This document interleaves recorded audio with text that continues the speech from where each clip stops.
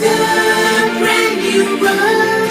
We're the children of our Mother Earth. Reach out your hands, let us heal our earth together. Welcome to the brand new world. We're the children of our Mother Earth. Reach out your hands, let us heal our earth together.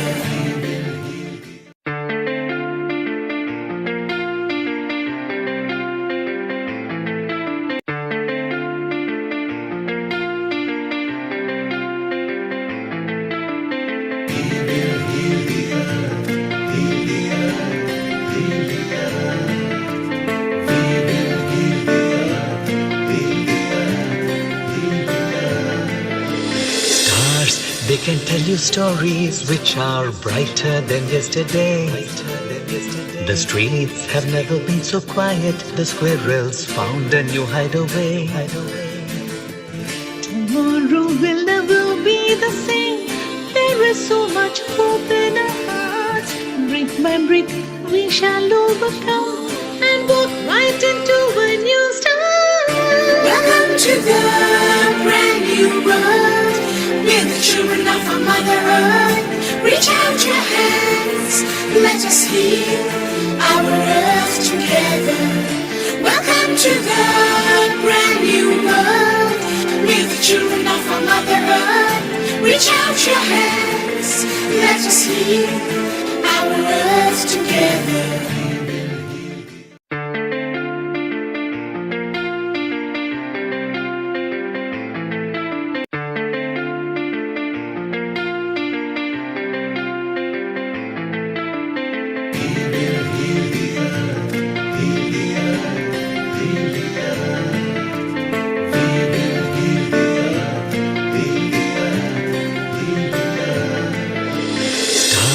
They can tell you stories which are brighter than yesterday. The streets have never been so quiet. The squirrels found a new hideaway. Tomorrow will never be the same. There is so much hope in our hearts. Brick by brick we shall overcome and walk right into a new start. Welcome to the brand new world. We're the children of our Mother Earth. Reach out your hands, let us heal our earth together. Welcome to the brand new world. We're the children of our Mother Earth. Reach out your hands, let us heal our earth together.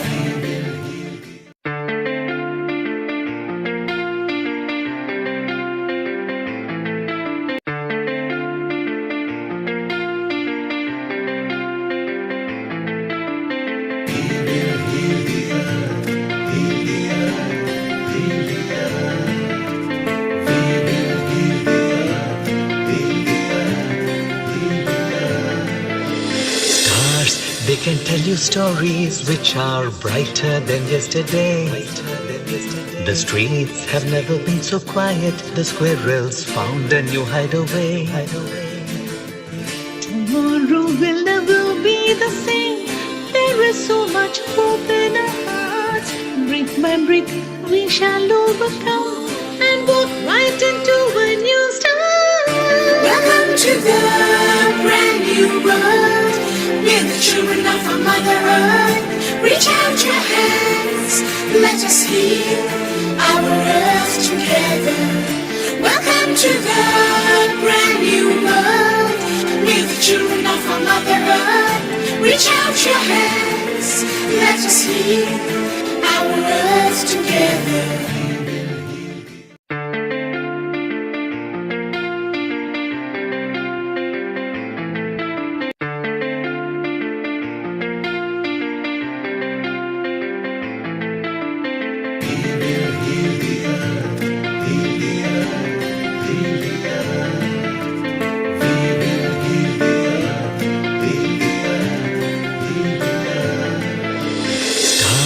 They can tell you stories which are brighter than yesterday. The streets have never been so quiet. The squirrels found a new hideaway. Tomorrow will never the same. There is so much hope in our hearts. Brick by brick, we shall overcome and walk right into a new start. Welcome to the brand new world. We're the children of our Mother Earth. Reach out your hands, let us heal our earth together. Welcome to the brand new world. We're the children of our Mother Earth. Reach out your hands, let us heal our earth together.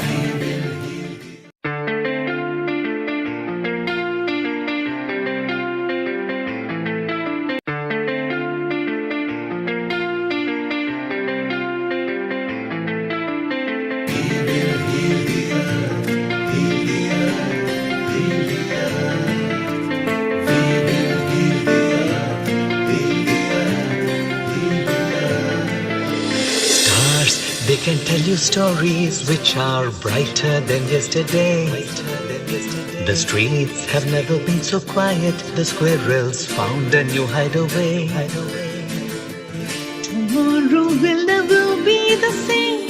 There is so much hope in our hearts. Brick by brick, we shall overcome and walk right into a new start. Welcome to the brand new world. We're the children of our Mother Earth. Reach out your hands, let us heal our earth together. Welcome to the brand new world.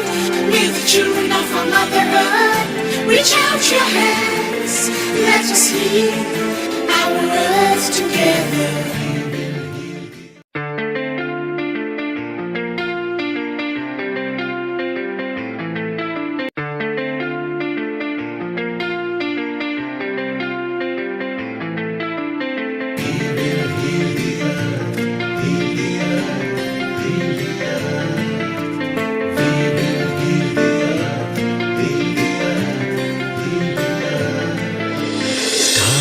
They can tell you stories which are brighter than yesterday. The streets have never been so quiet. The squirrels found a new hideaway. Tomorrow will never be the same. There is so much hope in our hearts. Brick by brick, we shall overcome and walk right into a new start. Welcome to the brand new world. We're the children of our Mother Earth. Reach out your hands, let us heal our earth together. Welcome to the brand new world. We're the children of our Mother Earth. Reach out your hands, let us heal our earth together.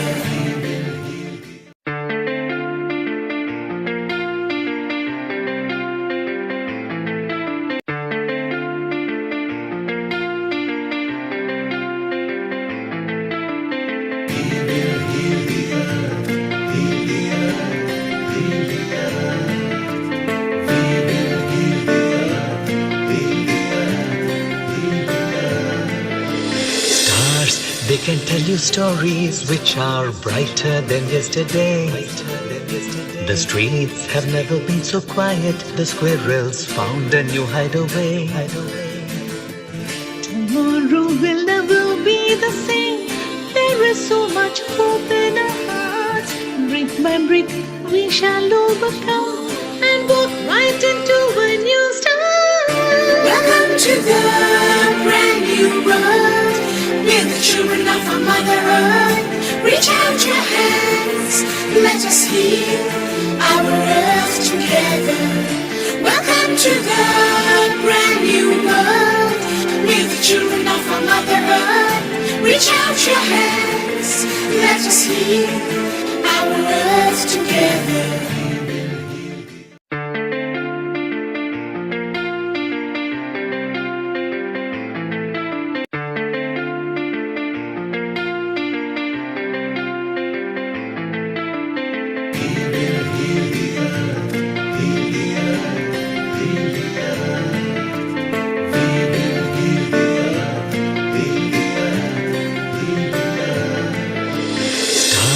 They can tell you stories which are brighter than yesterday.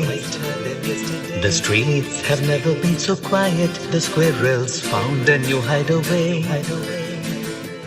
Tomorrow will never be the same. There is so much hope in our hearts. Brick by brick, we shall overcome and walk right into a new start. Welcome to the brand new world. We're the children of our Mother Earth. Reach out your hands, let us heal our earth together. Welcome to the brand new world. We're the children of our Mother Earth. Reach out your hands, let us heal our earth together.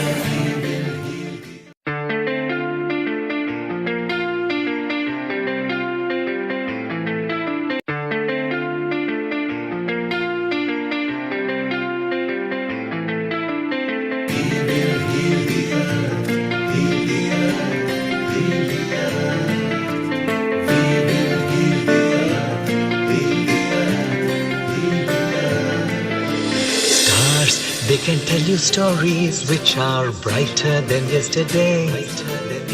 The streets have never been so quiet. The squirrels found a new hideaway. Tomorrow will never be the same. There is so much hope in our hearts. Brick by brick, we shall overcome and walk right into a new start. Welcome to the brand new world. We're the children of our Mother Earth. Reach out your hands, let us heal our earth together. Welcome to the brand new world. We're the children of our Mother Earth. Reach out your hands, let us heal our earth together.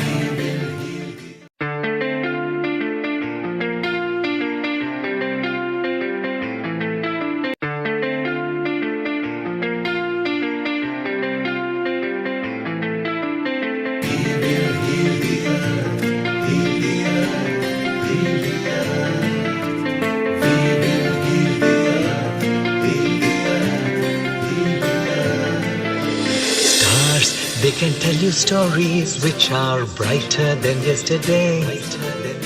The streets have never been so quiet. The squirrels found a new hideaway. Tomorrow will never be the same. There is so much hope in our hearts. Brick by brick, we shall overcome and walk right into a new start. Welcome to the brand new world. We're the children of our Mother Earth. Reach out your hands, let us heal our earth together. Welcome to the brand new world. We're the children of our Mother Earth. Reach out your hands, let us heal our earth together.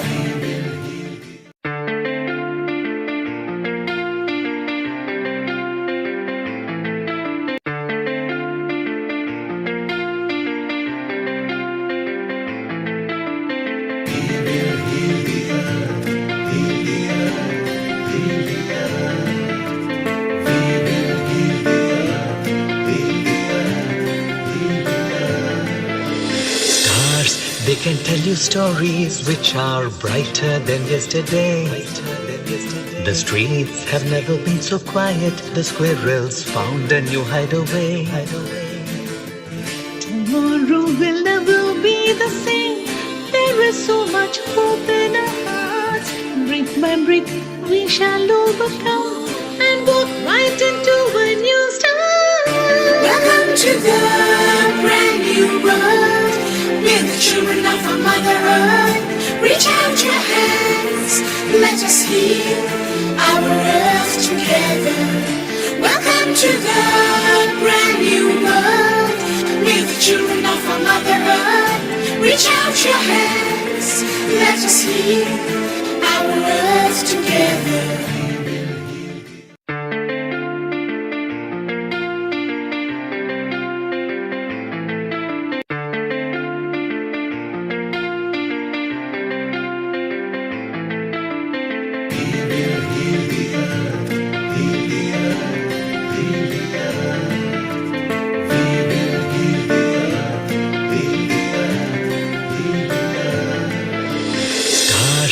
can tell you stories which are brighter than yesterday. The streets have never been so quiet. The squirrels found a new hideaway. Tomorrow will never be the same. There is so much hope in our hearts. Brick by brick, we shall overcome and walk right into a new start. Welcome to the brand new world. We're the children of our Mother Earth. Reach out your hands, let us heal our earth together. Welcome to the brand new world. We're the children of our Mother Earth. Reach out your hands, let us heal our earth together.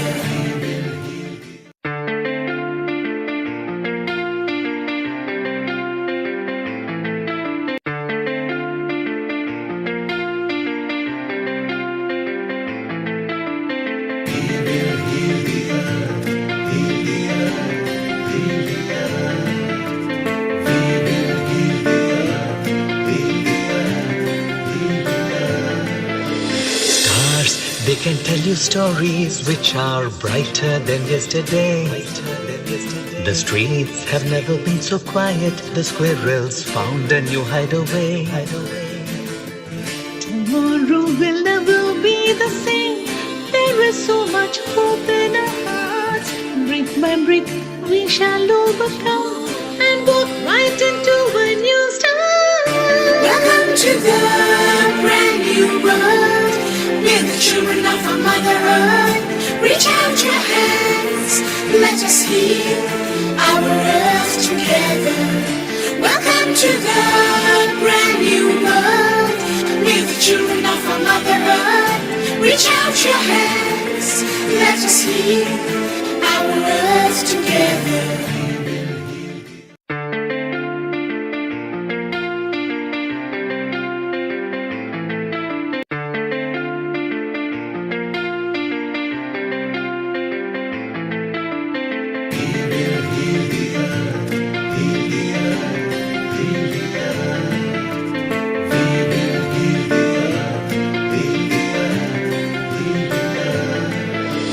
'Cause they can tell you stories which are brighter than yesterday.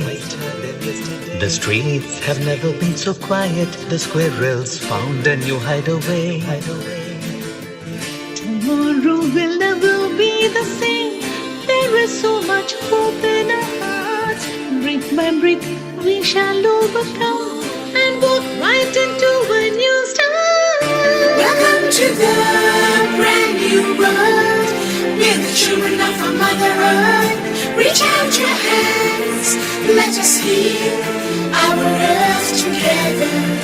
Welcome to the brand new world.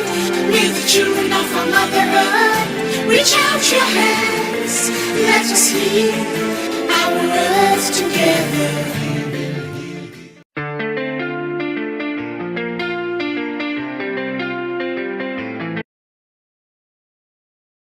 10, 9, 8, 7, 6, 5, 4, 3, 2, 1. Good morning, good afternoon, good evening to all the viewers of Healing Our Earth, wherever you are connected to us from. This is Dr. Amrita Sharma welcoming you all to 191st episode at Healing Our Earth. Today's episode is World Environment Day with the theme Beat Plastic Pollution. We have eminent speakers as well as experts lined up for you.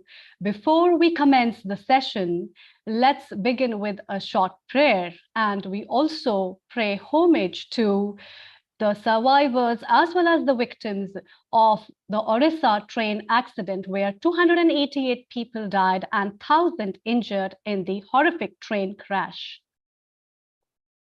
Let's pray for them and wish for their speedy recovery.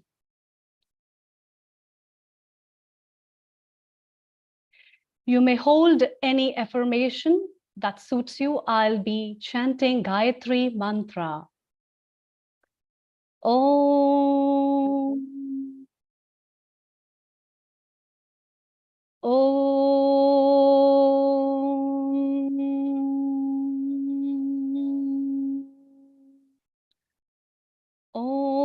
Bhurbhuva Swaha Tatsaviturvarenyam Bhargo Devasya Dhimahi Dhiyo Yona Prachodayam.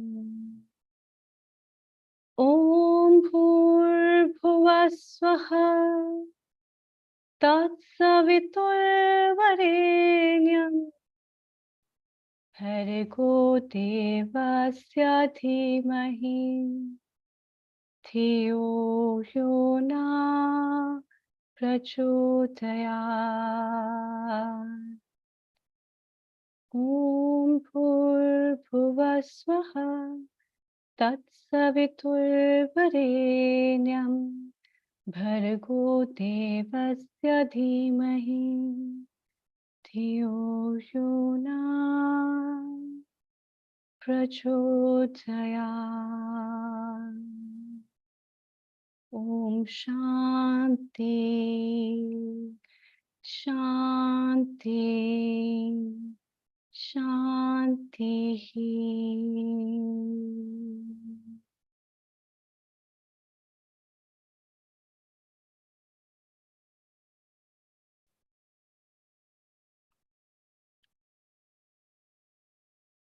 Global namaste to everyone from Healing Our Earth.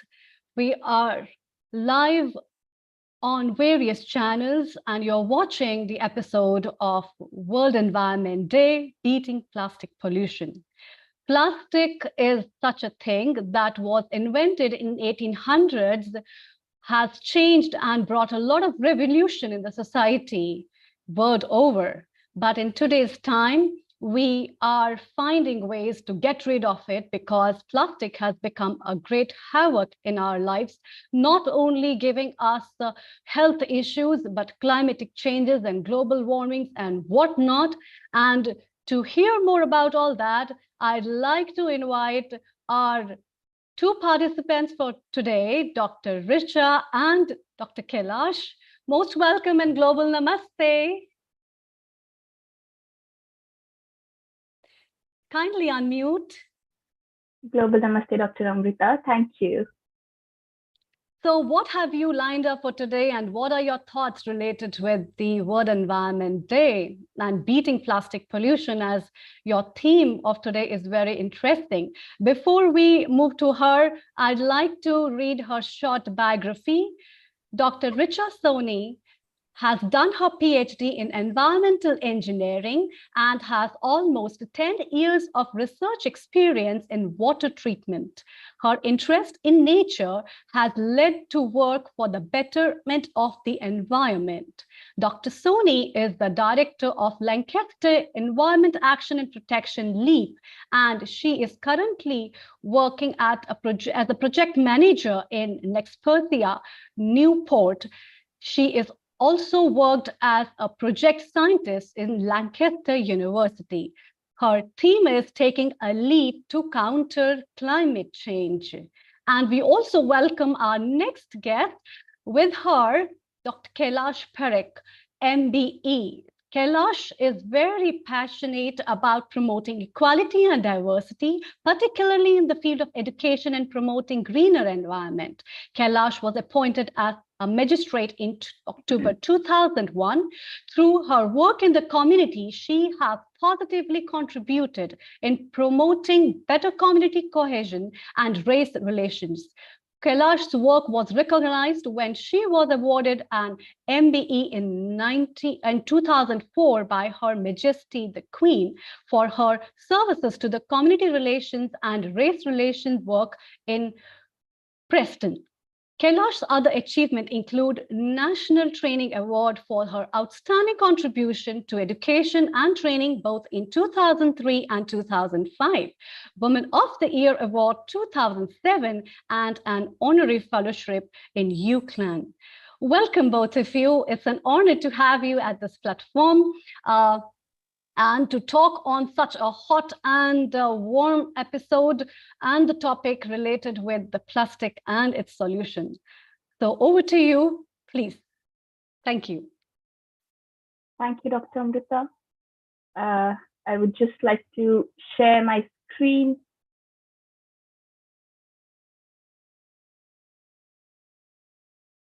Maximize, please. Yes, perfect. Thank you. Thank you. So, namaste, everyone. Thank you, Dr. Amrita, for that wonderful introduction of myself and Kailash. So today we both are here on behalf of our organization, Lancaster Environment Action and Protection, whose acronym is LEAP, and hence the title comes Taking a Leap to Counter Climate Change. We would align our talk today with the theme of this year's World Environment Day, that is Beat Plastic Pollution. So we'll talk about why this is necessary, that we need to reduce our plastic waste and counter the climate change. To counter the climate change, I think plastic pollution is one of the points. There's a lot more we need to do, a lot more aspects. But we'll start from there, and then we'll let you know what our organization LEAP has done and is doing towards the sustainability. So let's start with the plastic waste lookout. So we can see these days that a lot is being talked about reducing plastic waste, and people are aware of it.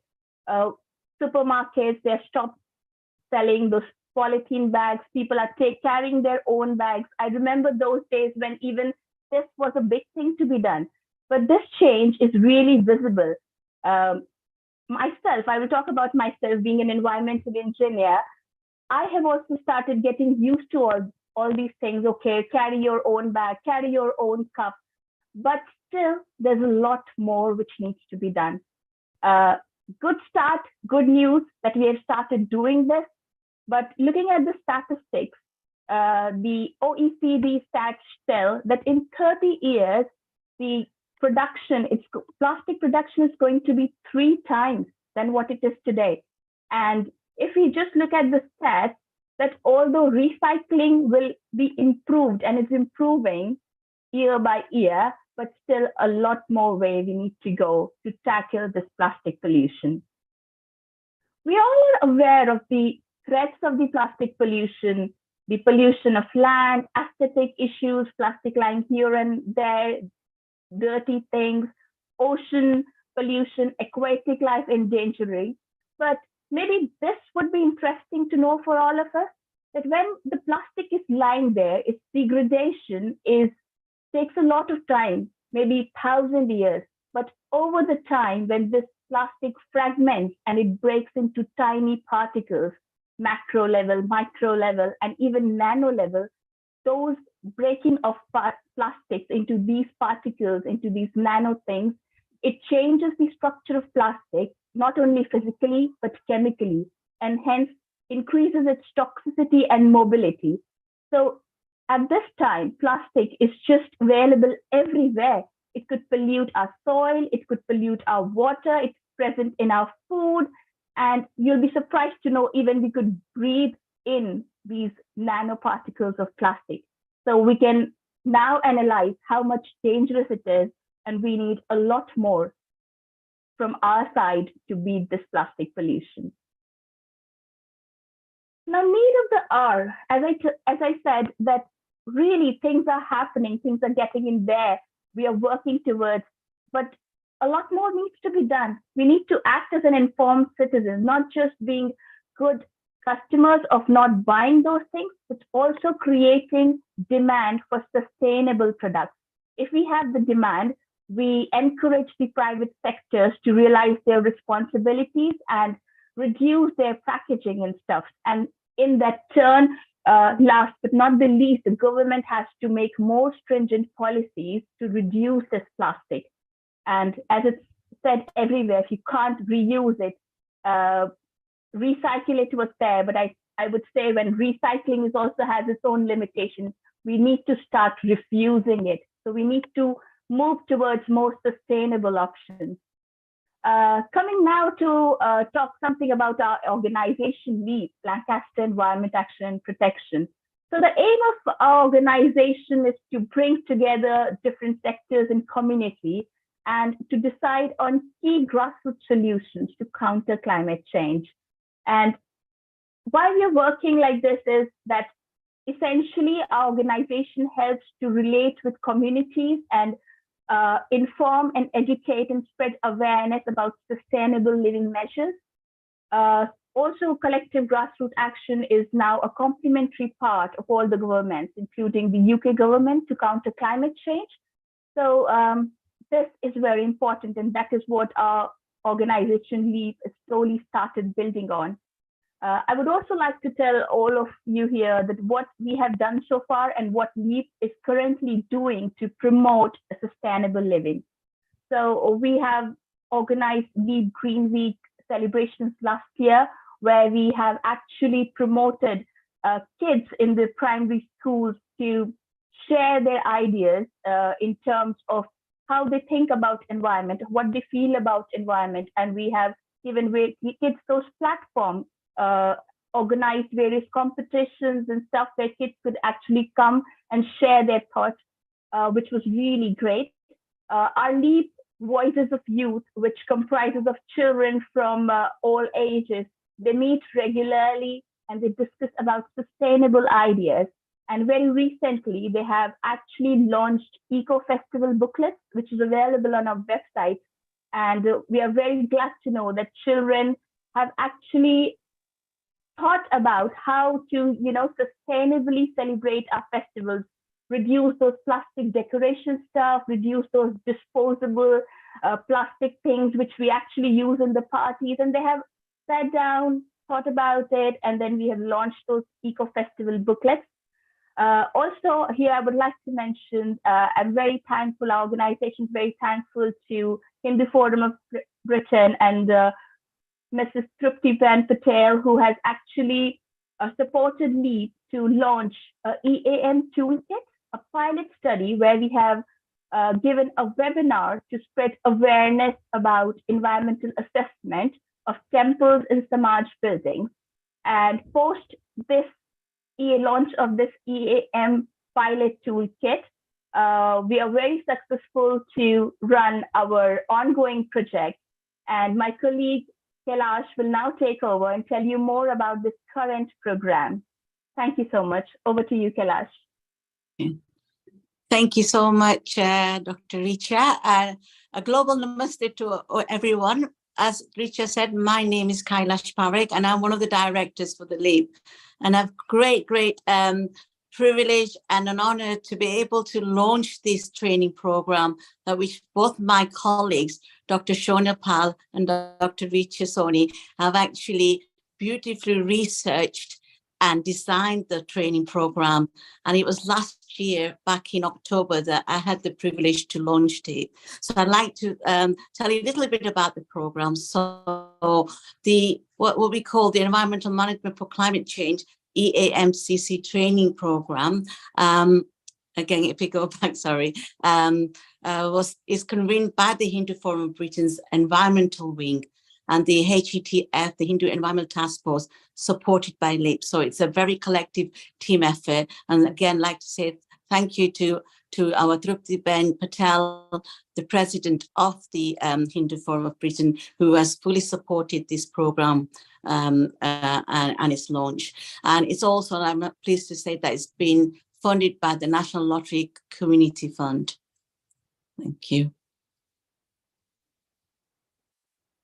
So a little bit about the program. The program has been formulated to provide training to the Hindu organizations across the two parallel modules. So again, like last year, we ran two programs, the Climate Change Module 1, which was all about what climate change was and about how to preserve energy, water conservation.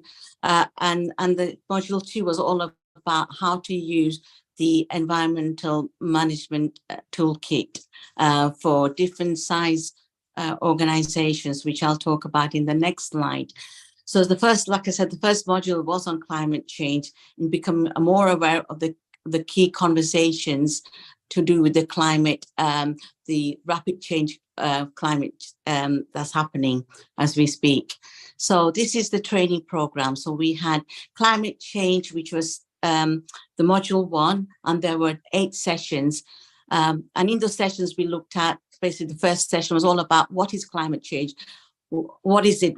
How is it, you know, how is it affecting everybody, and what can we do about it? And what the nice thing was, we had organizations from all over the UK joining the training session, and we broke out into small groups, having a real thorough discussion on those key issues and how to work collectively to address some of the issues. And so all those modules were linked to those things, how we can prevent and then promote, you know, those positive changes in our environment. And we looked at our younger generation as well, and how we can disseminate this knowledge and this information to our next generation. And as I said, the other module, which is again to do with the environmental assessment management toolkit, it was about how we can apply those, and basically was looking at the short-term goals and the long-term goals, how we can look at what we can do in our centers, in our places of worship, that we can then put down and we can assess regularly what can be done if we're not already doing it, because there is a lot of good practice already happening in our centers, but what can we do more? And it's about sustainability, and how we can make sure that we are sustaining and improving in what we're already doing. So we've got we're very privileged to have one of our participants, Mr. Bipin Tanki, who's here, and he would like to come and talk to us about his experience on the course. So I'd like to invite Mr. Bipin Tanki to come and speak to us. So Bipin Bhai, are you there? Namaste. Jai Shri Krishna, namaste Jai to Shri everyone. Krishna. Jai Shri Krishna, I must Bipinji. say, you all are doing a fantastic job looking after Mother Earth. Thank you. Thank you. Hi, I wasn't prepared to speak for very long, so I haven't really made many notes, but just talking about the training course, eventually when it did take off, we had 2 modules. The first module was about 8 weeks. We met all on Zoom with people from all over the country. And the second module was kind of similar, which built on from the first module. So the first module was kind of introductory to climate change. And obviously, the thing to take away from that main thing was that laws will be changing in the near future to force us to take on looking after Mother Earth and doing things to counteract the climate change effects. So before the laws come in, if we get on to doing it ourselves, then we'll be that much further down the road when it comes to the rules being forced onto us. So it was really good introduction to that, the first module, and there were a lot of very, very useful group discussions. Met a lot of lovely people from around the country who all sort of run temples and community centers. Learned a lot from all of them about what they kind of are doing already, and obviously learning from each other, exchanging really brilliant ideas, learning a lot of new things from everyone. And obviously Kailash ran all the PowerPoints to sort of set us off. And the PowerPoints are really useful in getting everybody to think in a different way, about their environment. And what was really amazing about this particular training course was that it actually dealt directly with what concerns us, as Hindus in the UK, our own lives, and especially to do with our mandirs, our temples, and our community centers, and how we can do to make those, serve us, and we serve those buildings in the long run, and making everything really sustainable. So there's various topics that we kind of had discussions on, starting from sort of like just making our environment green, greening our landscapes.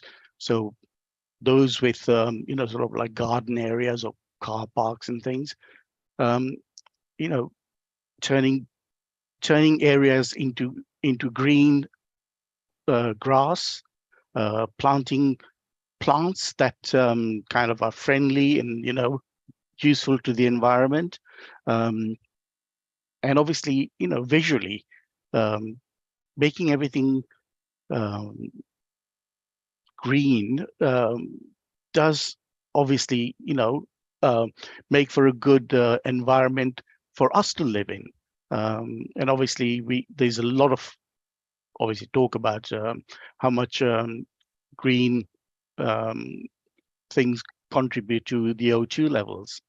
Talking about all the forest deforestation that's been happening around the world.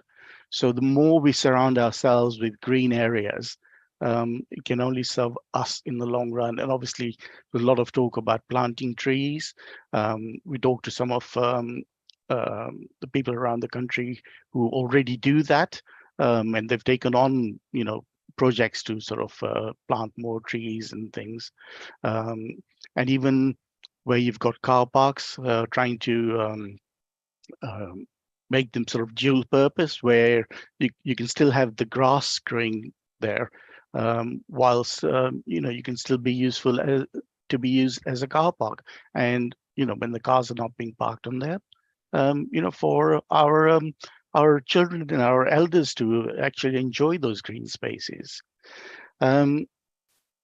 We also talked a lot about energy efficiency, how to, do the best about reducing energies. Solar energy obviously was a big thing that we talked about.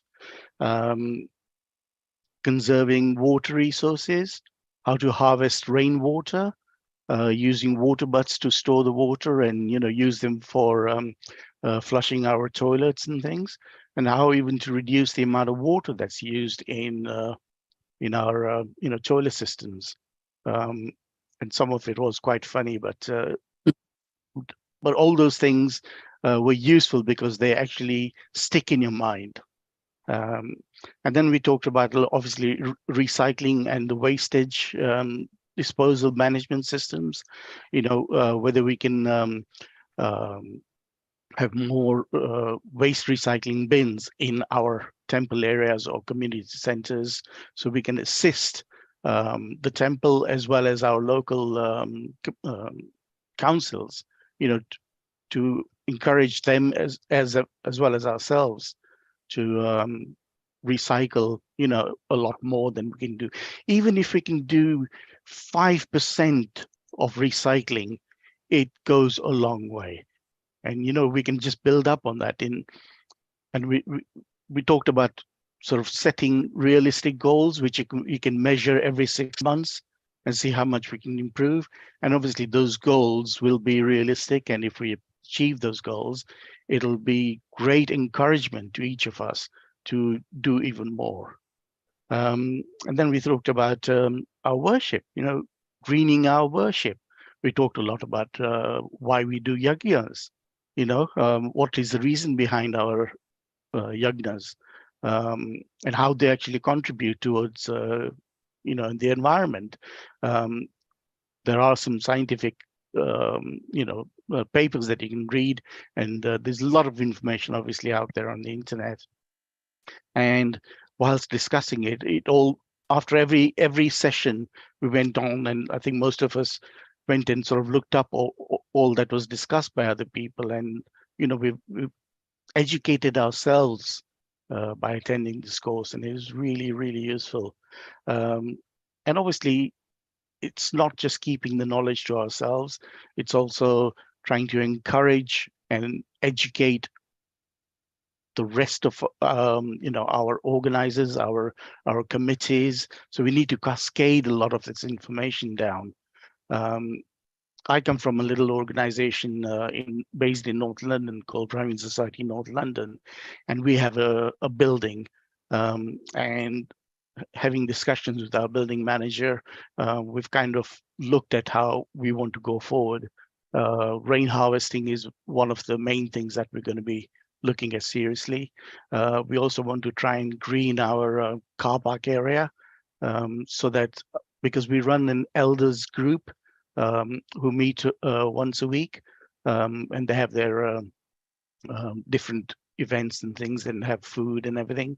And in the summer, it'll be nice if they're actually able to enjoy our green space outside.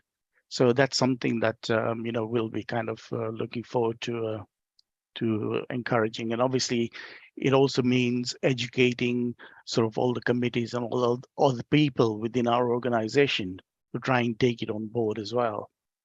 And then module 2 was all about how to actually practically do what we'd learned kind of in the first course. And a lot of it was how to apply, as Kailash mentioned earlier, the toolkit. It's basically, examining each and every part of your group activities that you run from schools, from children's activities, whatever, and you take each activity in turn and you examine it and you look at how you can turn it green, how you can make it sustainable. Simple things like how do people travel to the temples, how do they travel to the community centers, car sharing, walking, cycling. All that helps, to making this a much, sustainable environment. So it was extremely useful, and we've kind of done a little bit of practical usage of the form in some of the activities. And every time we look at a new activity, we're learning new things about how we go about running our temples and centers and things. We've got some things, in the pipeline. Hopefully, we can sort of deliver. And like I said, we need to make these achievable goals. And if every 6 months we can improve by even 5%, in a few years' time, I think we'll be a long way forward. When the actual laws change to force us to do things, I think we'll be well on our way. And this course is really ideal because it actually talks about our temples and our community buildings, which I think apply to most of our Hindu community in the UK. So looking forward to Hindus contributing to making our earth green and, healing our earth.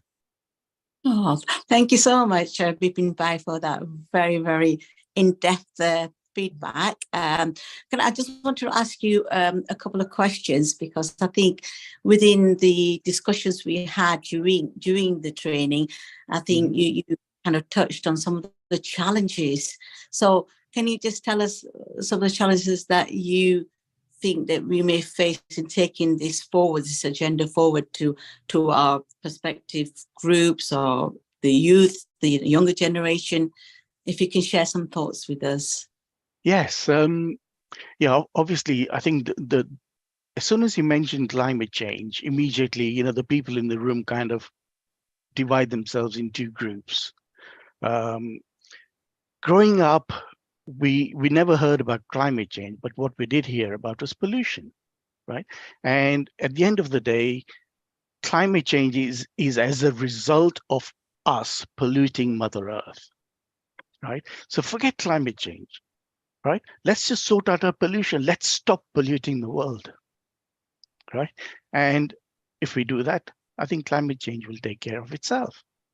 So trying to get that across to other people, and obviously, we deal with obviously youth and elders, family people in our environments. So trying to cascade that information, positively is obviously a little bit of a challenge. I'm part of our media team as well. So one of the things I've started doing is getting sort of summarizing a lot of the information that we've learned from from our two courses from Kailash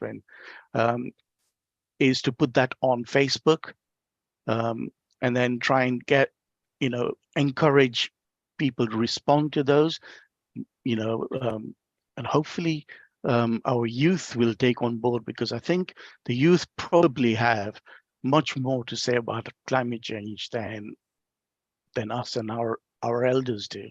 So kind of looking forward to that. It's obviously a challenge, and I think some of the other temple people also said that they're dealing with elderly people, and it's kind of difficult to cascade that information to the elders to make it to make them understand what it's all about. So yes, it is it's an educational thing, but as I say, a drip now, eventually will fill a whole tub. So hopefully, we will eventually get there. But we started early. Let's keep at it. And we've got a WhatsApp group that still keeps in touch, and we exchange, I mean, the course has been over for over a month now, but we still exchange ideas. And the other day somebody had went to an event of climate change, and they posted pictures on it, the information about it. So we're exchanging things that we're doing even as a small group. So hopefully, we'll break down the barriers. I'm That's very wonderful. glad. I'm very glad, Vipin Bhai, that our this program is having such a positive impact, and this is really, really, really great to hear from you that our little efforts are now, shaping up, and you are giving us such positive feedback. And as it's very rightly said, that when you have to walk those 1,000 miles, you have to take that little one First step. and from there we'll take it forward. I'm really glad to hear all such positive feedbacks and to know that LEAP is making that difference. Thank you so much. Sorry, Dr. Amrita, please go ahead. That's very wonderful. In fact, I am like on the top of the world to hear so many knowledgeable people right in front of me on the screen to talk about the solutions. And I have a question with any three of you, so you can like comment on yourself like one by one. So firstly, congratulations for the effort that you had been putting in. And I would like to like you to give just 5 simple tips that a common person, like a child or an individual, can take home from all the contribution that you have been making. So in my life, what 5 things simple I can do for beating plastics in now? So over to you, Dr. Yeah, please, Kailashji, please start. Yeah, first of all, it's just being aware, really, just having that respect for our environment and changes habits, where we're using plastic all the time, and just making that simple change, to using paper bags instead of plastic bags, just those simple techniques that we can get into a habit of, and just promoting it, just we talked about in our discussion, charity begins at home. So although we were focusing this training on our places of worship, we also talked about having these habits in our homes as well. So starting from our home and then taking it outside, to our temples, to our workplace, and those little habits will go a long way. And I think that's one of the things I'd like to sort of share today as a little tip. Yes, Dr. Richa, your comments, please. Yeah, I would say, as Kailash rightly mentioned, awareness and education is the first and foremost thing, and that's what we are trying to do. Right. Once they know that how harmful, although very attractive, how the plastic packaging and stuff True. look, especially to the kids and the younger generation, we need to educate them how harmful it is. So they need to turn towards sustainable options. And once they know that these fancy looking things in supermarket and that one time use bottles and stuff are really harmful for us, I think the change comes from there. So awareness, education, respect for our environment, respect for Mother Earth, that's the primary things. And the other little steps and tips, they just fall into it once you know that you have to love your Mother Nature to get that love back from it. So it's very simple. Once you know, you start to follow those things. True. A lot of awareness is present there. No to plastic bags. Even the supermarkets are not giving those plastic bags. They're now having those sustainable options. Much more to be explored is those refill shops.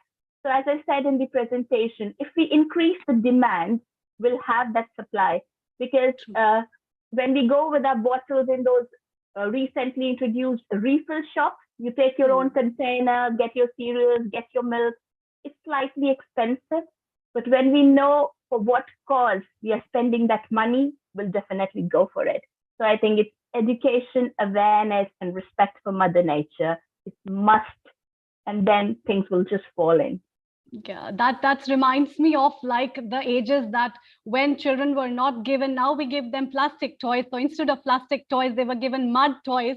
And very recently, we have in India promoted by our Honorable Prime Minister Modi ji to have the toys which are sustainable for the children, which is in fact a very good initiative on that, because the coming generation would learn from that, and that these kind of stuff is really beautiful. Yes, Bipin ji, what all tips do you have for us?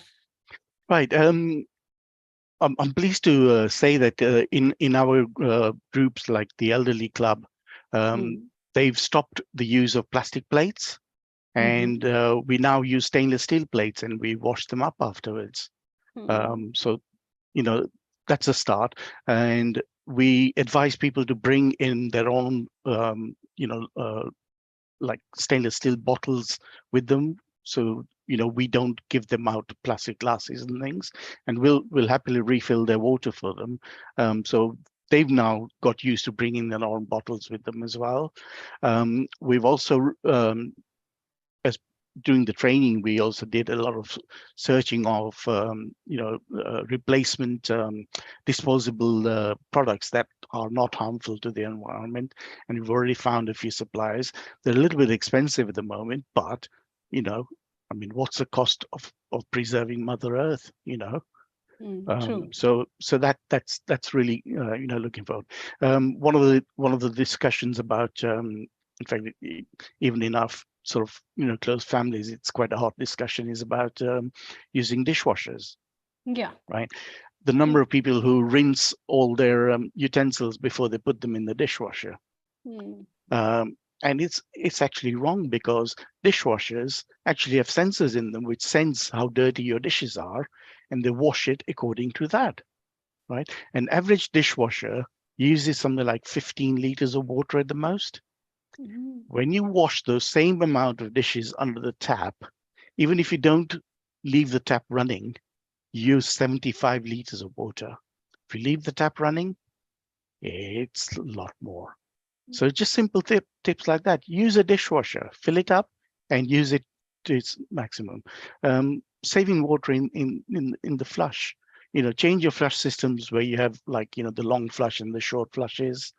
One of the things which I think has been used in the past is get a brick, put it in a solid plastic bag and put it inside your cistern, and that reduces the amount of water you actually use. Little tips like that. Going around shopping, if you want to go to the local shops, walk rather than taking your car. Every little bit goes towards helping the environment. Right. That's interesting. And that also reminds me, rather than taking up showers and bathtubs, it's important to use a bucket of water, where people waste so much of water just for their leisure and pleasure. And yeah, I think it is very important on a community basis to make these changes. In fact, 2 days ago, I was watching a documentary which was about community kitchen and the sustainable solutions, where they had used the community sustainable ways of having the chulas as well as the gas stoves, and the utensils that were used were of the metal and where plastic was not being touched up. So I think these kind of awareness and the kind of stuff that you all have put up together through LEAP is really remarkable, and giving up these booklets and pamphlets in these forms where the message just strikes the brain every time we think about it, gives us a reminder on that. So really a very wonderful job that you have been putting in. One last question before we move on is that what do you think that the plastic can be replaced by just paper, or there are researchers? Because Dr. Richa, you come from an institute where you have done an engineering research on environment. So what's your take on using the other methods apart from paper? Because paper is indirectly related with the trees and plantation. So do we have any other sustainable method apart from that as well that can be used? Over to you.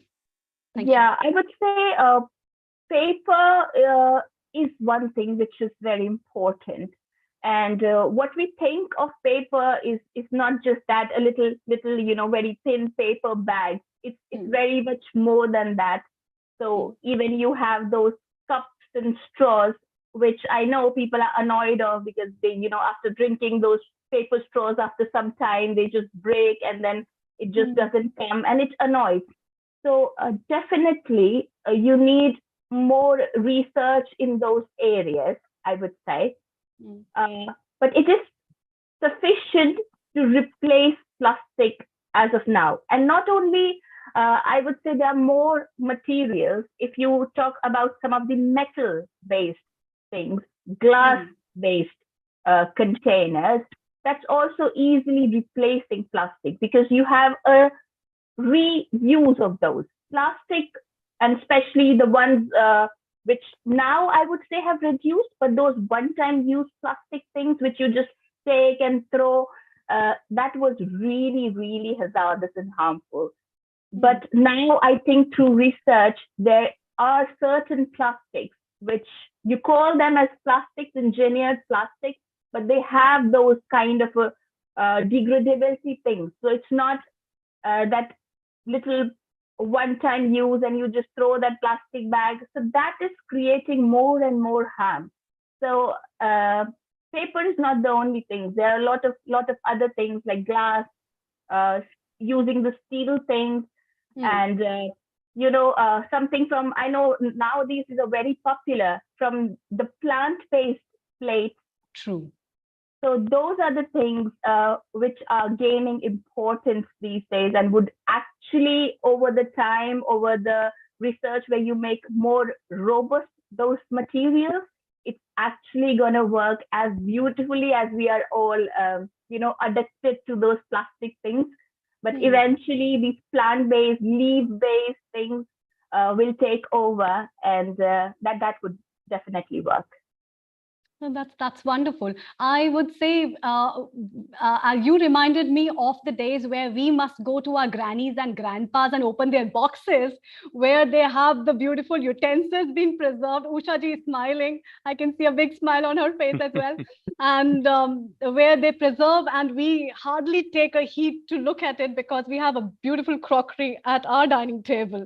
So it's time to look and open those boxes, which are pretty valuable, not only for as a treasure of being an asset of a heritage of our family, but also they are pretty much useful and much sustainable. Right. So that's good effort, and I wish you all a very good luck. And from all the team of Healing Our Earth, please keep contributing, keep sharing, keep updating, which is very much required, and keep reminding and knocking the minds of people how important is our earth and how blessed we are to have this nature earth and maybe preserve it in the natural way. Thank you so much, Bipinji. Thank you, Richa-ji. Thank you, Kailashji. Thank you so much. Please stay around. Don't go away. We need your valuable advices as well as your comments in between as we come by. So looking forward and with leaps and bounds of tips as well as knowledge that they have shared with her with their expertise as well as their community services, we must make sure and remind ourselves how important these efforts, a small effort also makes a big difference in our life and our future as well. I would like to welcome Purvi Sanklan. Let's move to Holland. Global Namaste, Purvi, and good evening.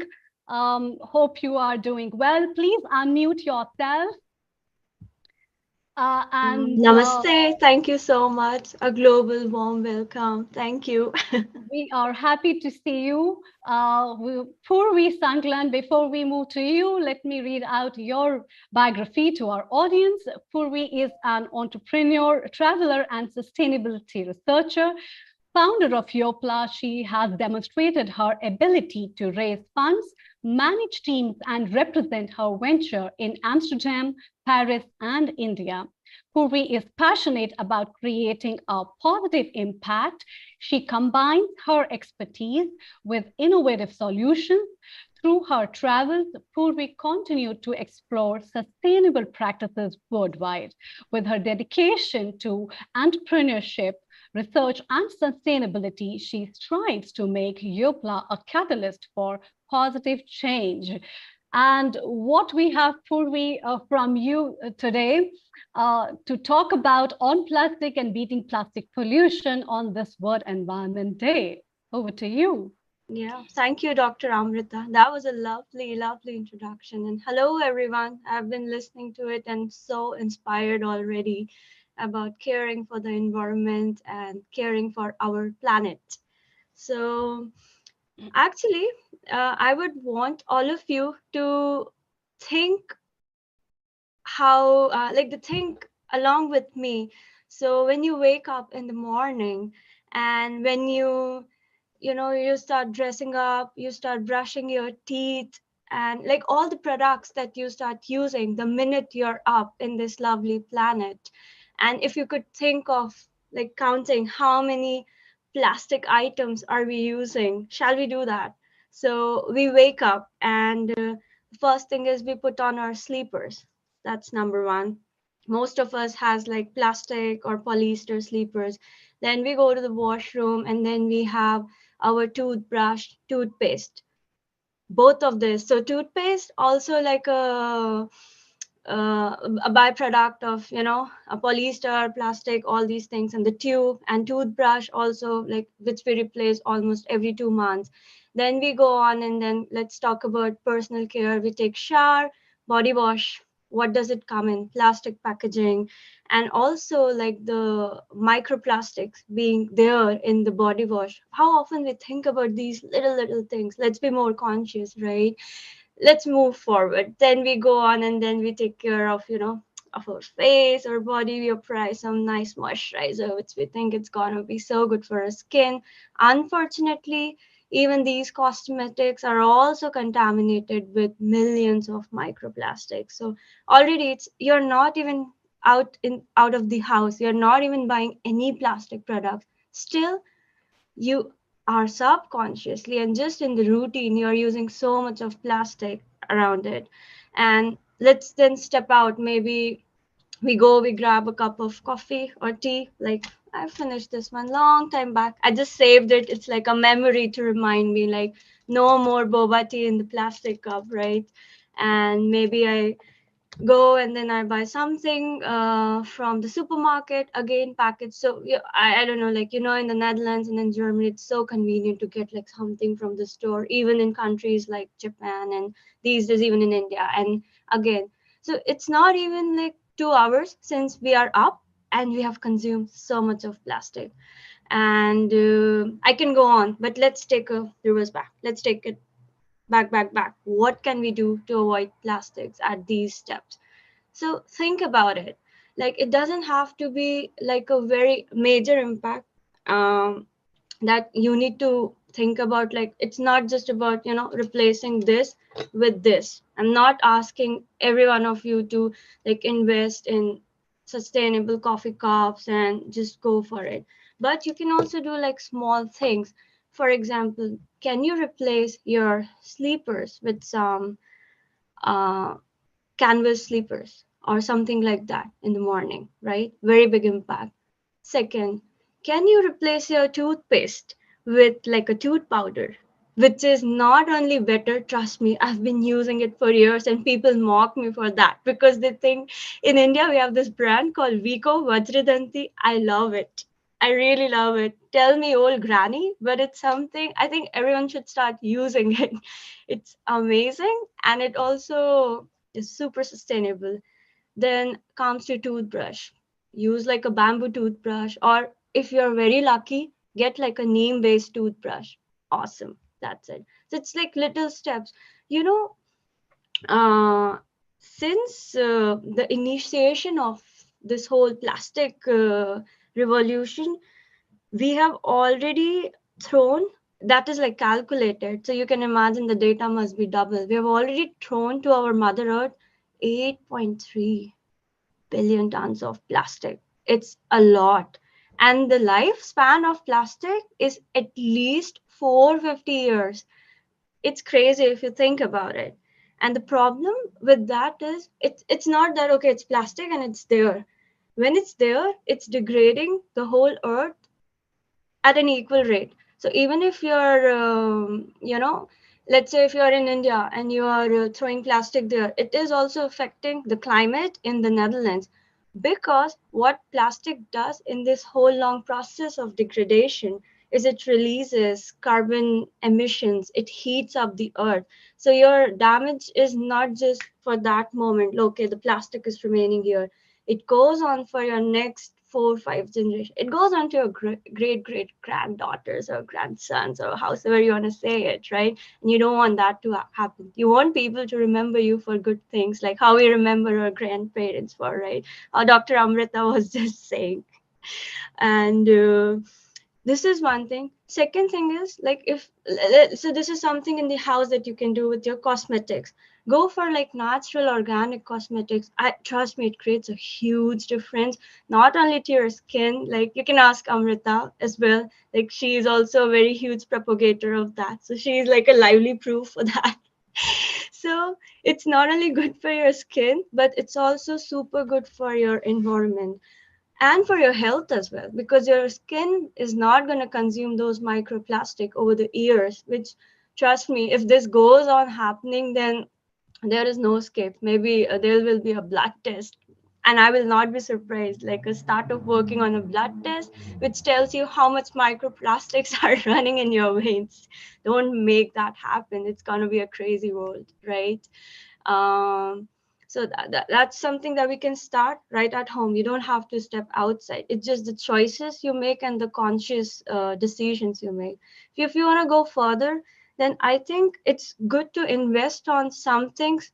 If you have an active lifestyle and you're like going out for work and something, like buy steel dabba, for example, like this. It's not only very hip and fashionable these days, if that makes it like good for you, good motivation for you guys, but it's also something which is going to keep your food healthy. So I'm not even talking about the environment right now, still I'm talking about your health. I think that should be the strongest motivation, right? And then altogether you're also contributing to the environment, so it's best of the both worlds. Like why not? And I think with the water, that's like one of the biggest challenges, because that is one of the highest contributor to plastic pollution as well, like drinks, bottles, all these kind of things. Like some statistics actually show that we are throwing, I think, millions and millions of water bottles like on a daily basis, and it actually ends up going to the ocean ultimately, and it ends up killing like a lot of animals and a lot of sea creatures as well. Of course, fishing net is a very big problem, but you, as your choices using plastic bottles and any plastic reusables is also like a very big concern. And even I tell you, like these days there are like a lot of startups. I've also come across a lot of startups. I will not be able to name them, but they are working on like sustainability concept for plastic water bottles. It's a scam. Please don't fall for that. That, oh, use this plastic bottle and then it's gonna get recycled and it's good for the environment. Trust me, I have been doing some research on this, and it's a maximum figure. Max to max, only 99%, not 99, 9% of the plastics we are able to recycle globally. And that too, it's a very tedious process. It's not sustainable in itself as well. So the best thing is to avoid and substitute those plastics, even if they are not single use. That's why I'm emphasizing on plastic bottle. And the best substitute for that is, so we've been doing research like what's the most sustainable material to replace the plastic bottle having the lowest carbon footprint. If you can guess, like 2 seconds, but I think you saw it already. It's steel. This is the best. It can last you for years. I know it's a bit of a investment because all the substitutes are very economical. Steel bottles are the most expensive, but it's there and then you can use it for years, right?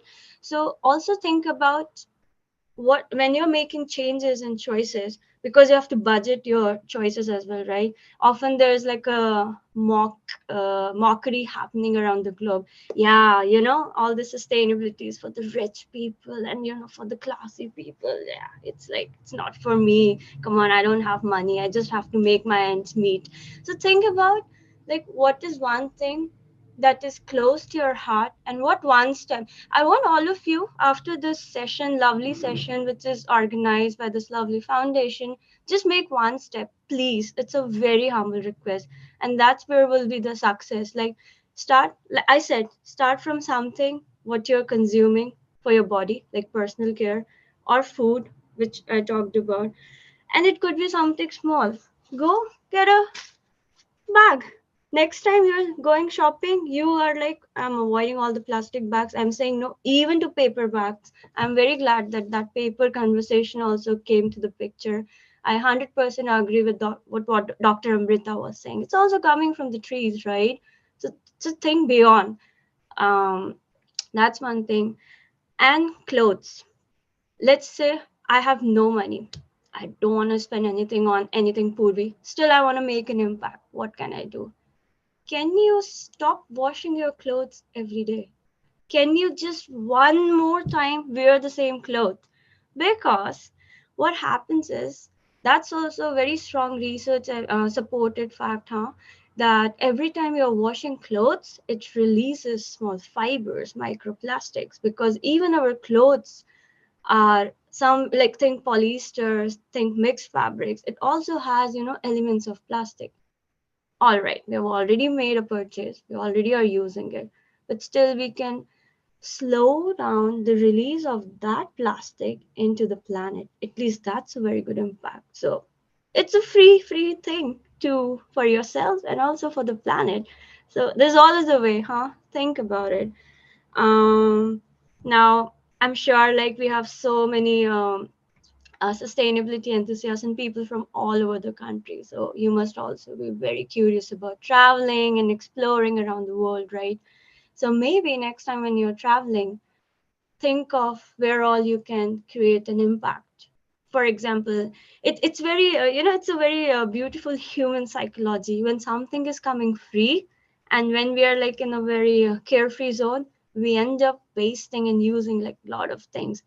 So, and now that the summers are coming or the monsoon vacation, depends where you are at, think about how you can be more plastic free or plastic reduced traveler along your, and how many people you can, propagate the same message to. People will remember you from those countries. I actually recently went to Spain and I was asking for my leftovers in this. it was so funny, but it worked. I was happy. And then a lot of people who were like also waiting for their takeaways, they were like, that's a good idea, actually. We are also going to do that. So you never know, you're going to also inspire people along the way, right? So think consciously and take steps. And that I think that's what I want to do. I don't want to say like a lot of things. I just want to, next time, I hope that when you're doing anything, you're thinking, oh, okay, what can I replace things with? What can I do? So it's like your own research rather than coming from me. Nice. That's so wonderful, Purvi. You added up from the very basics, and it reminded me of my dincharya that we have in Ayurveda to talk about Exactly. the Yeah. environment. So basically, Ayurveda propagates a lot about environment, and there's so many things to explore where you can start from the plant-based stuff, and you can have the plant-based brushes. You can have the flora to use in so many ways, actually. And Exactly. also, the clothes is one of the big concerns, because I was recently one of the studies show that in Kenya, basically, it's one of the garment house where old clothes are being sold, and there's so much of filth and garbage of the leftover clothes over there, which is creating such a big environmental pollution through rivers and the streams. It is adding up microplastics to a huge level, and it has created a deep health hazard in the children, so the school going children, which has impacting the environment there badly. So making up changes in that way is so wonderful. We would definitely like to add a tiffin box now after this, and a water bottle changes, as well as thinking about our Please slippers. let me know. You can find me on LinkedIn. I'd be curious if any of you are like doing it. Just send me a picture with that, please. It will make Sure. my day. Like Sure, send a sure. selfie. Even our one of our guests, Bipin Thankar, has told that one of the teams in India has developed a sustainable solution where there are plates and cutleries that is eatable. So once Yeah. you finish up, you can eat up that as well, which is a great contribution, in fact. And so, as a sustainability and expert, as well as an entrepreneur, basically, you have been working on a sustainability project, which is called as Yopla, which is related with your plate and your planet, which is primarily dealing with the sustainable solutions of the food choices, as well as how best we can work on the environment on that basis. Can you please throw some light on that? Sure, I Thank would you. love to. That's my baby. So it's Yopla, the startup name. It's your plan for your planet. So it's you and planet combined is Yopla. And it is a startup that we started from our university here in the Netherlands. So it's highly research-based startup. And what we have done is we have developed a software which helps in breaking down the whole life cycle of the food and giving numbers to it. So a lot of you must have heard about something like carbon footprint, right? That how much of carbon emissions goes in different kind of activities that is being done. For example, transporting food from one place to another in specific kind of trucks or specific kind of ship, and it harms the environment in some specific ways. So we actually go our software actually dives deep into that, and it across the life cycle it provides the carbon footprint of that food, and it kind of gives you a number so that the consumers, the end users, are aware of the choices that they're making, and they're able to understand from the data. And it also brings a lot of transparency across the supply chain. And we won the university challenge with this, and we are like pre-seed funded, and we also work with a lot of experts around it, and we try to combine the health aspect of it and bring like a lot of natural science into it. For example, we also worked with Dr. Amrita Sharma, and she got like a lot of insights from the Ayurveda perspective. So that also goes in our algorithm, for example. And we recently also went to Paris. It's like changed now. It's one of the largest sustainability event on planet. So we're invited there, and we pitched there about Yopla.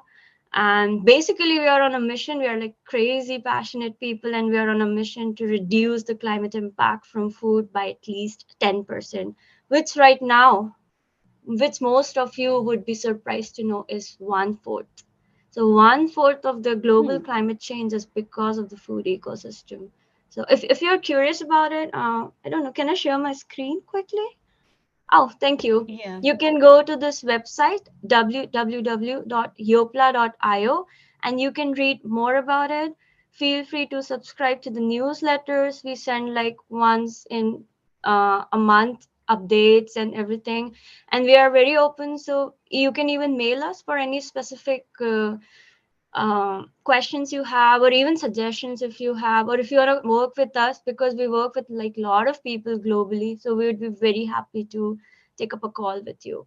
And of course, you can also follow us on Instagram and LinkedIn and Twitter if you are more curious. So yeah, That's wonderful. thank you so much, Amrita, for showing the. So here we have Purvi, who's working with Yopla and a startup which is related with food sustainability and carbon footprint, which is also an important topic of today, because apart from plastic and plastic usage, how these microplastics are damaging our health, and the food choices that we can make on our plate may change our planet as well, which is far more important. And that will be the first contribution we can do by changing our plates, changing into the sustainable use substances, changing into sustainably cooked substances, food items, cooking methodologies, as well as working on the right choices for us, which will also not keep us healthy and prevent us from cancer-like deadly diseases, but will also helps us making happy and our environment happy to have Mother Earth for a blessed long years. So we have from Egypt, Deepti ji as well. Global Namaste, Deepti ji. If you can, we can have you as well with Purvi. So how are you, and what is your comments on the topics that Purvi has shared? Please, thank you. Namaste, Dr. Amrita, Ms. Purvi. It was pleasure hearing such young enthusiasts and working towards it. It was wonderful. Of course, changing in basics of our lifestyle makes a huge difference. And I'm so glad, youngsters started to think it's actually the high time we should think. I'm glad they started. And he is doing a great contribution by even eating less. Before the doctor tells them to eat less and walk more, they started by themselves. So it was very profound. Really, it was a pleasure listening to you. Thank you so much. It was really nice. Yeah, nice to hear that. Yeah. Oh, we have our Neil Kumar. Please, your comments, please. Global Namaste, Deepti to Egypt, and Purvi from Holland. Purvi, you spoke from your heart, simple, basic tips. Even Bindu Vora, who is going to join our yoga team, she appreciated the simple tips because even she could understand what it meant, and she was very proud of you. There she is, and we'll bring her later in a yoga show. We had some comments, and there is also one message from Dr. Naveen Gupta. He is part of the Healing Ayurveda team, and he mentions particularly about bioplastics versus plant items. And he suggests that neem datun is a substitute for toothbrush and to paste both in one go. So again, he's echoing that we need to do something about our environmental issues. And Bipin made a very nice comment that now we've got, as Amrita said, edible plates and forks and knife. So let's continue. We've still got some time, and we'll move on to Deepti in Egypt, who will be our next guest. Amrita, you can wind up with Purvi over here, and then we'll move on to Deepti. Over to you. Thank you. So Purvi, because you come from, you are at Netherlands, can you tell us something about how people live sustainably and what kind of things they adapt in Netherlands and what all things they are doing for environmental conservation and preservation? Oh, that's one of my favorite topics because I often get asked this. So that's if I have to answer it in one word, the way Netherlands want to go more sustainable and how they're adopting is they're looking to the east. They're looking at Okay. India. They're Hmm. looking at how we and our literature talks about taking care of the environment and health. They're studying Ayurveda. They're studying yoga. So that's the irony. Um, I think that speaks enough. I can go on, but I think that speaks enough unless you want me to tell more about it. For example, this steel revolution that I see now, it is so common. It was so common in India. I grew up like that when I was in school. As most of you from India that can relate, or Yeah, even I from Asian remember we both countries. discussing about our water bottles that we carry to the Exactly, right? school. Yeah. And that is something that used to be like a very premium thing to own that, because here they had more plastic bottles and more plastic dabbas. But specifically, that COVID ignition of sustainability, I see an influx of lot of plastic bottles, oh sorry, steel bottles and steel dabbas. So, and I see a lot of, I flip it and I see made in India or something inspired from any of the ancient thinking. Even when it comes to food, for example, turmeric latte became so popular. So I would say the way they do it is looking towards the east and backing up with the one thing that they're very good at is they back up with like a lot of research. So that I can vouch for that because I'm in the research, right? And we have lots of data here to vouch for such things. That's pretty wonderful. Looking at the East, and we are the ones who are the promoters of that, and that basically adds up that how rich cultural heritage we all have come from, and how important it is to preserve that heritage, not only for the cultural and socio-cultural aspect, but for the environment as well as the ecosystem, as well as the work that the promotion of India and sustainable solutions that we and Ayurveda, yoga, and the holistic sciences have taken up. We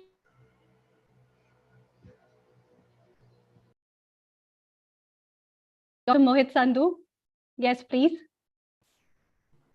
Your comments. Please unmute.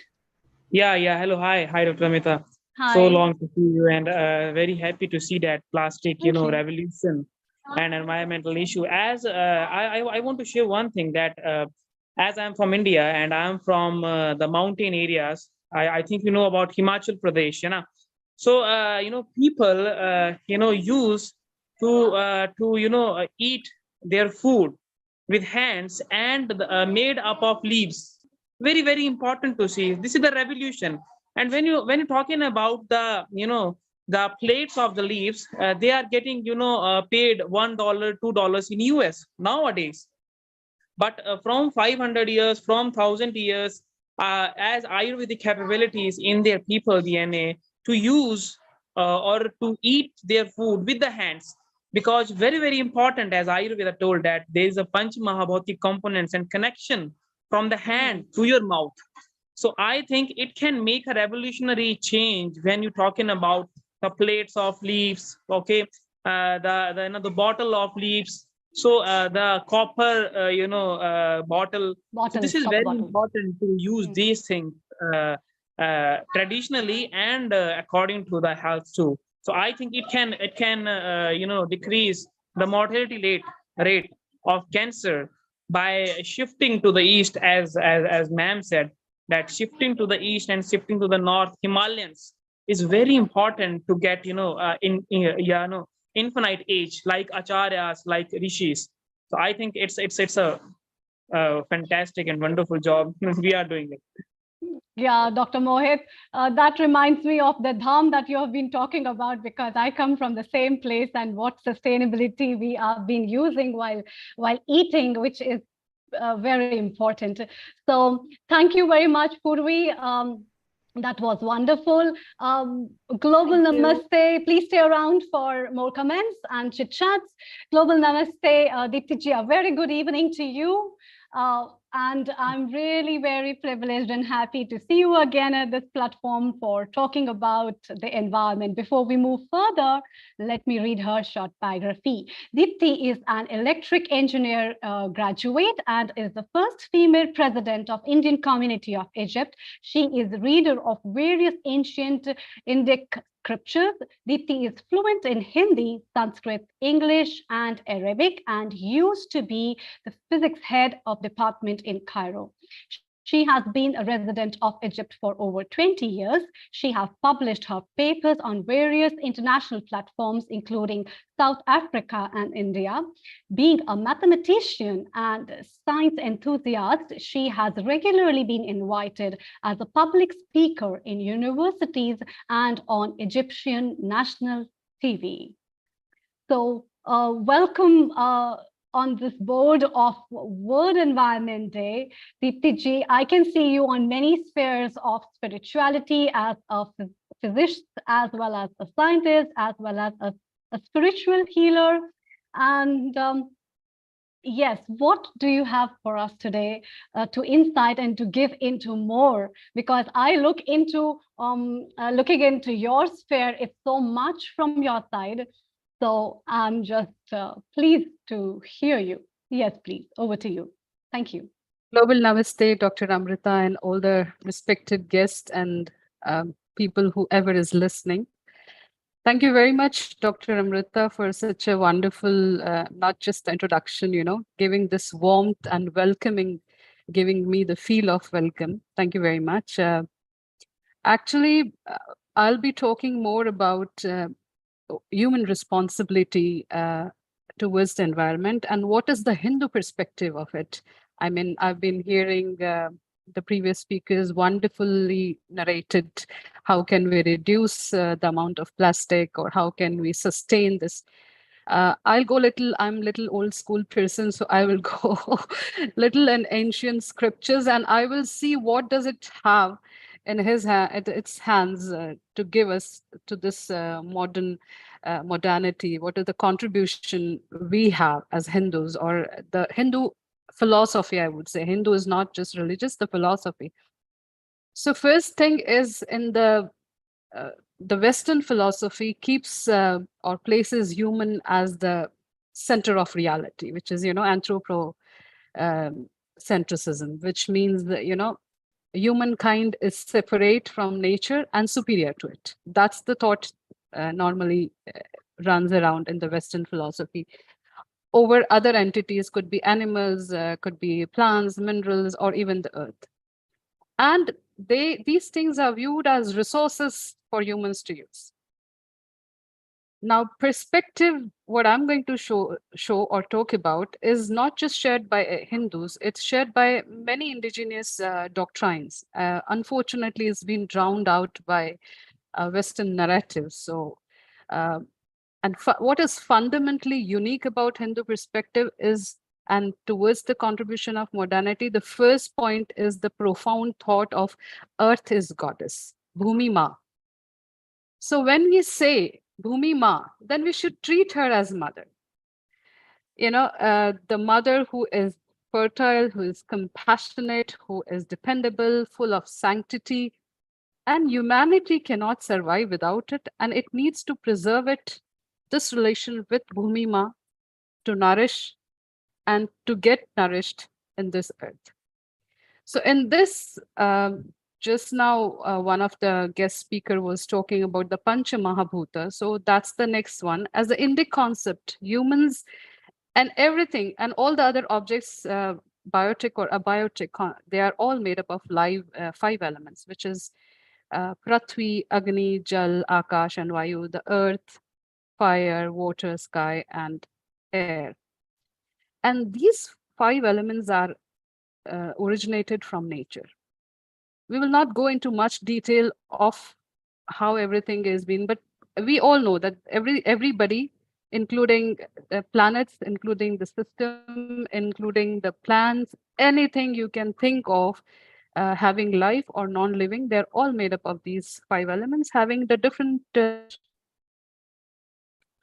in spite of the fact that these elements, possess different morphology or peculiarities, but they're all closely knitted. And this is a very indigenous thought of India. They're very closely knitted and depending on each other. They're interconnected, and their existence cannot be there without the interconnection. And we have, Upanishads been written, the books have been written on the Pancha Mahabhuta. I would just name a Taittiriya Upanishad if you get a chance to read how, they are interconnected and how they are formed or how they were originated.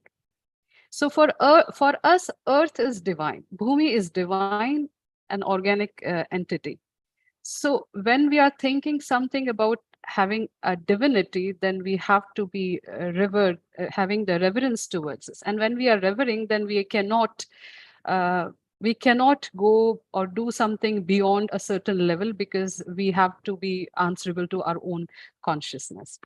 The second big point, I think, our philosophy gives us, that the word dharma was used. What exactly dharma means? And dharma definitely cannot be translated in English by religion or by anything. But on a very, on a bigger scale, if we just want to understand, dharma simply means something that upholds, something that sustains. So in Rig Veda, it's very clearly, explained the inherent order of balance in creation. Universal order, universal balanced, which is coupled with the dharma. And what is the primary role? Primary role is to maintain the cosmic unity. And this is the dharma or righteousness, a moral duty that is what is, being acted or being in the world. This is a moral duty of everybody. Actually, you'll be, not you, but many people would be surprised to know that even birds and plants do their dharma. They do their own duties. It's not just the dharma being done by humans. So that's what I always feel. Our perspective do not give us superiority on any other. We are not superior to anybody. We are not taking care of, sometimes when people say that we should take care of environment, I feel we are environment. We are part of it. We are not taking care. We can only take care when we are separate and they are separate. But we need to understand that we are part of it. It's just we are one part of it. And just because we can talk and think, we feel better than the rest. We give ourselves, this anthropocentrism thoughts of being superior to anyone. Sarve bhuta hita. This is the line. If sarva bhuta hita, if this line we understand, so it's when it's good for others, it's definitely good for us. If we are doing for a universal good something, or if we are just keeping ourselves in the, in the perfect balance with the universe, actually we do not have to do anything extra. We just stay in the balance. That's the key. So the worldview of dharma is ecologically friendly, eco person anywhere, who can live in harmony with the nature as a whole. And we, unfortunately, humans are the only one who have forgotten their dharma. Everyone else is taking care or looking after their dharma. Sustainable lifestyle based on minimum needs and minimum harm done to the world through a living life of compassion and simplicity, allowing all the life forms in their own space. And this is beautifully, said in a shloka, which is first shloka of Isha Upanishad. I'll just say it. Isha vasyamidam sarvam yatkincham jagatyan jagat tena tyaktena bhunjitha magratha kasasvitana, which simply says that sustainable lifestyle would happen if you take the minimum from the nature, or you participate more, take less, and have the minimum harm done to the rest. And this leads to our next concept, which is ahimsa. If we are doing the minimum harm, then the ahimsa comes. Now, ahimsa is not just the harming other entities only. Ahimsa is not just, harming one's personal feeling or killing some animal or something. That is a very broad aspect of ahimsa. Ahimsa means you take the minimum you need it. When you start taking the minimum, as our previous speaker Purvi was talking, if you have your minimalism, the key, this is ahimsa. You are harming less, be it a nature, be it a water, be it a water body, be it mountains. And we just, one speaker just came and said mountains. He is living in mountains, I believe. So we want to do mountaineering. And what is the repercussion of mountaineering? The plastic wastage at the mountains, which is difficult to clean, erosion of mountains or pathways. I mean, we need to understand the ahimsa means doing the minimum harm. And now, if we see, there is no object in the world or even in heaven which has not been revered or not been worshipped, be it sun. In the morning, we pray to sun, Surya Namaskar kahiye, or whatever you want to say, do something, salutation to sun.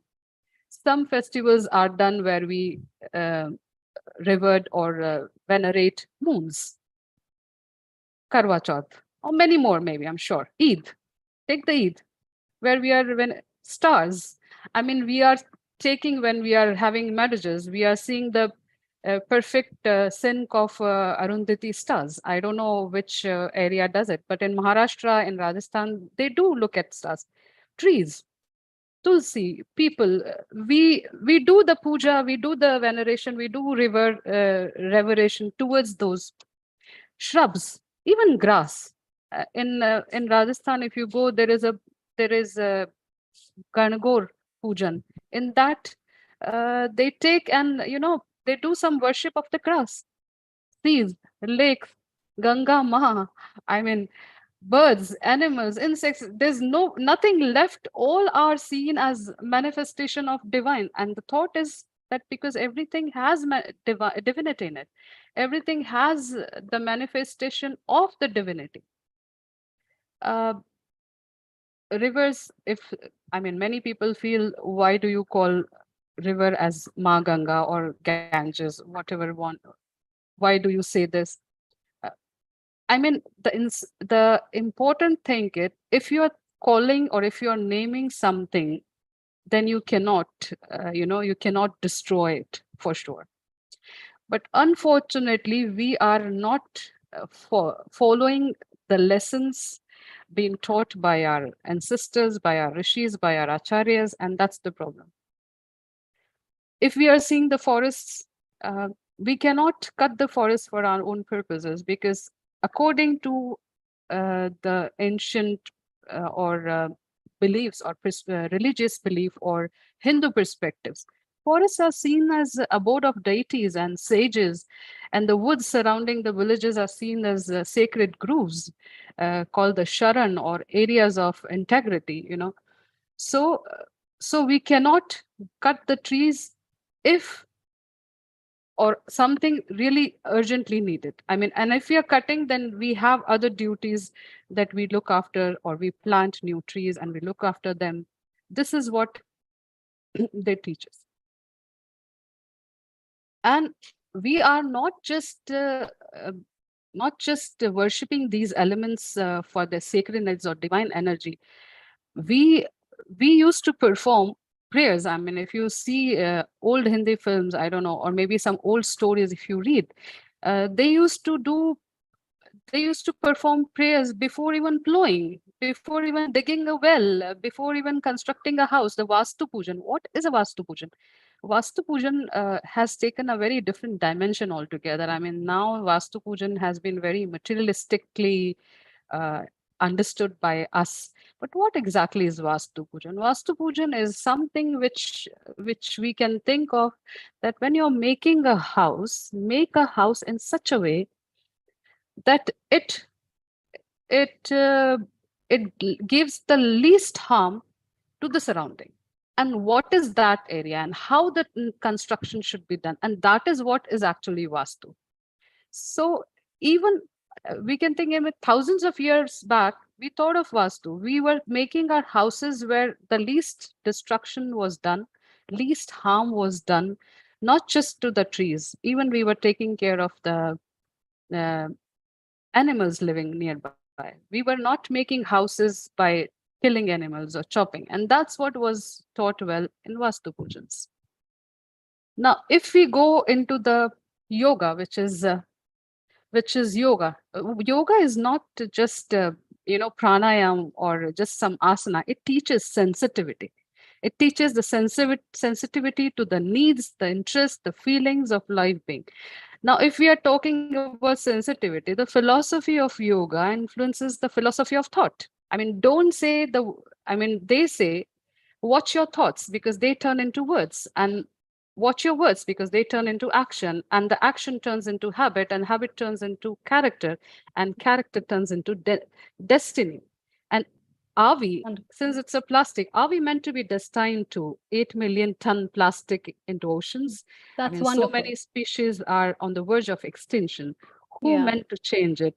We need to start thinking and That's fine. revisiting our scriptures once again. Very, Thank very, you very very much. beautiful thought. Very beautiful thought, Deepti ji. That's why I said your insight was left, because this spiritual aspect towards environment and this spiritual aspects add on with the respect and the care that we must show towards our Matrabhumi. And therefore, that care, respect will only come when we are rooted to ourselves and we combine our basic system of life in connection with the 5 elements, which very beautifully you have explained and shown how each element is making such a beautiful contribution in our life, and we are the part of it, and we are not separate. So our internal environment, that reminds me, is a connection or a result of the external environment that we are in. And that's why the whole ecosystem is not just me and the system separate, but it's the complete system in itself, which is pretty very wonderful. And thank you very much for today. We would like to have you again. That was Deepti ji with her wonderful thoughts on spirituality, as well as in relation to how our ancient science talks about ecosystem and how valuable our environment is for us and we for the environment. So thank you so much. Namaskar. Thank you very much. As we move on with so many aspects that we talked about, how our environment is related with the science, where we talked about how these microplastics should be banned, to talking about sustainable living and reminding of our grannies and grandpas, and then to move on the spiritual aspect of how life takes us with this ecosystem, to respect it, to regard it, and to love it. Let's move. Oh, we have our Neil Kumar. Yes, Neil Kumar, what comments do you have for us? Thank you, Amrita. We should be moving on to Dr. Lakshmi. Maybe she's not ready. Let's move on to Pushpanath ji. I think he's ready, and Hani should be joining in. I think I've seen her, but if you could go ahead and introduce Pushpanath ji, please. And he's here. Sure. There he is, our wonderful guest here. Global Namaste, Pushpanath ji. Before I move on, let me have your short introduction for our audience. Pushpanath Krishnamurthy, a social impact pioneer and a climate change activist. Pushpanath Krishnamurthy speaks about what motivates and drives him to give up an easy life and devote it to campaigning for climate justice. Pushpanath is a master in connecting the dots.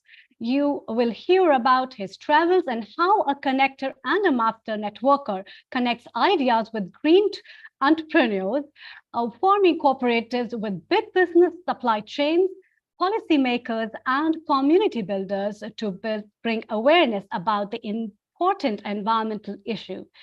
So here we have Pushpanath Mukti. Global Namaste to you as we move to UK and with him. Amrita, yes. Thank you. Hani has turned up. Hani has turned up. Yes, we have Hani. Hani has turned up now, and Lakshmi Vyas. Lakshmi Vyas is not ready. So let's move on to Pushpanath, and I'll highlight Hani in a moment. If you could introduce Hani kindly, thank you. Hello, Hani ji. It's lovely to see you. Global Namaste. You are Global doing Namaste. what a beautiful program. Even I'm enjoying watching the program. Thank you, Hani ji. It's lovely to have you. Hani ji is our regular contributor at Healing Our Earth, and she is a marvelous lady as far as I know her personally. And here is her profile. Dr. Hani Kalaria is a mind, body, soul coach and a multi-award winning creative dance expert with over 35 years of experience in the field of art, culture, and entertainment. Hani has also appeared in numerous television programs, including with top celebrity chef Jamie Oliver and as a presenter herself for the hit TV series Cooking Queen, aired on NDTV. Being a pure vegetarian herself, she takes pleasure in sharing healthy living and diet tips with dancers and creative artists, together with offering coach to help develop performing art career. Hani has been a spiritual seeker and meditator since she was a teenager. As someone who believes in holistic living, she regularly practices Samarpan meditation, which is a part of Dhyan Yoga taught by the Himalayan yogi Shiv Krupananda Swami. Welcome, Hani ji. I'm really happy to have you as a co-host, and I take a leave for now. You can just text me and I'll be there. Thank you. Very so good to see you, Pushpanath ji. And thank you so much. Over to you, Hani. Thank you. Thank you, Dr. Amrita ji. Thank you so much. And absolutely wonderful. What a lovely show. Let me tell you a little bit about Amrita ji, actually, before I move on to Pushpanath ji. Dr. Amrita Sharma did a bachelor's in Ayurvedic medicine and surgery and Ayurvedic materia medical. Wow, I don't know what that is, but it sounds really, really intense. She definitely has a lot of skills in this area. Her interest in her studies took her back to explore more of alternative medicine, acupuncture, alternative therapies, naturopathy, and of course, food and nutrition. She's registered with Yoga Alliance, and of course, she has trained thousands of students from over 20 countries. Yes, not just one or two, but 20 countries around the world. She has more than 15 years of clinical and teaching experience in the field of yoga, Ayurveda, and holistic healing therapies. As you can see, whenever you talk to her, whenever she speaks, you can see this peaceful aura around her. And I love the fact that she is a passionate environmentalist, just like me. And Dr. Sharma, I just want to say thank you very much, Amrita ji, for joining us here today as a wonderful host. And I'm going to go on to interrogate Pushpanath ji because he is such an interesting gentleman that I can't wait to speak to him as well. Hello, Global Namaste, Pushpanath ji. Can you hear me? Yes, I definitely can. I was super excited to meet you here on Healing Our Earth, our lovely community platform. This platform is here connecting people around the world and sharing information, educating each other and transforming lives in a positive way. And Pushpanath ji, you have been doing this around the world. You're such an advocate when it comes to environment that we had to have this show with you in there. So tell me a little bit about yourself, Pushpanath ji. Tell us before I move on to other questions. Tell us a little bit about your background, because what I find very interesting about you is you've been working very hard to raise awareness about environmental issues, especially walking from one country to another and along the way meeting millions of people. Can you tell us a little bit about this journey? First of all, let me fold my hands in the culture and tradition where I come from, India, which means that I'm folding my hands to the divine in you, in divine in each of us. That's one. Number two, I fold my hands to all the change makers because the force for good in each one of them. That's even more important for me. I mean, 13 years ago, I set foot from Oxford to Copenhagen. And a lot of people look at my belly legitimately because it wasn't very slim. It isn't slim either now. So it was a legitimate thing. But from then, at that time, no one spoke like what is happening now. So this is itself, so many fellow travelers I never found other than the usual suspect. This is not the usual suspect. So I think this is an extraordinary thing. And again, I want to fold my hand to all the force for good in each one of them. And it's an Yes, incredible. I just wanted to clarify this to our viewers. So, Pushpanathji has been literally trying to raise awareness about environmental issues for many years now. And he's been doing this through, doing various different, I would say, stunts, I would call them, but they're very important ones. And walking from one country to another and along the way, giving these messages out to millions of people along the way and really trying to raise awareness of very important issues, which I believe is so fantastic. And you're a climate activist, in that way. So I just wanted to share that with our viewers so they're a bit more clear with what you're doing. Please carry on. Thank you.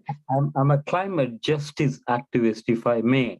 What's the difference? Tell us the difference. What do you mean by the climate activist and a climate justice activist? Tell us a little bit about that. I just want to clarify. And I think before that, what every one of the person here who spoke before me, and it was fantastic. I learned quite a bit, and that's what I do. And they're all talking about personal lifestyles and how it's going to change. And how it's going to change is about mitigation, the temperature of this Mother Earth. If it goes anywhere beyond 1.5 degrees from where we already declared emergency now. And so every one of them, what they're doing is actually helping to reduce that and making sure we don't go beyond that 1.5. If I recall my mother, when I come from a very poor household in Bangalore city, where I born and brought up, when I had very high fever, she put on a cotton cloth on my head because the temperature, if it goes beyond, it's fatal to me and she will lose me. Mother Earth is having that fatality now. The fever, if it goes more than 1.5, every river, every mountain, every tree, insect, everything is already impacted. So this is why I feel every one of them, whatever they're all doing, including your wonderful work that you are doing, Hani, and what's a fantastic name. Please call me Pushpanath or Push. That's okay. There's no G necessary. And I wanted to say I'm a regular guy, irregular hair. I am a wannabe. I do not think that's regular. We can definitely find you in the middle of the crowd, dear Pushpanathji. You look amazing. And I loved this.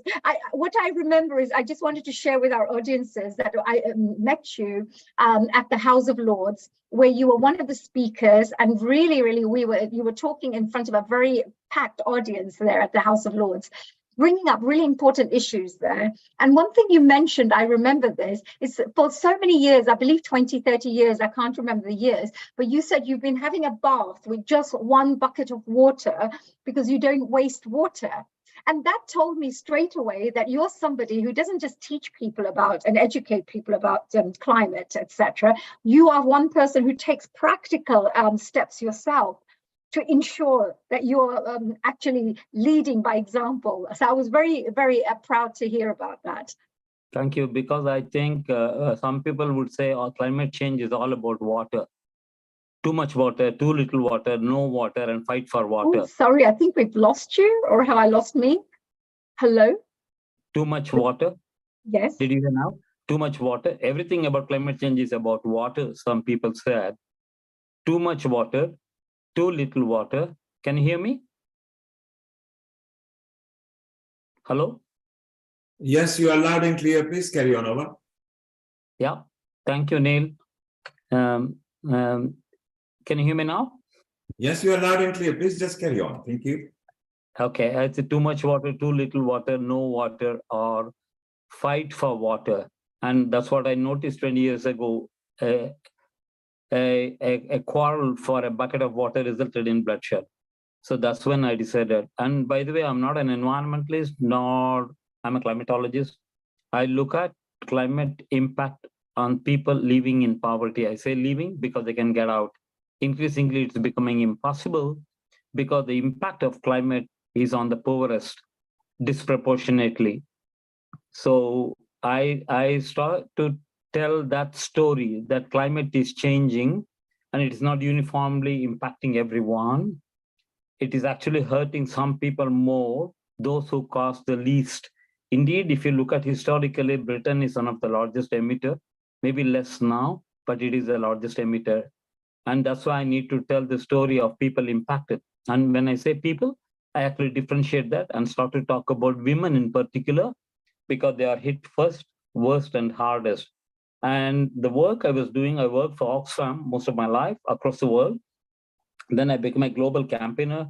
I went around many parts of the world to hear their story. My question was, is the climate changing or is it changing for good? And in the process, we had many climate hearing across the world. This was in 2009 when I walked across Britain and Europe. So almost no one thought that climate was impacting Britain. It was still an issue of Africa or Asia. So I wanted to tell the story that it is changing, and it's changing rapidly, and it is actually impacting women first, worst, and hardest. They're giving up their livelihood, and they're dying as well. So that is my key story. And that is the thing I wanted to tell to people, to let them know that every step that they take can actually make an impact. And that's the story today. Many people are trying to say, let us have the mitigation. But what do the people do when they're already suffering?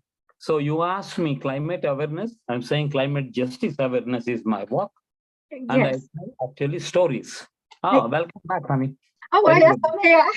I call Dr. Honey to make sure that I'm not really, so now having a divorce with your wife, right? Calling me honey.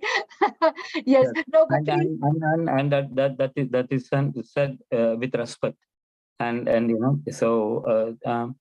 so that's what. So I'm not a climatologist. I'm not an environmentalist, but actually I'm trying to tell the story of what is happening to Mother Earth in terms of climate change. Is a climate changing? So when we went around in 2009, when Obama was the president in United States, and he was going to come to Copenhagen, and I found nobody was walking. And I'm inspired by Mahatma. And among the many I'm inspired by, including Mandela. So Mahatma Gandhi and Nelson Mandela, right? Yeah, and Martin Luther King, many, but I'm most inspired by the women whom I met. And this is what I wanted to. I met Shora Banu from Bangladesh, who was from a village called Gabura, and she had married and she had 1 or 2 children. And then slowly they found the little patch of land that she had was becoming saline because the sea was already rising in 2009. And she went down and she lost the land. And her husband went to the Sundarban, the forest, which is a mangrove forest, which is where you get the best honey, but it is also the land for the tigers, Royal Bengal tigers. So her husband went to collect that, and unfortunately he was killed by a tiger. So this happened. She lost the land. She lost her husband. 6 months down the road, Cyclone Aila hit her. And they found her on a pile of rubble that was her home. And yet, Shora Banu she was beaten, broken, but she wanted to bounce back, reimagining her life with hope. So my walk is all about collecting stories of hope, possibility, and promise. Why do I do that? If there is something good happening, you talk more about the good happening, we can actually find solution. In that process, there is no enemy. So yeah, you asked me about awareness. How do I create? I'm a regular guy. No one knows about me. I walk in Britain, across Britain, and go to Europe. And of course, I wanted to magically walk the water, but I can't. So I took a ferry between Britain and Denmark, and I couldn't meet Obama, but I met hundreds and thousands of people on my way. And the best way for me, you asked me, how do you create awareness? Besides having long hair and walking really fast, I'm known as a fast walker. I walk fast because I want to communicate a sense of urgency. That's another awareness thing. So people ask me, very interesting. Everything you're doing, there's a little meaning behind it. There's something that you're implementing where there's powerful messages that are being wrapped up into what you're trying to do, which is fantastic. Yes, please carry on. Yes. And indeed, that is the thing about when you look at the Dandi March of Mahatma Gandhi, he's a frail little man, and honestly, and then he's walking so fast. Apparently, he walked very fast. And people have really struggled to catch up with him. And that was the most important thing, because he was trying to communicate urgency and saying that, look, we need independence from the yoke of the white man. So for me, that is the most, and he walked 275 kilometers. So minimum, I walk 275 miles every walk. And I So walk 275 miles every time you would walk somewhere? Like you mean minimum, every that's time? the minimum. I walk more than that, but that's the minimum I should walk. Because as my mother said, after watching Attenborough's movie of Gandhi, she turned to me, I asked her, what do you think, Mama? She'd never been to school, by the way. And she said, oh, have a little bit of him. Because she said, if you can't really aspire to be that big in terms of his moral power and so on, have a little bit. And it is that little bit of him that I saw in Shorabanu and many women during this climate hearing. And in the process, in 4 months' time, we reached out to 1.5 million women across the world. Wow. And I traveled to the Papua, in the Far East, to Uganda. And it is those stories which actually fired me up. So I walked around and I sing songs. I speak Tamil, Telugu, Kannada, and thoda Hindi. So I take a lot of songs even from Bollywood movies, So what would you say? What do you do? So if you're walking away, as you're walking, you're singing along. Is that what happens? And do you get people walking with you? What happens? Because this is something that maybe people who are watching and they're not sure what to do, how to get involved in environment awareness. This could be little ideas that could be sparked up in their minds. Go, oh, I could do a small walk around my school. I could do this, that. Anything is possible with ideas as long as we implement and put some action into this. And that attracted the attention of BBC and others because I was singing Uchimidi Vanamundi Viriginra Podilum Achamille Achamille. I'm sure you did understand that. This is the poet. What does it mean? What does it mean? What does it mean? This is poet Bharati. He said, even if the big blue sky fell on your forehead, be fearless, fearless, fearless. And I was terrified because it was my first walk. There was blizzard, frozen land, and I was carrying a 20 kilo because that is what Judith, the girl in Uganda, couldn't go to school and she was carrying firewood. And I told, I will tell that story to everybody. 100 million girls in this world today are unable to go to school for one reason or the other, mainly economic, and the climate change is impacting 40 million of them. Yes, and they have no future. So we all talk about what we can do, but I'm also talking about look at them and they need support. They need justice. That is why my walk is justice. What do you think we can do in terms of, I know raising awareness is there, but to help to actually make the difference, because raising awareness is educating everybody, which is very nice. And once you do that, what is the aim? What would you like people to, what would be an ideal thing that would happen in this world where people would start doing what? And that's why when I walk across Britain, I identify individuals and people who are already doing something about justice.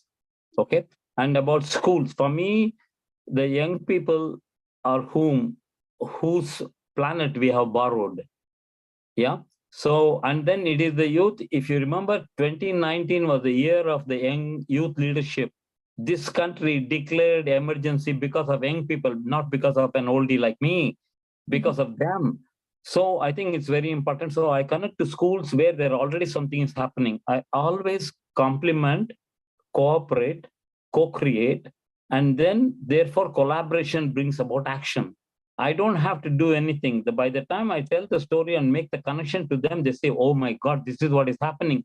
So I need to do more of the things I am doing.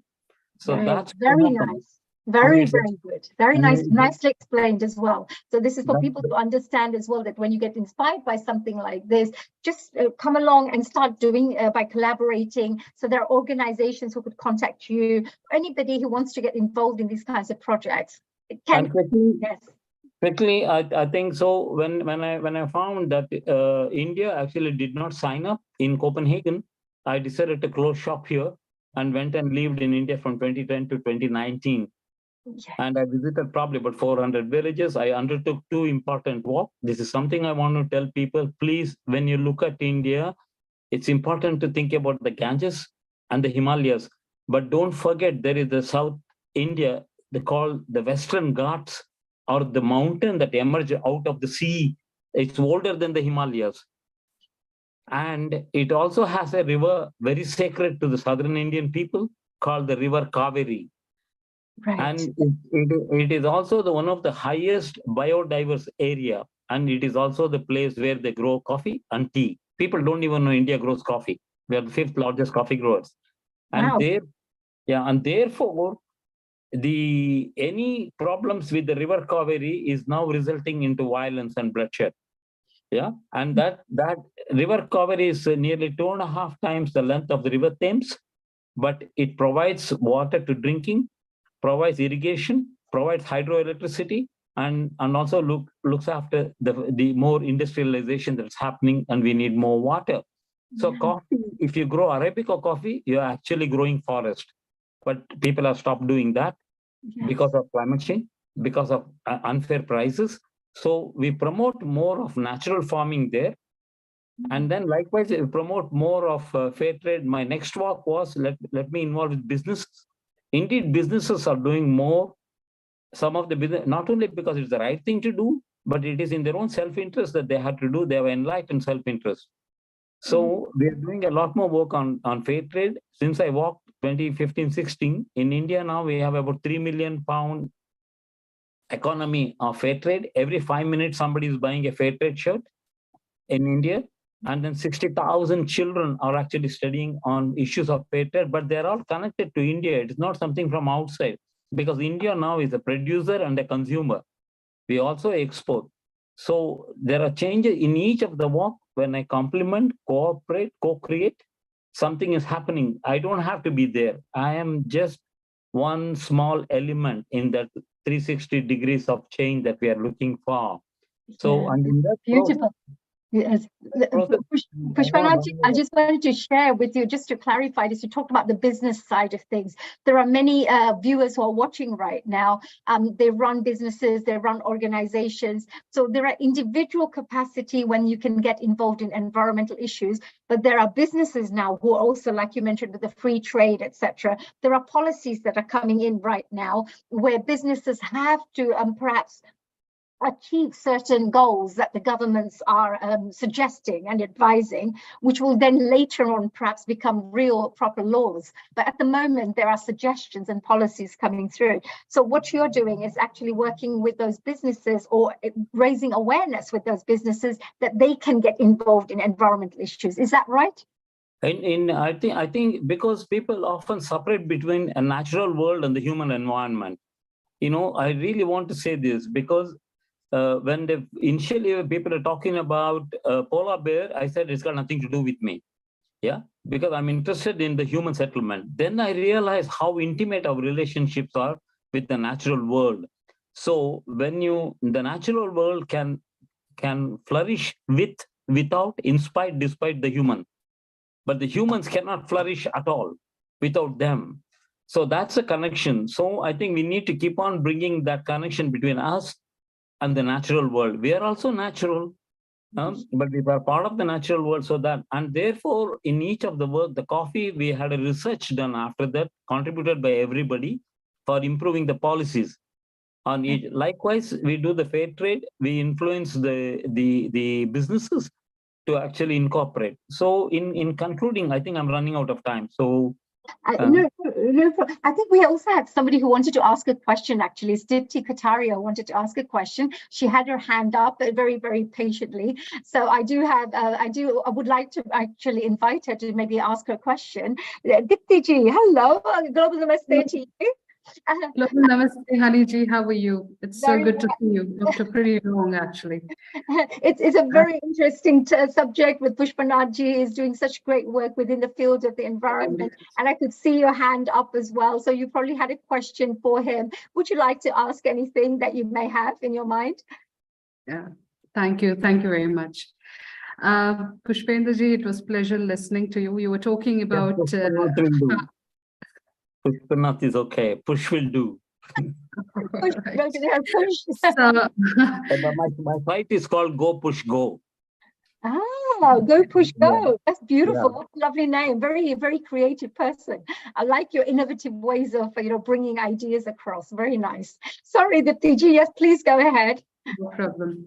You were talking about that how some areas of southern part of India are left out from the tourism. I must say that, those parts are saved. Trust me. Less tourism, less pollution, those parts are really saved and surreal. And actually, we have been talking. I just want your opinion. Anybody can contribute on. I mean, we have been talking about what we personally can do. But what I feel now, it's time for nation itself to come up with some policies, which are ecological sensitive or sensible to do it. Because if we talk about, say, soil damage or river damage, I mean, I can stop putting plastic in river, but that is not the solution. What harm we have done to our river bodies or water bodies, it needs to be done from some, it's a national issue. It's actually an international issue, but the nation must come up with some kind of policies.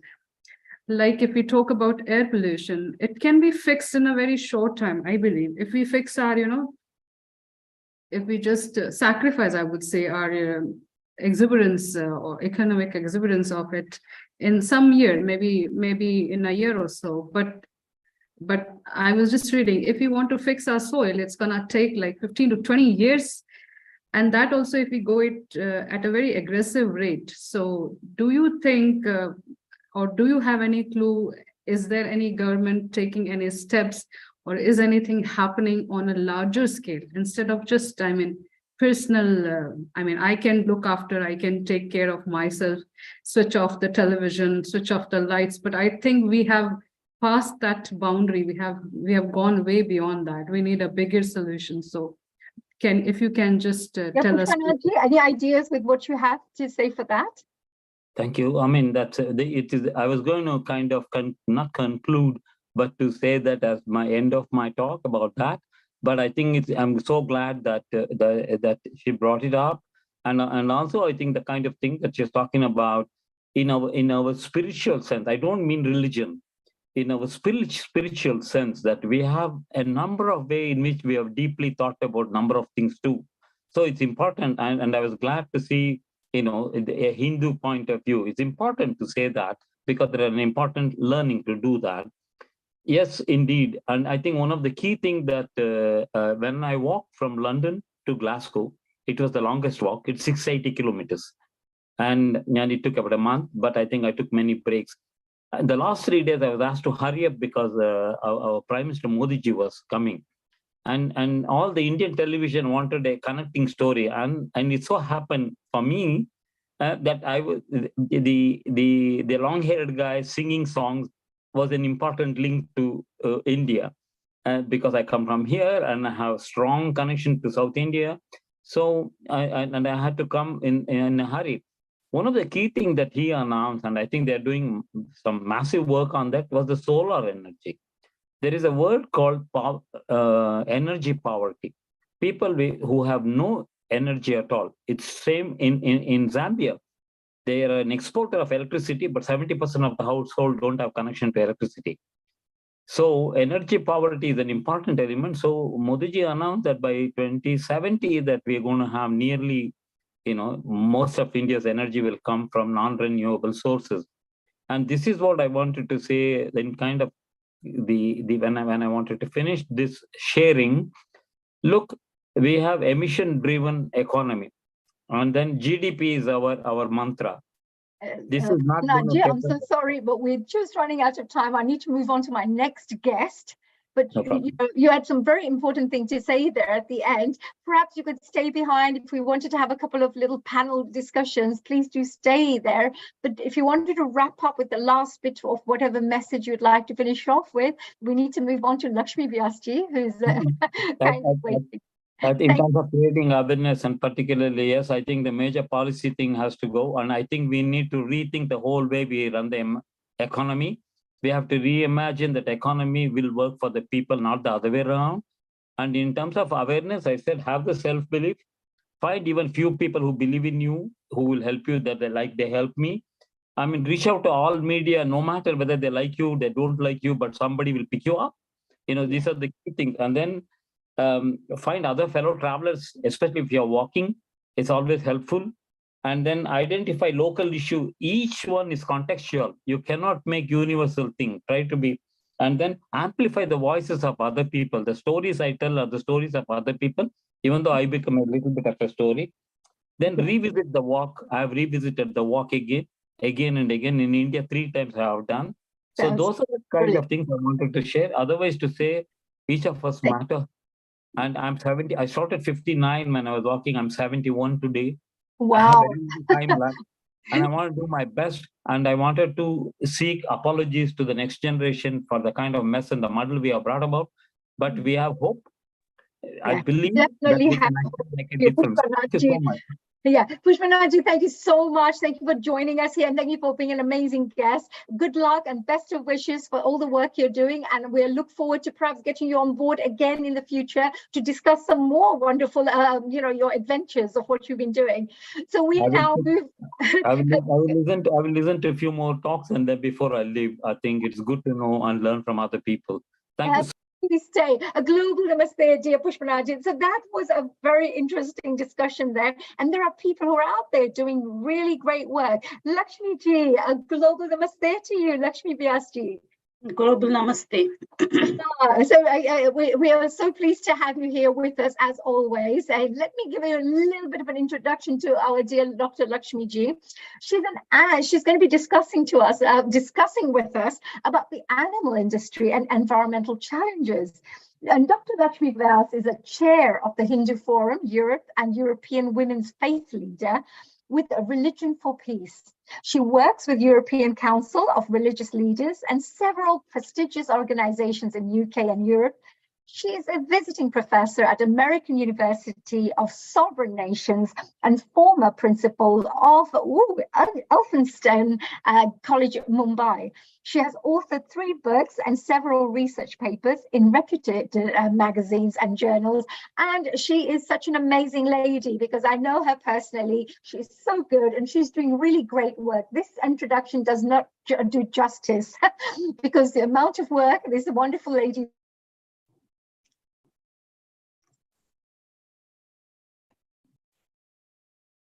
Hello, namaste. Go ahead, Lakshmi ji, we can hear you. Yeah, can I share the screen, please? Yes, you are already made a co-host. You can share screen, and a welcome to Healing Our Earth. If you go to the green button, press that, select your, meanwhile, just keep on talking, or it's okay, you can talk about it. Yeah, plastic is a disaster. I think a lot of you will be talking on plastics. So I am an animal lover basically, and so I'll be talking on something related to. I'm not able to access my. Yes. Okay, so don't worry if you can't access your screen. Just talk about it. I think you wanted to discuss how the contribution of animals and animal culling and animal eating and all those things is creating pollution as well. Is that right? Yeah. Please start your talk about. No, I have put lots of photographs, etc. So I wanted to actually show the slides, but somehow I'm not able to. Could you please press the green button below, which is share screen? Yeah. And now you should be able to see your slides. If you are not, then you are not doing the right thing. But we can still talk about it. So I think you were very keen to show that that is also causing a lot of pollution, isn't it? The animal industry. Yeah. So let's go it this way. There are many culprits who have cruel instinct while using the resources from the different parts of the world. It's not only a limited space, but it's all over the world. This incidence is happening. So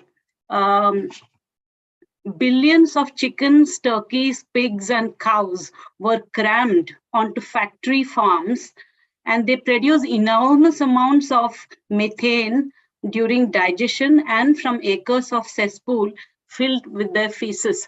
So the way they treat their animals is very, very bad. You know, they are cattle ranching is single biggest cause for deforestation in the Amazon forest, accounting for 80% of it.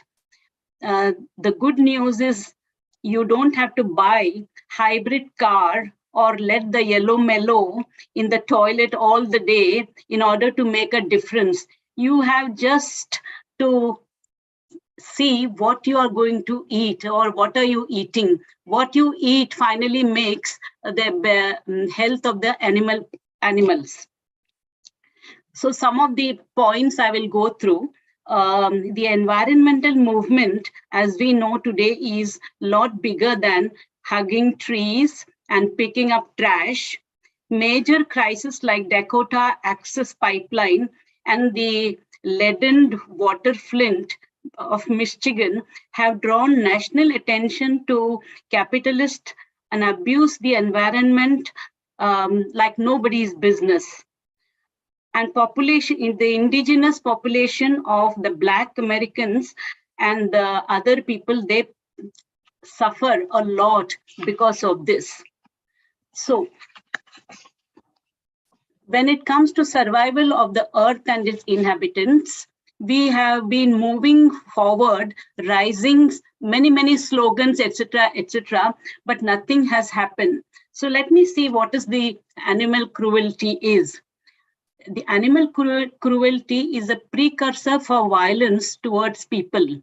According to a number of studies, a study in the Northeastern University of Massachusetts, they say Society for Prevention of Cruelty to Animals found that people who committed crimes against animals were 5 times more likely to commit violence against people. So this is one thing that is linked. So like that, there are many things which are linked to each other, which I am skipping. Let's see the agonies of the animals. Animals are forced to live in cramped conditions during animal hoarding or factory farming and cause a number of risks to health. Factory farms have larger impact on environment because they produce waste and produce in smaller area other than farming methods. Factory farms also breed and also feed antibiotics to their animals. This is very important aspect. They feed antibiotics to their animals in order to prevent disease caused by the situation in which they are placed. Humans who consume dairy, meat, etc. from these farms can develop immunity to certain types of antibiotics. So animal hoarding increases the likelihood of diseases that can be transmitted from animals to humans. That is also very important. And these diseases, they include toxoplasmosis, cat scratch disease, ringworm, Cryptoporidium, and salmonellosis. So these are some of the, the parasites are developed because of that. And this is something which is very rampant in areas where the animals are exploited. Affirmative argument, the livestock industry is one of the biggest exploiters of animals and is responsible for mass suffering and death. Every year, tens and billions of animals are killed for food, and most endure lives of constant fear and torment. Nearly all the animals raised for food in America today are separated from their families and crammed by thousands into filthy warehouses where they spend their entire life in filthy conditions. And more than that, they are mutilated without the use of painkillers and deprived of everything that is natural and important to them. On the killing floor, many animals are conscious and struggling to escape with their throats are cut, and some of them are conscious while their bodies are hacked and pulled away and dunked into the trucks. It is an indisputable fact that animals have sentience and complex nervous systems. Animals are intelligent and complex, much more than many people even realize. And scientists are finding more and more evidence to all these aspects. But emotional complicities and intellectual capabilities aside, animals feel pain just like humans can. And just like us, they also feel pain.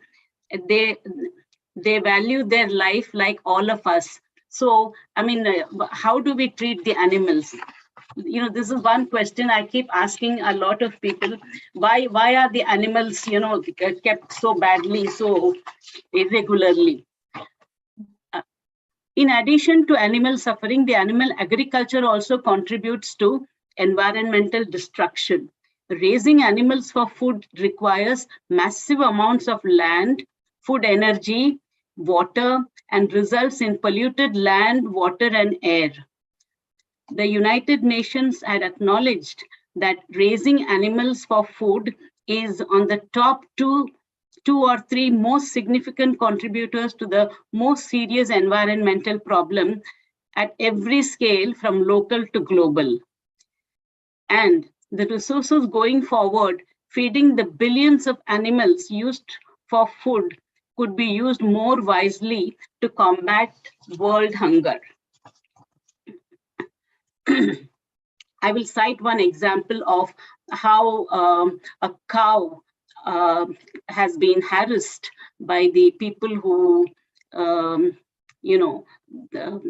use that animals for either for McDonald industry or for some other industry. But look at what happens. One cow named Angel cried out in pain and distress as workers used huge mechanical calf pillar to pry her baby violently out of her womb. She had no way to escape the assault because she was being restrained by a metal clamp that tightly gripped the mother around her hips. The calf died during the birth, and Angel died several days after having been denied veterinary care. Newborn calves who survive the birthing process are soon taken away from their mothers, roughly handled and thrown out into the trucks as if they were sacks of potatoes hauled away. Their distraught mothers cry out for them in pain, and they run after the trucks and buses, to trace their kids. One cow, another example is one calf was bashed over the head with a hammer 7 times before finally dying, the blows raining down with sickening hollow thuds. A worker carelessly commented, "Like you can hit it again and again and again, bro." This is the word that they make fun of each other. Sick and injured cows were also cruelly killed. Inexperienced workers shot some cows in the head multiple times with captive bolt guns. One cow was still moving her legs as a tractor dragged her away by the neck. They just don't have any feelings at all. They just, I don't know what to call them. Lakshmiji, when we talk about these things, and I know what you're sharing right now is such important information that you're sharing. You sometimes need to have, I would say, what we teach in Eastern philosophy through, spiritual teachings, compassion for every living thing. And here there seems to be such terrible things going on against animals, like you shared.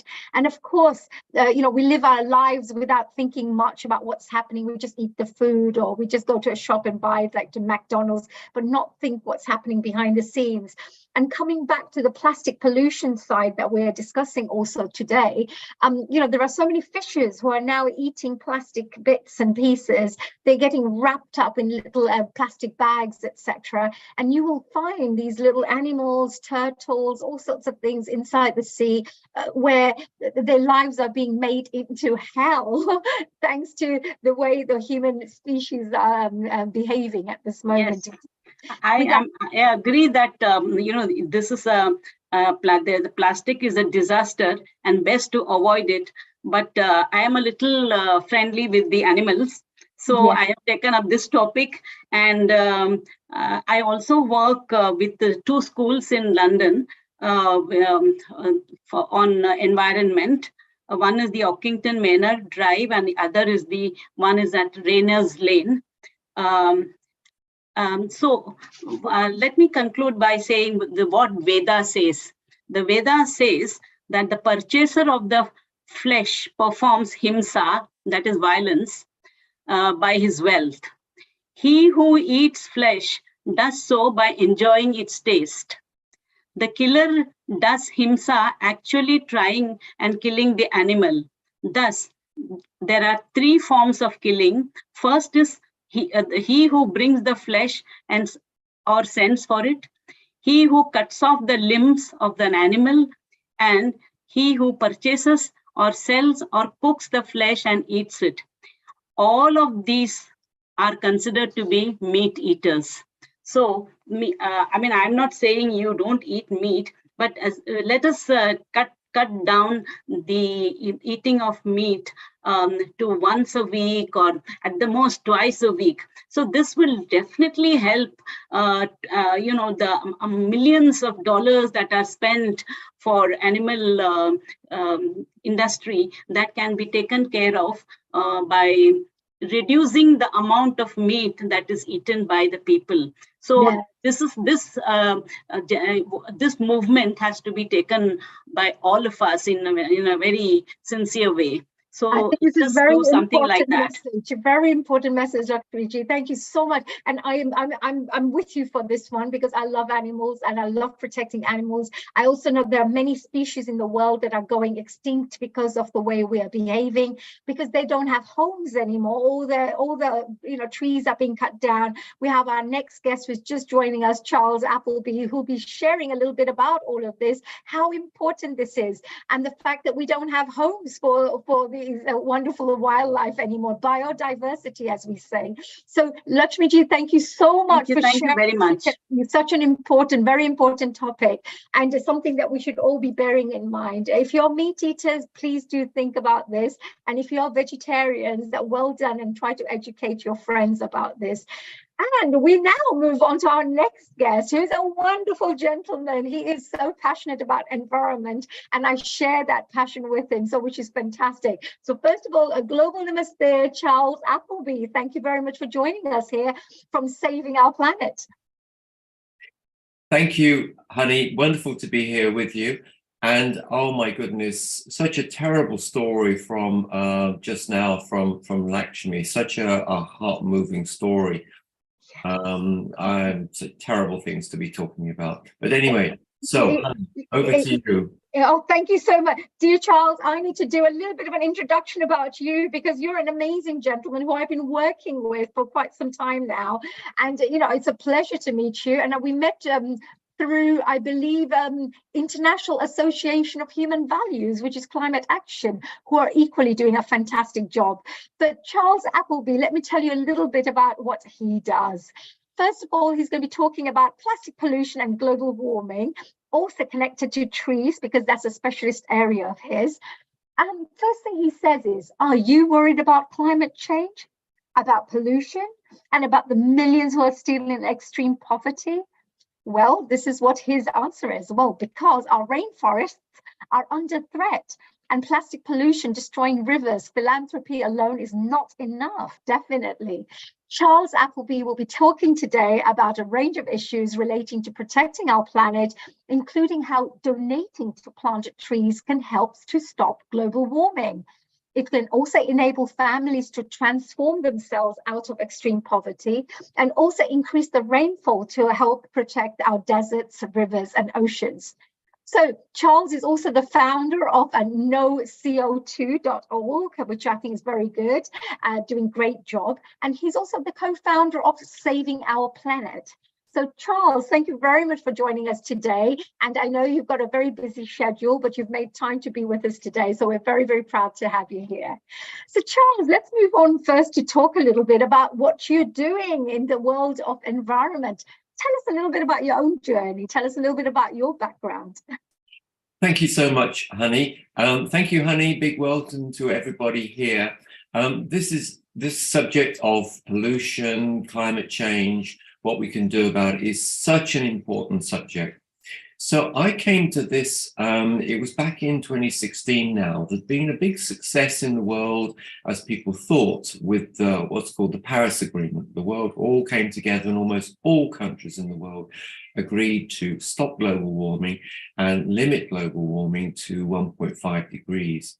So at the time, we all thought this was good, but now I think we can see that this is leaving a lot to be desired. But what I did myself, I was talking with people who wanted some help with stopping global warming. And coming out of that, what we did, a group of us got together and we formed the charity Saving Our Planet. And at the same time, what I realized is that I felt I could achieve much more myself by getting involved and making it easy for people to take action by planting trees. So here we are, 6-7 years on from that, and I feel that, you know, with the thanks to the wonderful donors that we have, including, Honey, as you mentioned, including a lot of very, very generous people from the International Association of Human Values, particularly Shailen Mittal, and from yourself more recently, Honey, at Rotary. We've now planted an amazing 1.5 million trees. And what I'm so pleased about is that every tree creates some paid work for people. And so those 1.5 million trees that we've planted actually create 15,000 days of paid work for people in extreme poverty. So how many working days in a year? Say 200 days. So do the calculation yourself. Divide 15,000 days by 200 days a year. We're creating years and years of work. So I'm just so pleased with that. Congratulations for that amazing work, Charles. Please carry on telling us a little bit more about the trees, the work of trees that you're doing, because you're planting trees around the world. And what is the importance of that? Why is it so important for us to all be thinking about planting trees? Okay, so I started to realize that that what I really wanted to do, I wanted to get more money to the community. I mean, every 100 trees you donate for trees with ourselves, every 100 trees creates a day of paid work. And I was thinking, well, that's brilliant. But then I'm starting to realize, look, actually, this is not enough. This keeps people going. It gets people out of poverty. It means that they've got some food. It means that they've got to contribute to a house, but it doesn't really transform their lives. It doesn't get them into a completely different place. And so I felt, well, what we really want to be doing is we want to be adding more money to what we can give to people with the trees. And so coming out of that, I started to ask questions about, well, really, what are the different types of places where you can plant trees? And of course, a lot of the tree planting sites, they're really run by the tree planting organizations, which is fine, but it means that they control what's going on. Now, what I've found is that there's another type of site where you can plant trees, and these are sites which are run by the communities. They're run and owned by the communities. And this takes it into the area of sites which are run by the indigenous communities. There's lots of these across the world, lots in South America, Central America, and we're focusing on these ones. So basically in these areas, they were looking at an area of Brazil. And in this area of Brazil, there's a lot of land, a lot of trees, not many people in this area, but a lot of trees have been taken down. And every time you take down trees, every time trees are logged, every time there's a fire, there's a lot of destruction. And ancient forests can very quickly be destroyed. They release more CO2 emissions, whereas what we all want to be doing to stop global warming, we're actually wanting to be planting more trees, sequestering more CO2. So, can I just clarify that, so that if you've got a new tree which is just 15 years old, it's not going to be taking and absorbing that much CO2 from the atmosphere. Whereas if you've got 50 years old, 100-year-old trees, 300-year-old trees, then you are definitely going to be able to absorb a lot more CO2, which is really, really important. Is that right? Just to clarify that, yeah, I think we've lost the desktop here. Oh yes, we've lost the desktop there. Sorry. Hello. So basically, just to clarify that, the ideal thing, Honey, is to keep ancient forests. This is so important because ancient forests have got so much CO2 already absorbed in them. Destruction of ancient forests causes so much damage because you lose all of that CO2, plus you lose the trees. Now, with new trees in the tropics, they actually grow very, very fast. I mean, some of these trees, from a seed, some of them will grow 0.5 meter within 6 months. I mean, there's no comparison with the growing trees in the UK. So they will grow fast. They will start to sequester really quite a lot of CO2 in about year 6 or 7. So way before year 15 that you talk about. Year 6 or 7, you can have trees that are 20, 30 feet high. So there's no problem with that. But firstly, it's very important to stop the deforestation because that causes the damage. And then to get the reforestation, planting new trees, get that happening as fast as possible. These trees will sequester a lot of CO2 for 25, 30 years, and then they get more into a steady state. They will continue to sequester CO2 and into the soil for a long time. So there's no problem with that. So then they start to become more, ideally become ancient rainforests. So that's so important. But getting back to this, the point is that what we need to do then is that the trick is then to combine giving additional money to the community and to combine that with what's called carbon credits. Now, a lot of people will have heard a bit about carbon credits, but used properly, they're a perfect solution. They've been put in place by the UN. They've been approved by the global community as a way for businesses, typically businesses in the West, in the UK, Europe, the US, typically big businesses, to seek to offset and remove their CO2 emissions. And they can do that by buying these carbon credits. So what we're trying to do in Brazil, we're trying to help the community by planting the trees. We're trying to give additional money to the community. And by the way, that money is guaranteed by the investor, so that we'll be giving double. So double the money we're going to explain that a little bit further, because for those people who may not understand about carbon credits, this is something that's going to be introduced quite heavily around the world, because every company, every individual are encouraged to offset their carbon emissions.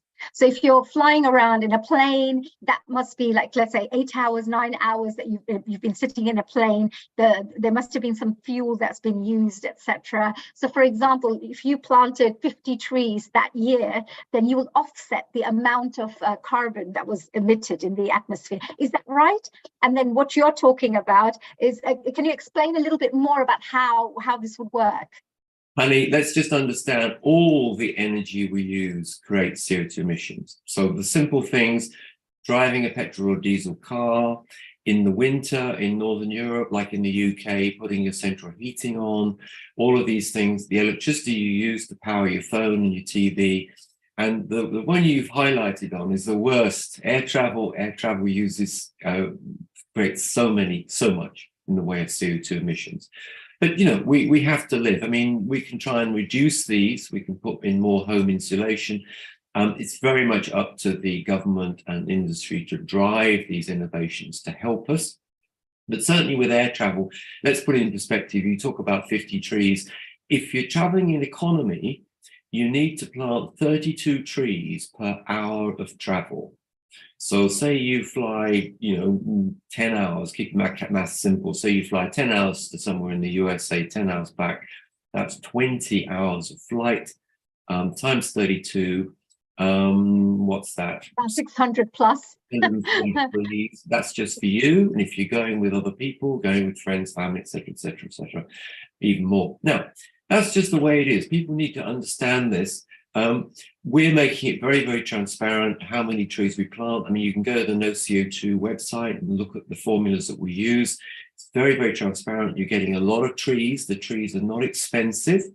So you're doing a lot of good. But what's going to make a bigger impact, because the carbon credits that you talk about, it's really businesses. Businesses are being asked by government and society more widely to deal with their CO2 emissions. So the first priority is for businesses to cut their CO2 emissions, cut the CO2 emissions, and then with the rest, what are called hard to abate emissions, they're allowed to offset those. Okay, and that's what we're talking about. It's to neutralize. So if you've emitted 100 tons, then you have to make sure. There's a lot of people who say you can never ever really, neutralize that, but basically we're enabling people to do what they can. And if more businesses went carbon neutral, and if more people remove their CO2 emissions as well, then the world would be in a much better state. Now, just before going on air with you, honey, I took a look at the data. Oh my goodness, it frightened me. So what they do, they monitor. This is done by NASA. So NASA monitor the CO2 emissions in the middle of nowhere, in the middle of the Pacific Ocean, in a place called Mauna Loa. So they monitor the emissions there, and they've got records going back years and years. So the point we're at now is the point of the year when the CO2 emissions in the world are at their highest. Okay, we're at the time when everything's growing fantastically here. In the UK, Northern Europe, but this is the point when the emissions are highest. And the emissions have jumped so much. They've jumped to about 424 parts per million, and these are figures for the end of April. I mean, the end of the average month for May, this is the highest month. This is the month you can look back, longitudinal records, and you can see how much emissions have gone up. So going back into history, the UK was, in a way, maybe fortunate to be the first country to have an industrial revolution, to switch from burning timber to burning coal. And because burning coal goes at so much higher temperature, you can melt, you can create steel, you can have steam trains and all the precursors to all the amazing technology that we have now. But it does create a lot of CO2 emissions.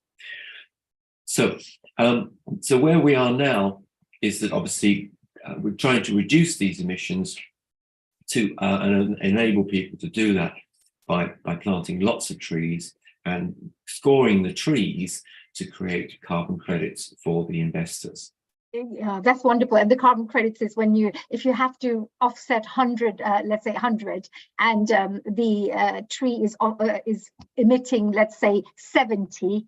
Every year, it'll be emitting 70 whatever CO2 tons or so. So you can start making sure that at least that part is being offset. So your 100 that's being used every year, well, there's 70. So there is a really interesting area here where the credit carbon emissions that you're talking about and the carbon credits that you're talking about, there's a big, what would you say, opportunity for businesses to understand and to get involved in this area. Is that right? Absolutely.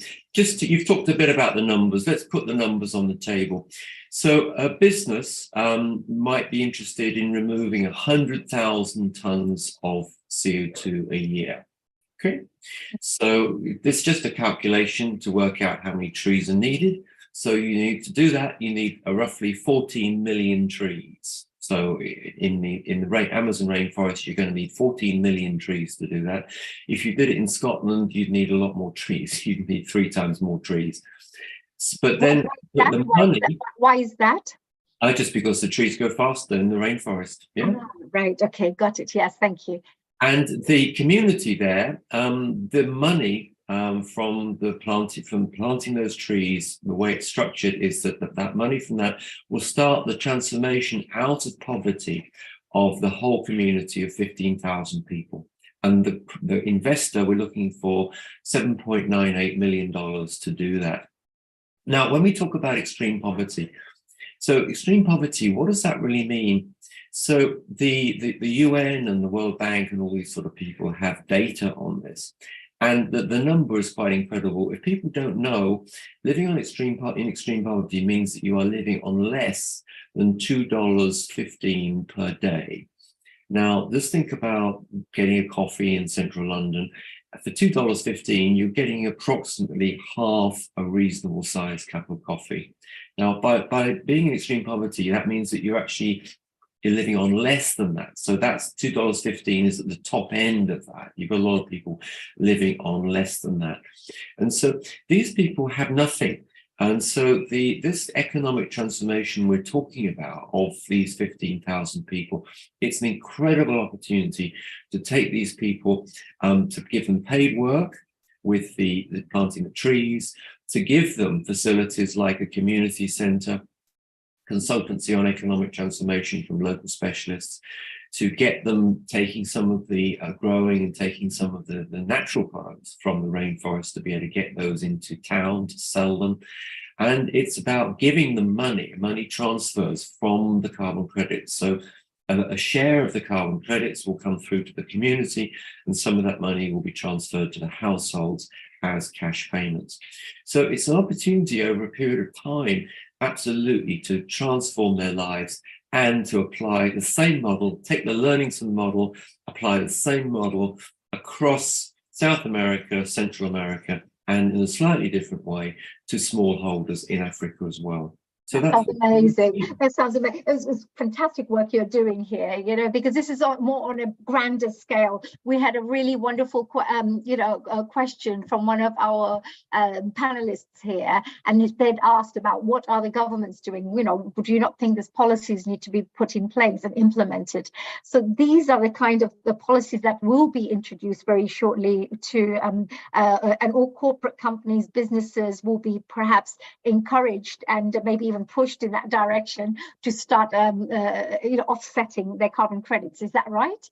Well, let's talk a bit about what governments are doing and are not doing and what they should be doing, okay?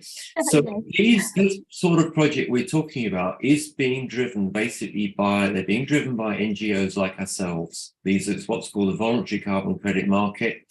And it's like other people like ourselves are doing this. Now, what should the government be doing? Some people here might have read, everyone's heard of Bill Gates. About three years ago now, Bill Gates brought out a book, very, very interesting book, short book, very easy to read. And basically, he talks about what he calls the green premium. So the green premium is about when you go to the shop and you say, right, I want to buy my usual thing, but I want to get a low carbon version. Now, going back to what the wonderful Lakshmi was just saying, interestingly, if you say, well, I'm not going to have a steak, right? I'm going to buy a vegetarian curry instead of a steak, straight away, it's going to be lower cost and it's going to have a much lower carbon footprint. But anyway, most people don't look at it that way. But when you go to the shop, what you want is when you go to buy a car, for example, as a buyer, you want the new car, the low carbon car, the electric car, to actually be cheaper than the current car, right? The normal petrol or diesel car. But the green premium means that it's like organic food. You know, the green premium means that these things are more expensive. Now, what governments need to be doing, they need to be eliminating this green premium. So when you go to the shop to buy something which is a high carbon product, you can actually get a low carbon alternative for the same price or less. And the government needs to be working on that. So, for example, at home, heat pumps, right? So heat pumps work. Heat pumps are an alternative to gas central heating. But what the government hasn't done, they haven't invested the effort in demonstrating that these heat pumps work. So people aren't queuing at the door saying, well, I want to get rid of my gas boiler, I want a heat pump, because the government hasn't helped, the government industry hasn't worked together to persuade people that that's the best idea. Right. So this is what we're doing. So government could do a lot more. I mean, very simple thing government could do, air travel, right? Every time you buy a ticket, you should be paying for the trees to offset the emissions, okay? Now, how many, I mean, ask yourself, what proportion of people who travel by air really can't afford a few pounds extra? Okay, there's plenty of people at the moment. Fantastic idea, yeah, Charles. Because I think that's a really fantastic idea. Because if every time you travel, if even the airplane companies would be putting aside a certain amount to plant trees, even then, you know, it's offsetting what they're doing, you know. But here, that simple change is not taking place. So I think that's really, I'm sorry, we're kind of running out of time here, dear. Oh my goodness. Move on to our next guest, Trupti Patel. But is there any final messages that you'd like to share? Because you've done amazing work with Rotary as well in the last year. Absolutely, honey. So just to say what people can do, take a look at our website. If you want to make a difference, plant some trees. Just plant some trees and plant some trees now. You can, if you're part of Rotary, talk to Honey and plant some trees through Rotary as well, because that makes an even bigger difference to this. And if you know anybody who wants to make a really, really, really big difference, because this $8 million we're talking about, this will produce a big return to the investor, subject to the future price of carbon credit. If you know anybody who wants to make a difference, make an impact investment into the world by this, then come back to me through the website, talk to me on LinkedIn. We'd love to talk to you about what's possible. And Honey, thank you so much for this opportunity. If you're interested at all in helping the environment, making a difference, do make contact with me, contact me, find me on LinkedIn, connect with me. We've got so that. That's right. So we've got you there. So Charles, thank you so much. And I just wanted to say what a fantastic presentation there, giving us some really great information on the bigger way to work, you know, on international and creating a very long-term impact, you know, by getting involved in some of these things. So thank you very much. And I'm a pro tree planter, so thank you so much for that as well. So we now move on to Thank you, everybody. Bye. Charles. So we move on to our one and only, your gorgeous, lovely, very, very talented Trupti ji. Trupti Patel, hello and a global namaste to you. Namaste. Namaste to everyone. Global namaste. Global namaste. Now I need to do a quick little introduction about this wonderful lady that we have here, because I know that you've been doing great work from in many different areas, actually, Trupti ji. So let me just tell you a little bit about Trupti Patel. She became the first Hindu woman in the UK to be appointed a president of the largest national Hindu umbrella organization, the Hindu Forum of Britain. And with over 40 years of experience in the field of highways, traffic and transportation, Trupti has successfully managed various divisions at Salford City Council, Manchester City Council, and Three Rivers District Council. She was appointed as the traffic manager for the Salford City Council between June 2007 and April 2009. And now she has her own consultancy that she runs, dealing with projects involving network management, sustainable transport, environment improvements, road safety, climate change issues, and helping voluntary organizations in technical matters. Isn't that amazing? You're doing great work. Thank you very much for all the fantastic work that you're doing there. Trupti ji, so tell us a little bit about what will you be sharing with us today? We've been having a fantastic discussion about different environmental topics and issues. What is it that you'll be sharing with us today with your interesting background in transportation?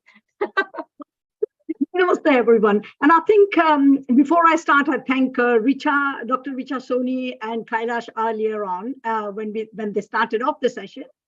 We last year created the Hindu Environmental Task Force from Hindu Forum of Britain, invited all our member organizations, over 300, to participate in various environmental projects. Now, when you introduce my professional career, this is the time where we started the environmental management for all projects, all engineering projects. Yeah, the environmental assessment was necessary part of the cost-benefit analysis.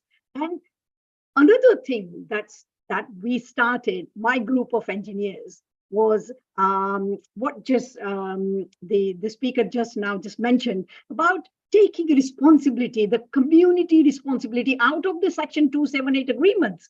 So any project or any planning application approved by the local authorities. I was part of that national group where a portion or the Section 278 agreement, the money would go to the local needs, the regional needs, or the strategic needs. And out of that came the public realm works, came cycling projects, just array of the things. And when you look at technology, so what I thought we should talk today is reversal of the climate crisis by using technology, but also remembering the indigenous knowledge. Because don't forget, in the last 150 years, we have moved so much forward that in many parts of the world, we've actually forgotten the indigenous knowledge. Indigenous knowledge is related to the geographical place on the earth. Yeah, the people who live there, their needs in terms of agriculture, their needs in terms of the buildings, their needs in terms of their own infrastructure that they needed, what was suited for a very rainy season environment, and the food and everything would be completely different than living in a desert areas. Yeah, because your body, our body is, as we all know, we are unison of 5 elements. Yeah, so we are sort of made up of the earth, the fire, the water, the air, and the ether. Yeah. And when you look at the constitution of our body, it's like over 70% of water. And then why we need fire? People would say, what is it, Trupti, that fire? What's this got to do with our body? Well, don't forget that if we don't have the Jamagni, the Agni that is inside our stomach, we won't digest any food, would we?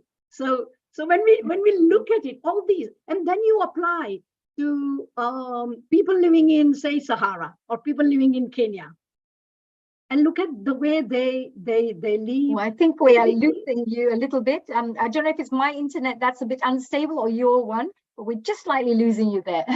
Can you hear me? Honey, it is your internet. When you are okay, you are fluent, just carry on over. Oh, please carry on. Yes, thank you. Thank you. Coming back to this, in 2001, we visited Kutch after the Gujarat earthquake. Yep. And we went around the villages after villages, took the videos, and came back and did the fundraising projects. Now, when we went there, it was amazing sight that all the villages which had the round buildings, yeah, or gumbas, these are the original traditional Kutchi buildings that you still see them. And they were originally made from the local brick, and they were sort of local clay. So there was that the material, the construction. And when you look at it, it was like Richter scale 6 earthquake, or it was more than that. And none of them had any cracks in them, the way they were constructed, while all the others were in the rubble. Yeah. Now, the buildings that were designed for Richter scale 4 or 5, because that was the code then brought in compulsory. But when you look at the whole construction of, when we say the sustainable urban development that we talk about in the modern world, so with the streetscapes and how we design the streets and everything. Now, when you look at the ancient villages, now I'll just give example of my example of, I've been born and brought up in India, so, and how the streets were designed, the villages were designed. In winter, the houses, the way they were designed, were to stay warm, and in summer they will stay cool. Yeah, you would have a courtyards where people came together. You would have materials used, and the waste management is something that we can talk some on a good day. Yeah. So when you look at the building and the technology, so if you think about it, like how do we have the efficient building techniques, and by using modern technology, by using the material and reducing actually the carbon footprint and reducing plastics, because don't forget, nowadays in cement to everything else, some element of petrochemicals or the things comes into everything, into building materials. Now we have in London, we all live in UK, so our houses are all with the cavities and with the all sorts of building codes that we use. Not many parts of the world use that. And when you look at the kind of material available, you test them with the technology and you apply that to the local need of that area. And that's where the indigenous people come in. How they know about their weather. They know about if there are going to be any El Niños. They know about if there are going to be any sort of storms. So the way the houses are built is just absolutely amazing. And I think we should think about that. Just one simple thing reminds me of when we think about the transportation and traffic particularly, and when you all stop at traffic signals, you don't actually see that the whole the industry, the way you run your motor vehicles, the way you travel, and the carbon deficiency that it creates in general. But if you run efficiently by running traffic signals, traffic lights, all connected with intergreens on demand, and it's a science on its own. And when we started writing programs in Fortran for the London Signal Unit, it was just absolutely amazing. This I'm talking about early 80s. Yeah.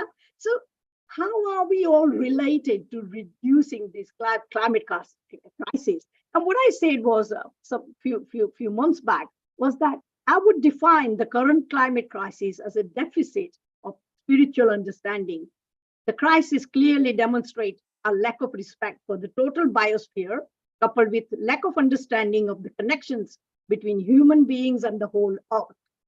So when we look at the whole building industry, and I hope that I have got all of you thinking about it now on sort of kind of buildings where you see things everywhere, you know. Now, second thing that we talk about is the, see, when you look at the historic and current contribution to global emissions by low-income countries, it's very small.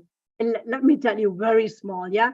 The high-income countries, or we called highly developed countries, 0.69 out of, say, 1, yeah? While the medium-income countries are 0.39. What's left? Hardly any for the small-income countries. And those are the small-income countries in the name of development. So we want a lovely wood furniture. And, oh, but I must have the Thai teak, or I must have sort of like some from Amazon jungle, the wood and the furniture and everything. Why must I have it? Tell me, please, you know, why do we want to have deficit by creating demand on something that is not needed? So why don't we, like many Scandinavian countries, actually plant those trees that can be cut down, made into furniture, and the bamboo around the world? Because when I was growing up, we used to have the whole furniture. Now you only use for garden, but obviously netar we used to call it, all coming out from the specific bamboo, and all the furniture made out of it. Beds were made out of it. Yeah, that's absolutely right, because Trupti ji, I think it's a very good point that you're mentioning, and also the fact that, you know, architecture and the way buildings are made, and also perhaps using reusable, recycled products inside those buildings are also another thing that we could be thinking about. And what you just said about the trees, you know, if there's any chance for the woods to be reused somehow to create new styles of furniture which are using different types of wood, let's say, that is already there, rather than throw them away. I've seen so many people just make little bonfires, absolutely, throw old furniture, just burn it around because they've got nowhere else to throw it. And this is like beautiful wood that's been there for 100 years, you know, like gorgeous things. So you're absolutely right. There should be some recycling, some reusing, you know, things like that being considered at this moment as well by each and every single one of us. But see, honey, we need to bring back that, you know, in old days, there used to be, the recycling was so norm, yeah, for everything. And when you always handed over your your whatever that you don't need in the house, it was always handed down or handed over to people who were needy. And and I know that these days on eBay, quite lots of stuff are being sold and all that. Yeah. Yes. But when we come back to wood and the materials, yeah. If you look at in old days, like if I remember my grandmother's place, then it was the material that were used in constructing. The walls will be so thick like that weak, that that wide, and then all the beams, it was all solid wood, everything, and iron, yeah, and the wooden steps as well. Now, when we look at the recycling, you won't believe it. It's such a shame, really. But those hundreds of year old buildings, a few years back, it was a vandalism, total vandalism, particularly in some part of Gujarat and Rajasthan, where people were taking, because they were living abroad, people were taking down their houses. Those beautiful doors, those beautiful beams, they were collecting loads of money because it was in demand. But on one hand, it was good for recycle.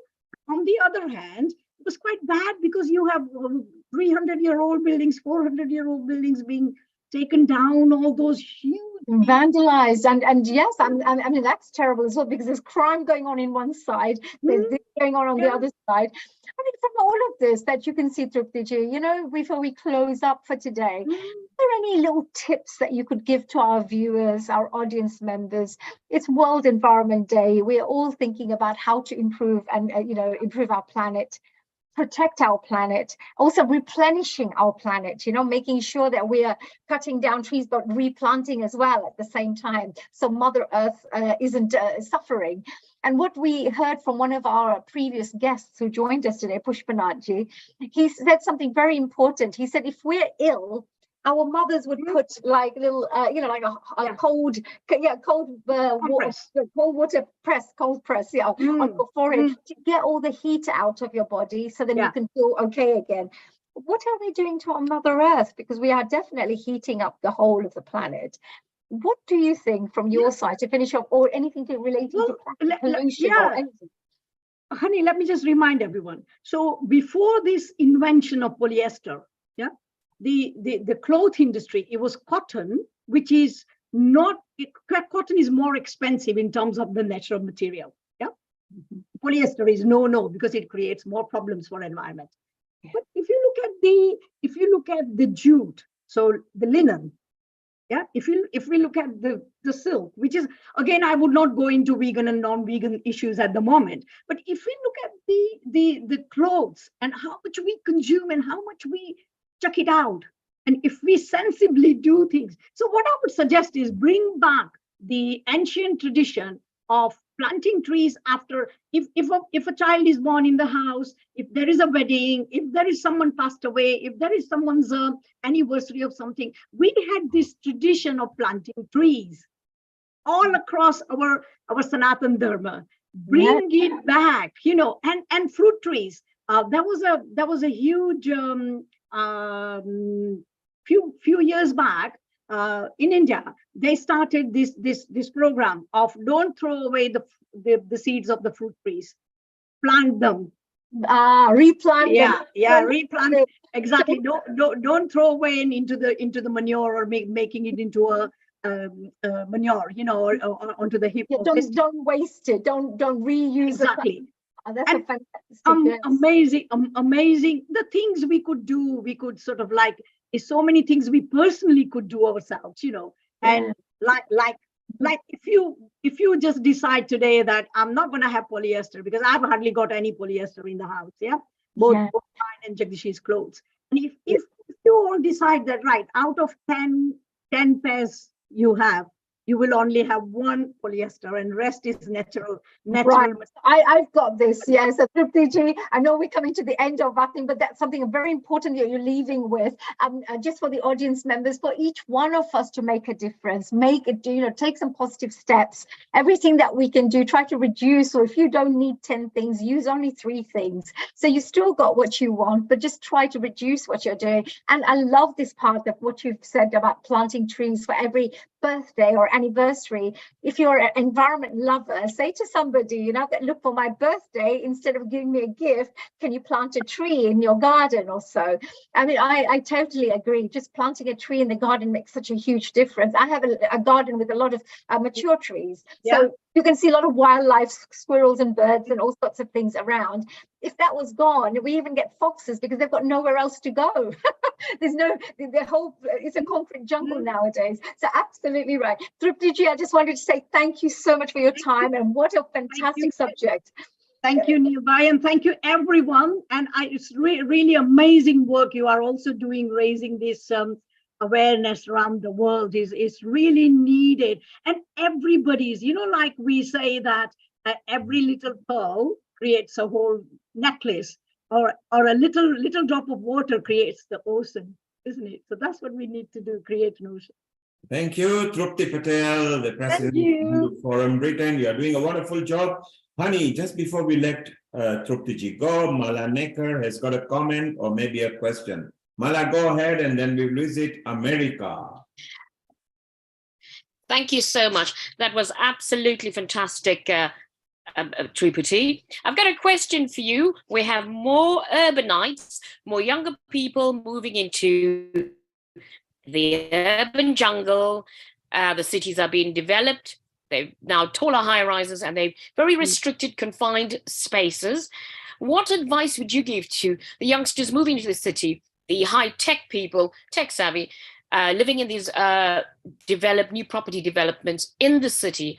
How could we make that environmentally friendly and bring back all the wonderful things you're talking about, tradition and indigenous knowledge, into that city? What a question. Beautiful question, Mala. Yeah. Thank you so much for that. Please, Trupti ji. Thank you, Mala. Lovely question. Let me just remind you these things, that in the small spaces, when you are in concrete jungle, there are techniques on your boxes, on your windowsills, in your house. Although I'm not living in a concrete jungle, you come to my house, I have the curry leaves plants, we have the tulsi plants in the house. You don't need soil even now with the Japanese technique. You can, the air and the water, you can have the bubbles in your balconies. You can have so much greenery right on all floors. You imagine, there are buildings that I have seen, and all the way through, beautiful different color flowers and everything. So that is one thing. Second thing is that what they could also do themselves is they could volunteer in their local parks, to their local. If adopt a granny, and you help them into gardening and things like that. So you give them a little bit of money, and they do gardening and everything else. So it works both ways, and that is becoming quite popular in cities actually. It's an amazing program. Yeah, I wish somebody could adopt me. I'd like to go off and do lots of gardening.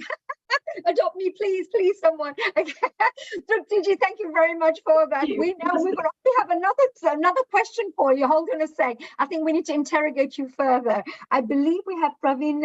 Is it Praveen ji? Namaste, and a global namaste to you. I believe. Namaste.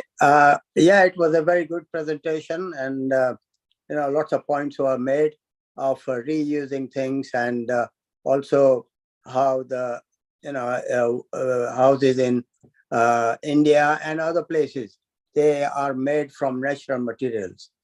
Another thing I was going to say just now, when there was a question about how people in high rises or etc., they can contribute to the environment. I've noticed that more and more within the town center where you have flats, people are now making no parking spaces. They're just saying use the cycle. And because they are within the town center, they got either public transport or they can go short distances with bikes. And I think that is a real contribution. Of course, people like me staying away from the center of the town, we need cars. But I think they step in the right direction. Oh, fantastic. Lovely, lovely comment there. Thank you, Praveen Bhaiji. Thank you so much. Well, we are now moving all the way from UK to USA. Trupti ji, have a fantastic day. Thank you for your wonderful contribution. And we now move all the way and try not to go on the plane so we, remove too much CO2s out there. And we're going to fly like little angels. Hello, dear Sharon, and a global namaste to you. And of course, to Michael, I believe, is it? Hello, Yes. global namaste, Michael. Namaste. Namaste. Before I go, I have to do a little bit of an introduction, at least for our lovely Sharon, who's an amazing host all the way from the USA. She's also our USA coordinator, and she's got some wonderful guests who are joining us now from this time onwards. But before she takes over, I'd like to just give you a little insight into who our lovely Sharon Rose is. Sharon Rose is the winner of the Filmmaker of the Year award from the 20th World Congress on Qigong, Tai Chi, and Taoism and natural healing. She's the director and producer of the forthcoming documentary series Quantum Chi and the Taoist Art of Nurturing Life. Sharon has also lectured, performed, and presented her films in numerous universities, spiritual centers, cultural organizations, and museums, and was a consultant to the National Endowment for the Arts. She is the author of The Path of the Priestess, which is a really fantastic book, which is a guidebook for the awakening the divine feminine. And she's also currently completing a CD called The Nectar of Bliss, dedicated to the healing power of the divine feminine in cultures throughout the world. If you want to find out more about the work she does, then do check out sacredmysteries.com. And of course, there's another one called quantumchimovie.com. And you'll find out about all the fantastic work that this lovely lady's doing. Sharon, just wanted to say it's all yours, my dear. Oh, thank you. It's so nice to see you, honey. You're looking so radiant. Oh, thank you. So are you, I was going to say, you look so smiley. And you've brought in the sun here because our UK is full of lovely sun and it's a beautiful weather today.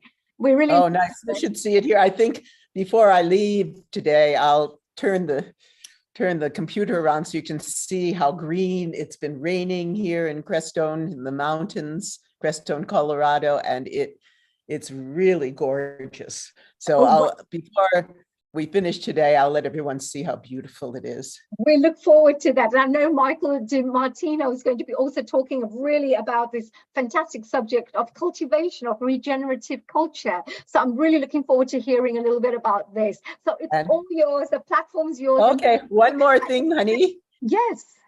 The other thing I wanted to let you all know about Michael, the way I met him is he's a really excellent percussionist. Right, all of us music lovers here. He does world percussion. He's even now. What did you get? What's your recent? You have an Indian one. Mridangam. Now he's learning to play mridangam. Yes. Wow, amazing. So one of these days we'll have to invite you back to our music program so we can get a chance to see your wonderful multi-talents. And before I go, actually, Sharon, let me just quickly remind our wonderful audiences, we have a really fantastic program that's going to be taking place, which is called the River Blitz program. So I'm not sure if people are interested to get involved. If you're looking to get involved in anything special, then I just wanted to share before I leave. Oh, I'm trying to share here. If I can get a chance to share, it would be great. Thank you. I am just sharing this. So if you can have a look at this, here's the Rotary District. Can you see the Rotary District 1130 River Blitz Day, Sharon? So all the volunteers who are out here, if you would like to get involved, we're doing a really fantastic event on the 10th of June, which is next Saturday. It's all about cleaning the rivers, the local rivers. We're working with the Rotary in London District. And it's called the River Blitz Day, where we clear all the local rivers, the riverbanks, because there's lots of plastic everywhere, and we're clearing the plastic. That whole day will be so much fun because we have lots of volunteers coming and joining us. There's registration, refreshments. You will hear about how to clear up the local things. We have Newham Council who's also helping us, and all the councillors are coming on board. And there's also media coming along to support us by making sure that we raise awareness of this wonderful event. So I wish you were here in the UK, dear Sharon, because I would have got you involved as well. But maybe we have to come to USA and join you by one of your riversides and come to help clear that as well. So with that, I just want to say global namaste to all my lovely Healing Our Earth members out there, audience members. Do follow us on social media. We are on all the social media platforms: Facebook, Twitter, YouTube, Pinterest, Instagram. Come and join us and make sure that you follow this beautiful community, become part of our family, as we say. So with that, Sharon, all yours, my dear gorgeous one. Thank you. Thank you. Global namaste to you and to everyone out there. One thing I do want to say to all of you is that not only do I have the experience she talked about, but the foundational experience of my life was when I was on fellowships from the US government to come to India on and off for 5 years to live with my Guruji Sitara Devi, Queen of Kathak. And from that experience, which was profound, I have looked at cultures all around the world and their arts, their music, and how they deal with environmental issues.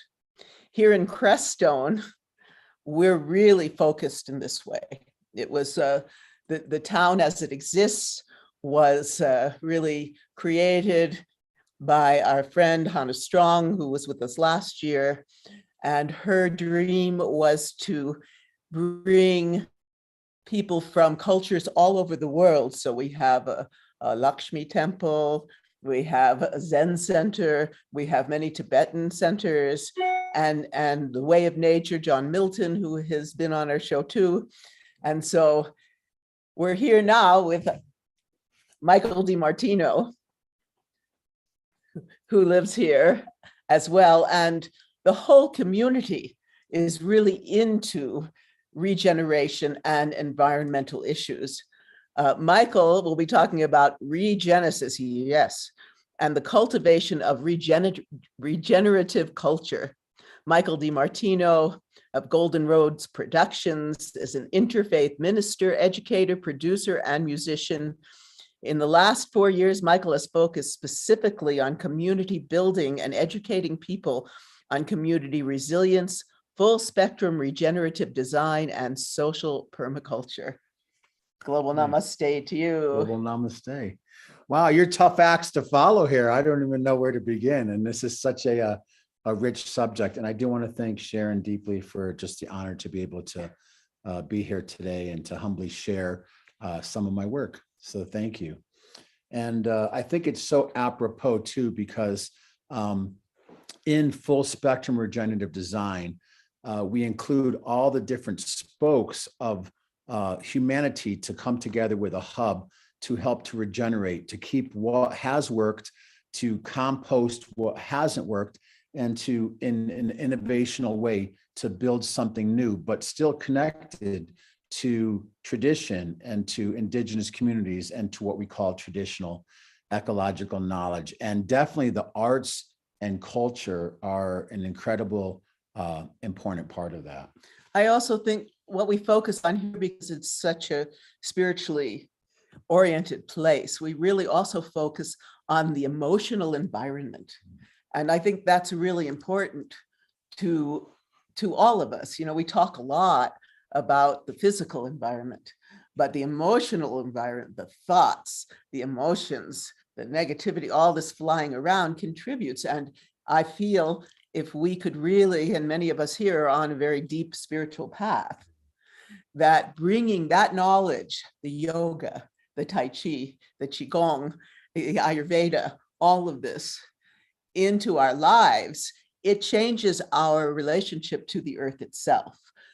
For example, Qigong And Taoism focuses completely on our relationship with nature, inner nature, as John Milton would say, inner nature, outer nature, and our true nature, which is where we're all headed, to find that God goddess, that enlightened being that exists within every one of us. And so I always want to bring that, because it's not just the outer, but the inner is really important, because if you can completely transmute that, the kleshas, etc., into enlightened qualities, it will affect every aspect of your life and the lives of all those around you.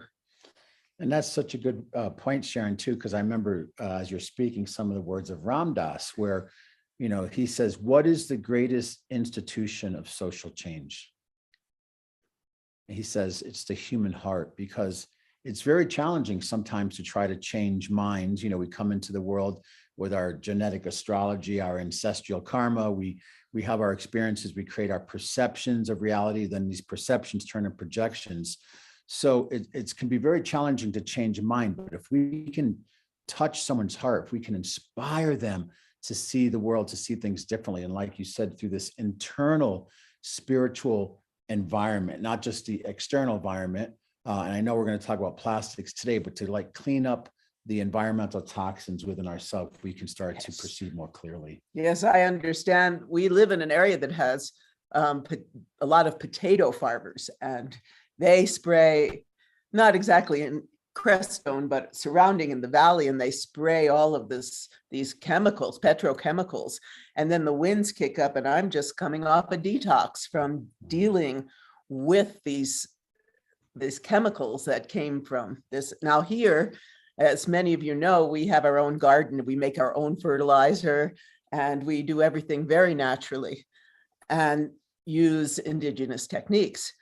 And so that's where we're at, and that's where this community is at. And we're hoping from this, that what we do here in this community, to really reach out into the world, to bring the knowledge, even the building techniques we use. This is a very unusual place, and Michael's been doing a lot of work here. So, and it's so interesting because that's where, and I know we want to talk about plastics today, but I wanted to focus a little bit on this idea of regenesis or rebirthing. Oh, yes. And a big part of that is the concept of what we call social permaculture. As a permaculture designer, we think very much about, how do we slow water? How do we spread it? How do we sink it? How do we save it? How do we berm? How do we add things to the soil in a natural way? And the relationship of the elementals, earth, water, fire, air, because I know right now there's a lot of wildfires in California where I've been living that are extremely destructive because we have overdeveloped and overbuilt in areas that were just not meant to be developed. And now with the arc storms, we're seeing floodplains and massive flooding.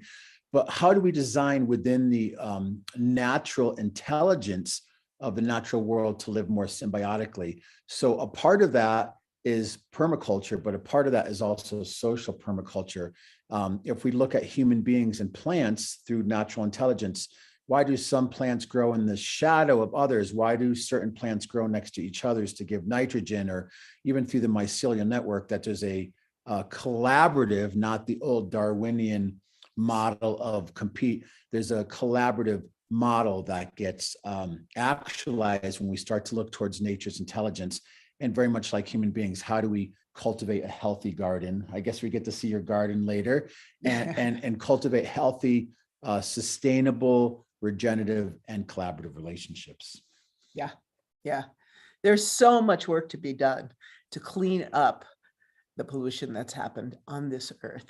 And not only the physical pollution, but the emotional pollution that really leads the kleshas, the greed, that leads to this pollution of our beautiful planet. So let's talk a little bit more about this concept of regenesis. Right, thank you.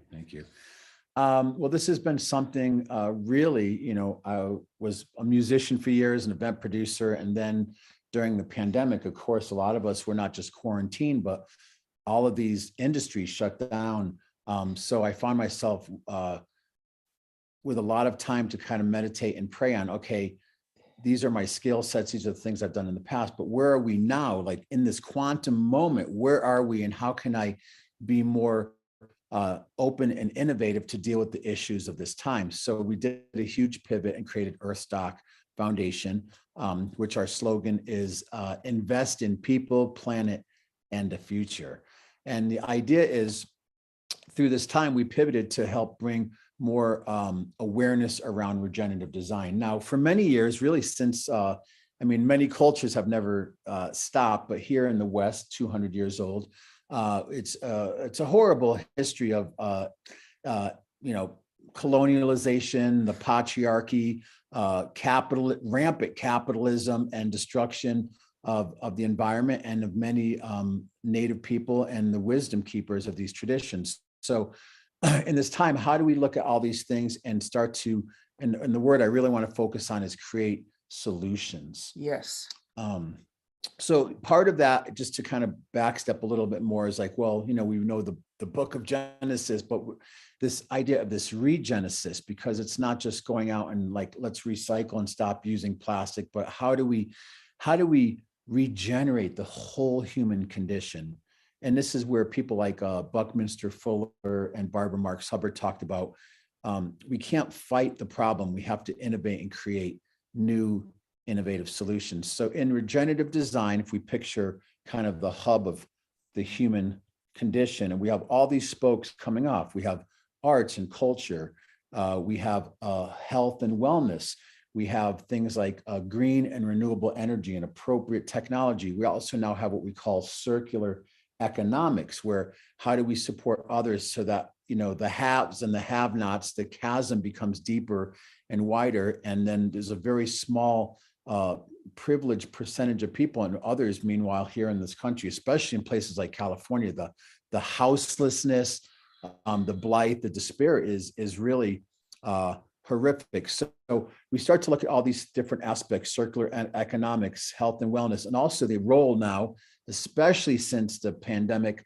of independent media and communications. How can people, I know you're connected with the Gaia TV, how do we create these other platforms where we're not just consuming the propaganda that's being fed to us by a certain small demographic of a matrix to it's called social programming, right? Social engineering, to believe their story. How do we tap into her story and our story as a collective? Yes, it's very troubling to see our cities here in the US just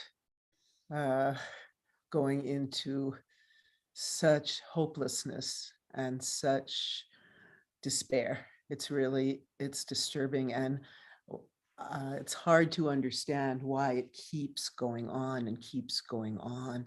And we really would like to be of service to shift that back into, or beyond where we've been, into something really beautiful in a way that everybody feels that they're seen and understood and can contribute. And I don't understand why they're not bringing these kinds of programs where people even could be, these same people that are on the street, they could be out there planting things on rooftops and just in parks. And there's so many things that could be done, but it seems that, the whole plastic situation is a part of this culture of greed and of, the bottom line, and not of love and caring and nurturing. And that's well, it's funny you're saying that, because I think as part of in regenerative economics, we're starting to recognize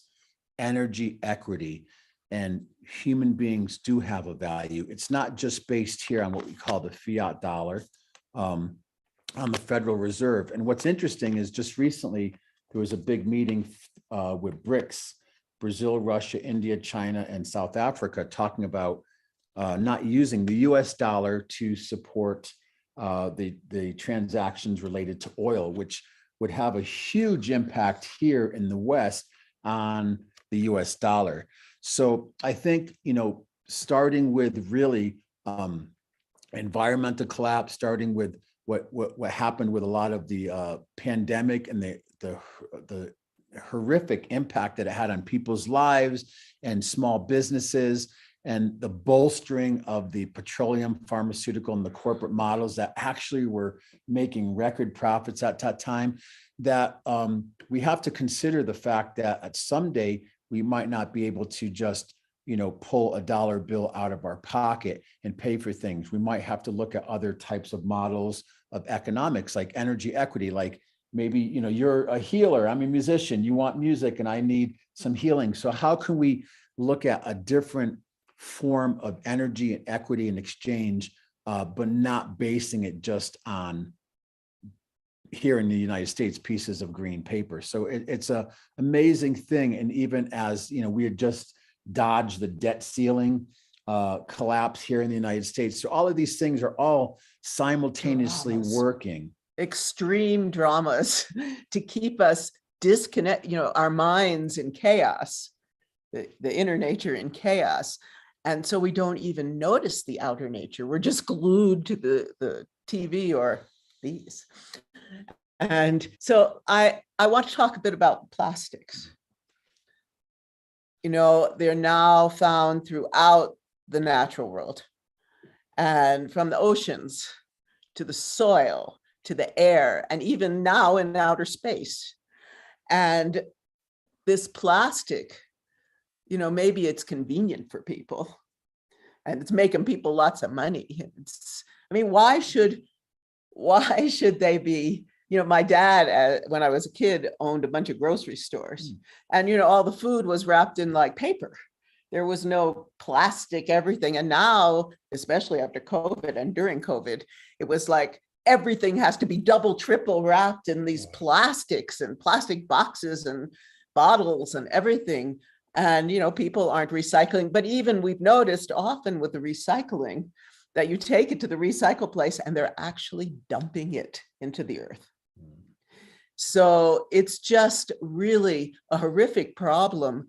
We're ingesting it. It becomes these like nanoparticles and microparticles that come into our bodies, into all the natural world, the soil, the animals, the poor fish. Now the fish are ingesting all of these little particles, and they're starving from that, or they're getting caught in plastic things that people, I would call this ignorance. True ignorance, that people are like, take their plastic stuff, which is convenient for them, and they just throw it out into the oceans. I remember even years ago, like in the 70s, I was on a boat from, it was the south of Italy to Greece. And I noticed then that they took all their trash and they just dumped it into the sea. And even then in the 70s, I was like, what is going on? So this continues, and this goes back to this, economic model where that is not heart-centered, that is, has this top group of people who seem to not really care, or they might make a fuss about caring. Hannah used to tell me, Hannah Strong, who went to all the big events like the World Economic Forum and all that they'd all like, somebody would come who was a speaker about this, and the people would show up on their big planes, and they would just do like photo op. Yeah, greenwashing. Exactly. Yeah. Exactly. So, and it's interesting that you're saying that too, because we're finding out now that a lot of our human intelligence and our intuitive awareness and our spirituality and our ability to even connect with the natural world comes through our biome. And exactly what you were saying, Sharon, as we consume, whether consciously or unconsciously, these microplastics, it's actually destroying the digestive biome of human beings and giving us, destroying our ability to actually be intuitive, to be healthy, and even assimilate nutrients, even if we have a healthy diet. Oh, yeah. And it's clear there's been a lot of scientific papers, et cetera, about the fact that these plastic pollutants are now contributing to all the illness that we have, which is like cancer, of course, and obesity and diabetes. And I actually read this week that over 50% of people in the US have a chronic condition. Oof. Well, you've heard of Magellan's too, where people actually start sprouting that plastic micro hairs. That reminds me, I also read an article this week about how in Florida right now, have you seen this? There's an algae bloom, right? But within that, all these microplastics have created a situation that is actually causing in places a flesh-eating disease. Wow. Well, I want to say I'm getting a little depressed, but we also want to talk about solutions, because we know there's so many problems in the world. And I want to say, Paul Stamets, thank you, because mushrooms can save the world. And they're finding out now that there's certain types of mushrooms that can actually assimilate and break down microplastics and petroleum-based products and things like this. So this is a whole explosive new area. I mean, if we look back to people like Terrence McKenna and Rupert Sheldrake, and the whole idea in the 60s and the baby boomers, where mushrooms was something that was done as a indigenous ceremonial experience to change consciousness. But we're finding out now, and microdosing and all these things are becoming more legal and legitimized. But also there's all these other aspects of mushrooms that might not be psychoactive, but can help us heal our relationship and steward the world more responsibly. Yes, yes. And our next guest is here. So Michael's going to stay here and co-host with me, because we know the lovely, beautiful, talented Miranda Clendenning.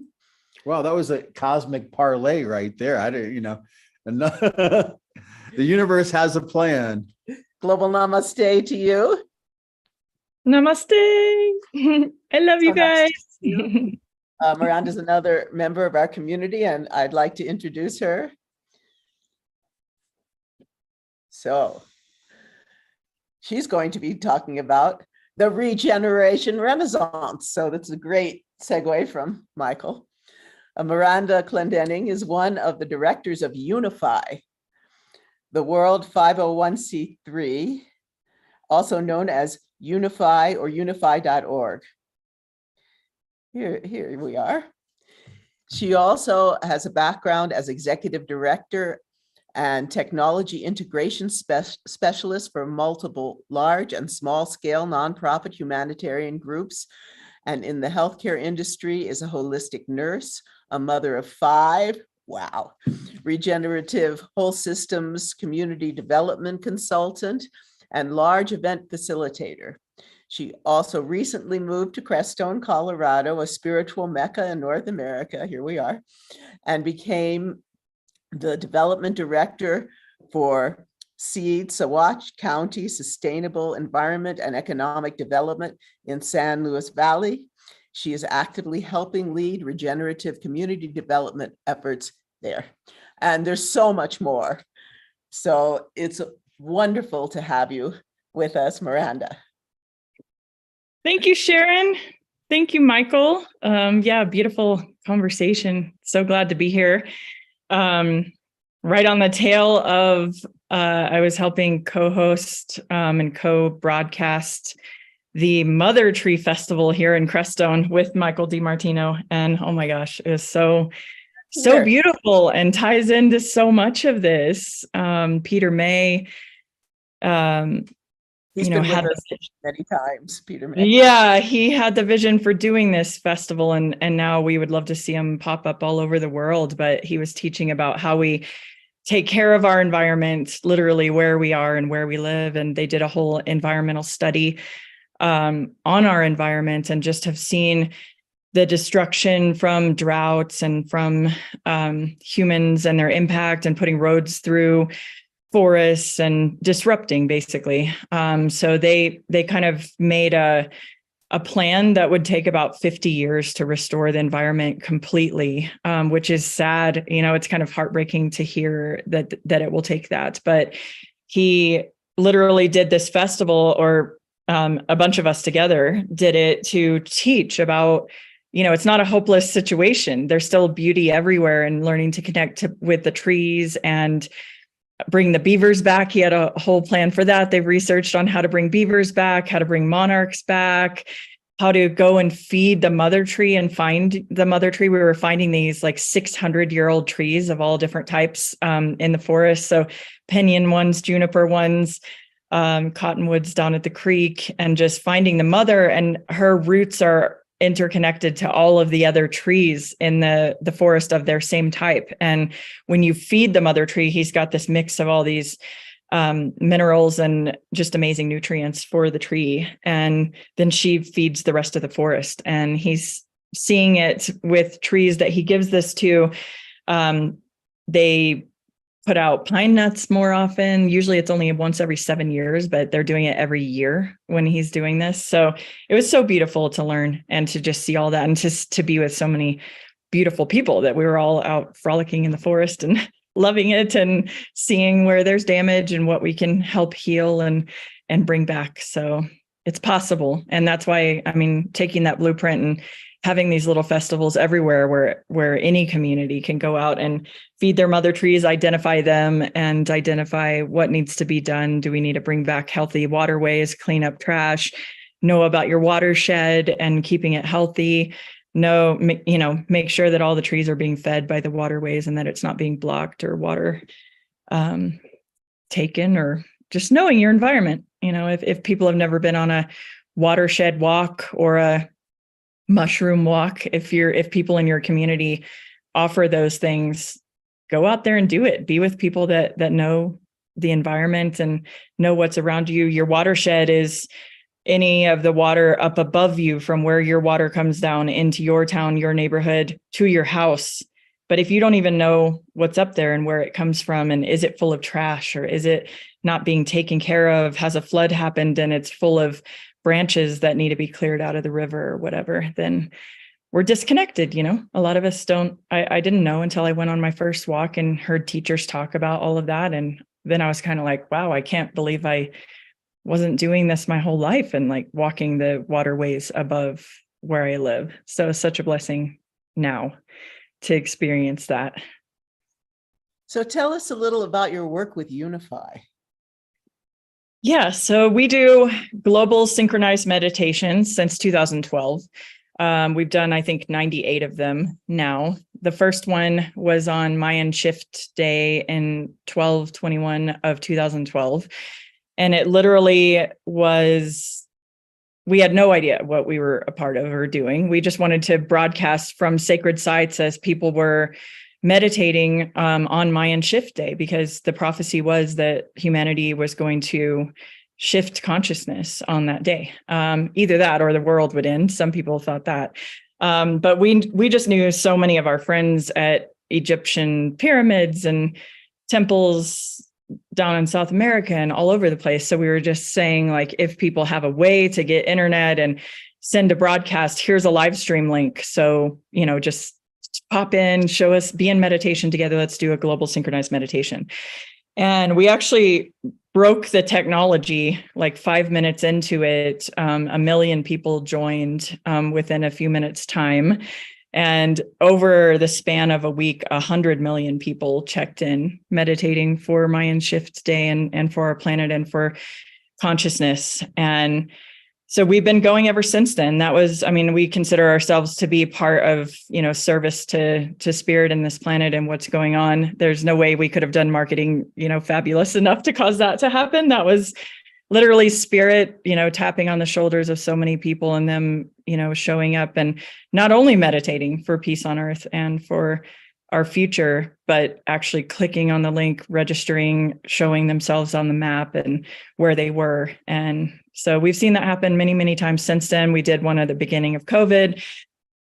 We do them for Water Day, Women's Day, Yoga Day, Peace Day every year. And spiritual leaders come in and give messages and lead meditations and lead humanity in mass meditation together. And it's a beautiful thing to be a part of.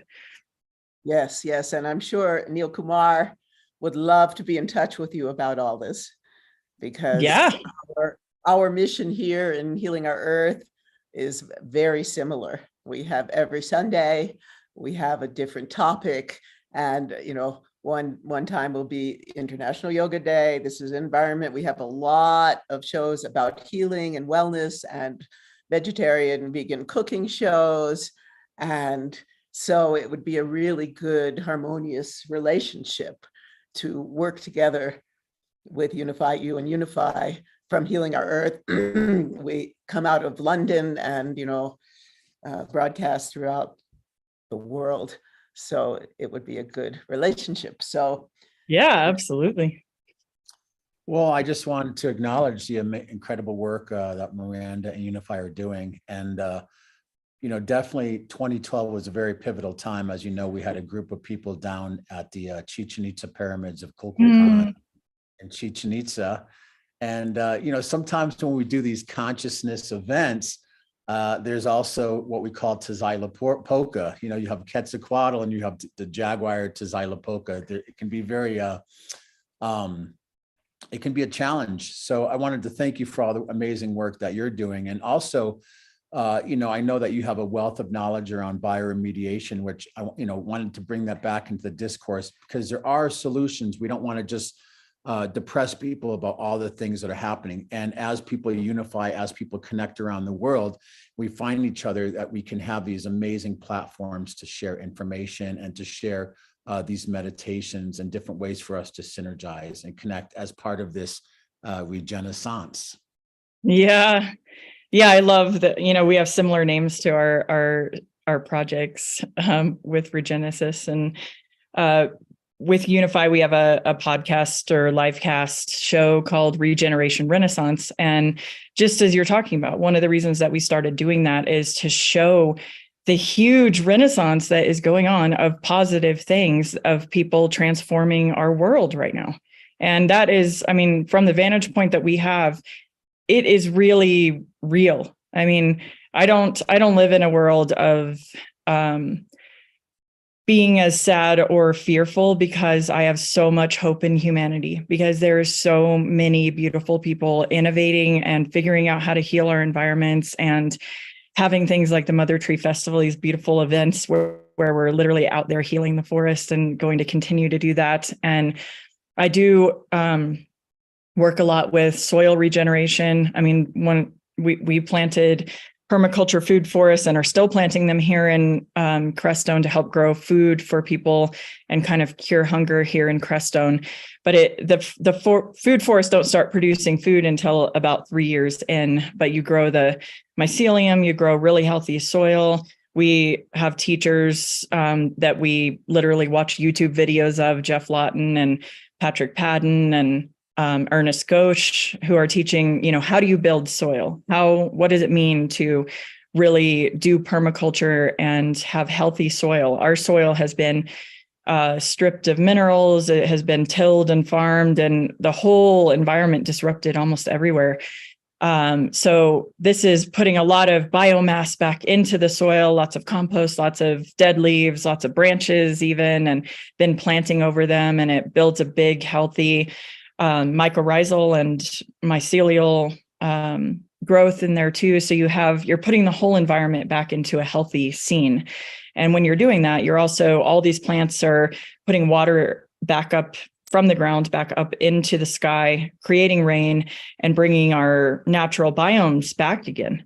And the more of us that can be educated in this and do that, not that we have to be experts. I come from a background of being a nurse and literally watch YouTube videos with my community, and we're out there with the iPad and watching these teachers tell us how to do this. So anyone can do that. And it's to see the amazing differences. They're in our permaculture food forests that are 2 years old now that we started in Crestone. This year, for the first time, there's butterflies, birds, and lightning bugs, lightning bugs lighting up all over the food forest. And we never have had that before. I've never even seen that in Crestone. So we were like, yay, it brings back so much more that you don't even know what you're bringing back. So all of us can do that. And what's amazing saying, Miranda, how we can also turn back desertification.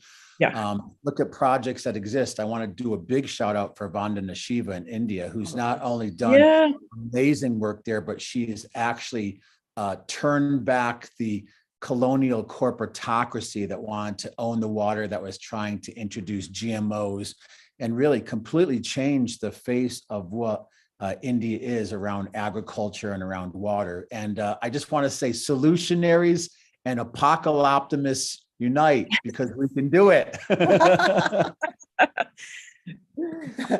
Optimist. It's awesome. I know that our guests here have, I'm sure they have a lot of questions. So I'd like to bring some people in. This is direct from India. Thank you. What a wonderful talk. In fact, I have so many thoughts to share. First of all, thank you, Sharon. Thank you very much. Thank you, Amrita. Thank you, What a Miranda. beautiful Very beautiful thoughts. And I'd like to connect all these things together. So coming from a very little town and playing up with mud and playing up with plants, you take me to the days where I played with flowers and plucked some leaves and make some stuff, which is very much connected to my inner biome. So you connected the connection of your inner spiritual stuff, which is the microbiome within you, which is getting affected to the macrobiome, which is outside. And that macrobiome is reverting you everything back. So an amazing job, Miranda, which you have been doing with the mother trees. And I think this is so important to know as a medical plant herbologist, as well as an expert in Ayurvedic herbal medicine. We have been focusing a lot in India to talk about how medicinal wealth, how indigenous wealth is so important, not only for the physical health, mental health, spiritual health, not for humans, but for the ecosystem, for those light bugs, for the birds that chirp, for the animals that just wander around. And for them, that happiness is actually giving us happiness. And when our children see all that bioflora of fauna and flora, that gives them the real energy that is existing. And in so many talks we had been talking about that energy which comes as prana in the form of life force. And that is the real biome force which is existing within each one of us. And so the connecting shells of you three have joined up all the ends together to make that connection, which is so logical and so important, because it's not just about plastic. It's not about talking about global warming. It's not about climate change, but it's about me, myself, and my life, how I can make it beautiful and how my surroundings can be beautiful.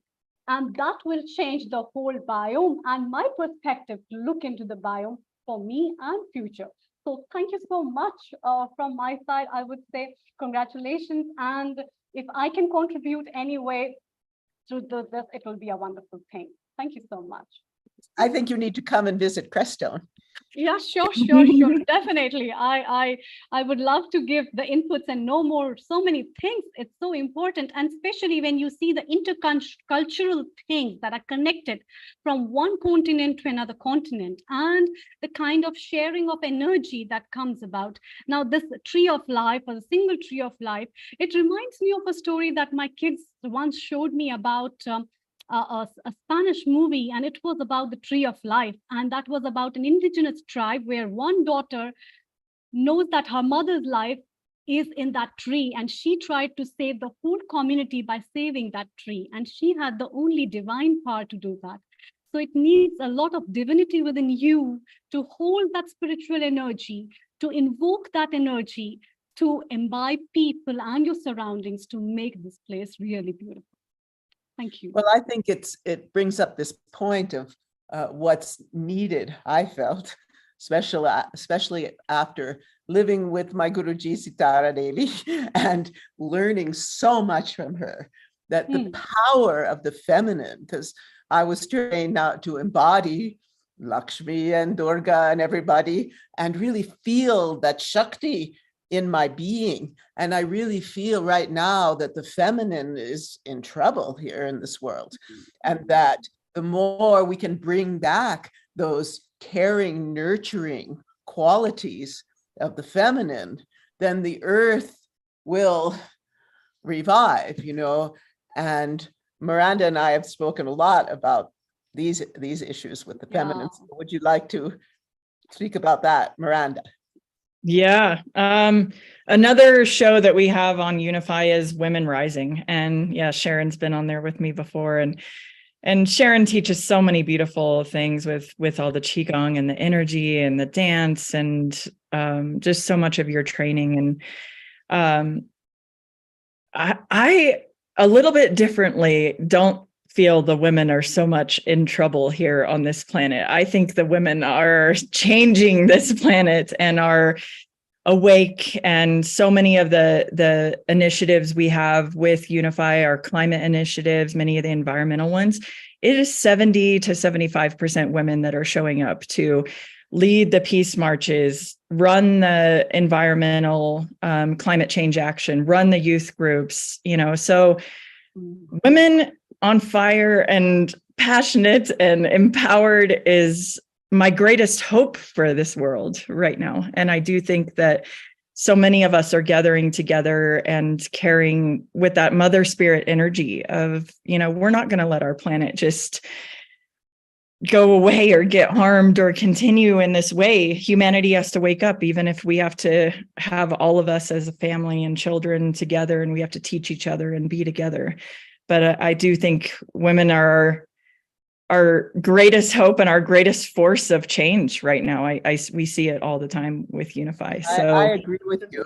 And it would be wonderful if, instead of watching mainstream news that's telling you fearful things, that we would watch, going to Unify, going to Healing Our Earth, to really learn about beauty and regeneration and spiritual issues, and yoga and Tai Chi and Ayurveda and TCM, traditional Chinese medicine, and indigenous medicine and qualities that would lift us up out of this, what's being projected on us.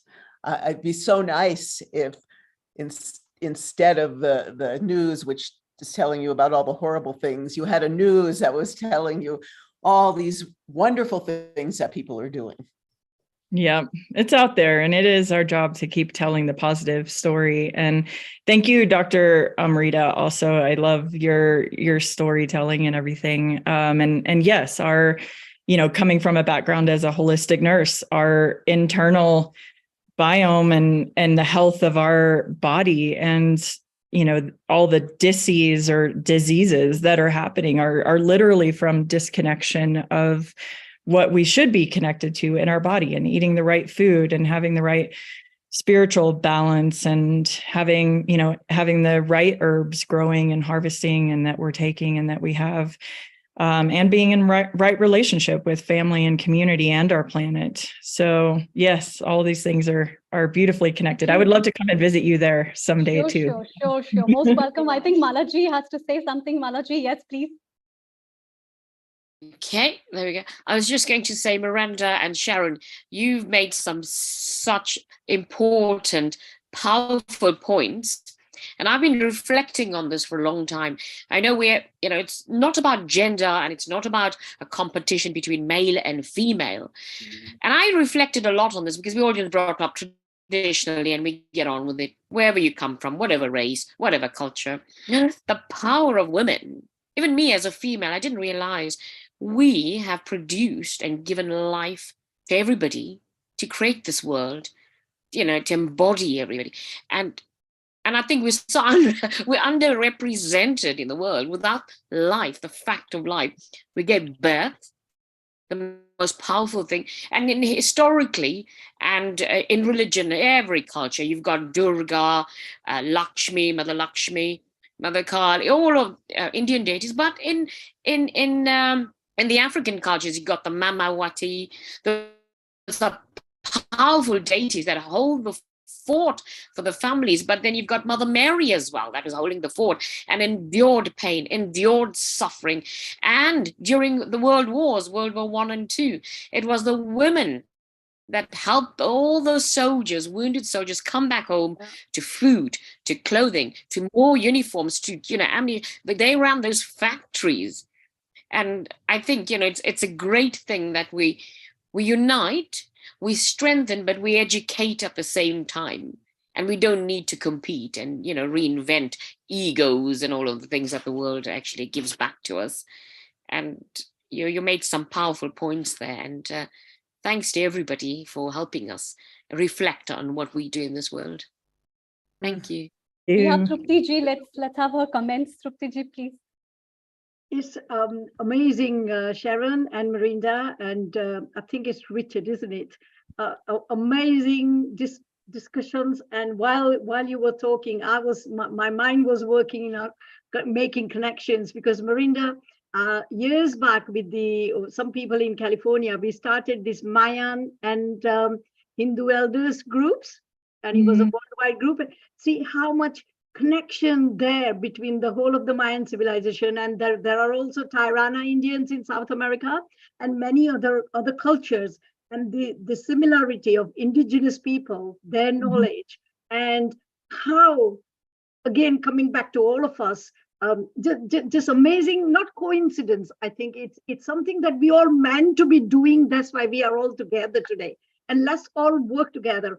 And Sharon, you mentioned Sitara Devi, and I've seen, this is amazing, really, because I'm a Bharatanatyam dancer like honey as well, and Sitara Devi being the Kathak thing, and how you sort of like teach from dance the whole stories about the environment, about the trees, the goddesses, how you teach all the stories in terms of dance. But when you tell the children those stories, you're not only teaching them dance, you're also instilling these values of being holistic with the whole nature, isn't it? When we teach about the yoga and starting with the sun salutation, I mean, what more can you teach about the value of sun and the necessity of how sun sort of like from the moment the universe was created, how sun nurtures us and everything else. It's just amazing, I think. And connection of all of us is really amazing as well. And I really loved listening to everybody that I listened to, and particularly three of you in the last segment. And Dr. Amrita, I also listened to you earlier on when you were talking to Dr. Richa and Kailash. So yes, fantastic listening to all of you. And such amazing connections. And let's work together. Let's do these more sessions on yoga, meditation, and everything else is needed. Thank you very much. Yes, that's wonderful. I want to respond. Number one, my husband and I made a movie in 2006, a documentary called 2012, The Odyssey. And in that, we looked at these prophecies about 2012 and this time, from many, many different cultures. We were down in Peru with the Karo shamans, and we talked about the Kali Yuga concept, and then from the Hebrew tradition, from all of these different traditions. So since we've been talking about that period of time, and it was interesting because the people we interviewed were speaking about things at that point that are now, about the environment, about what was going on, about the emotional, psychological issues that we needed to deal with. So we watched it recently, and it was like, whoa, this is really prescient. And on the other note of working with children, I had for 6 years in New York and surrounding areas, I worked with Ramzi El Edlabi, my dance and music partner. And we went to thousands of schools, teaching them. We did 12 cultures in 45 minutes a show. And we had them participating and dressing. And then we went to one school where for a whole semester, we came every week. And each class had a different culture that they posted out. So I was able, through dance, through the arts, to bring in these deep spiritual concepts. Yeah. And they loved it. Even the parents came in and helped make the costumes. And I just feel we need more and more of that. because the children need our love. They need our nurturing care from this deep feminine well. Absolutely. It's time. It's time. Is that Seema here? Yeah.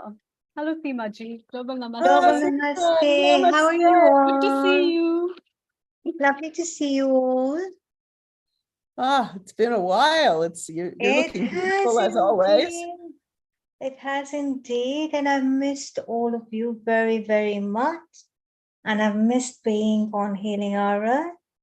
And but you would know I was traveling recently. I was in a beautiful country called Lithuania. And it was an experience of a lifetime for me. My great-grandparents came from Lithuania, one side. It is such a beautiful country, and the people are so warm and loving. It's unbelievable. And I mean, it's summertime there, and it's very green. And you know, Lithuania has a lot of water bodies and forests.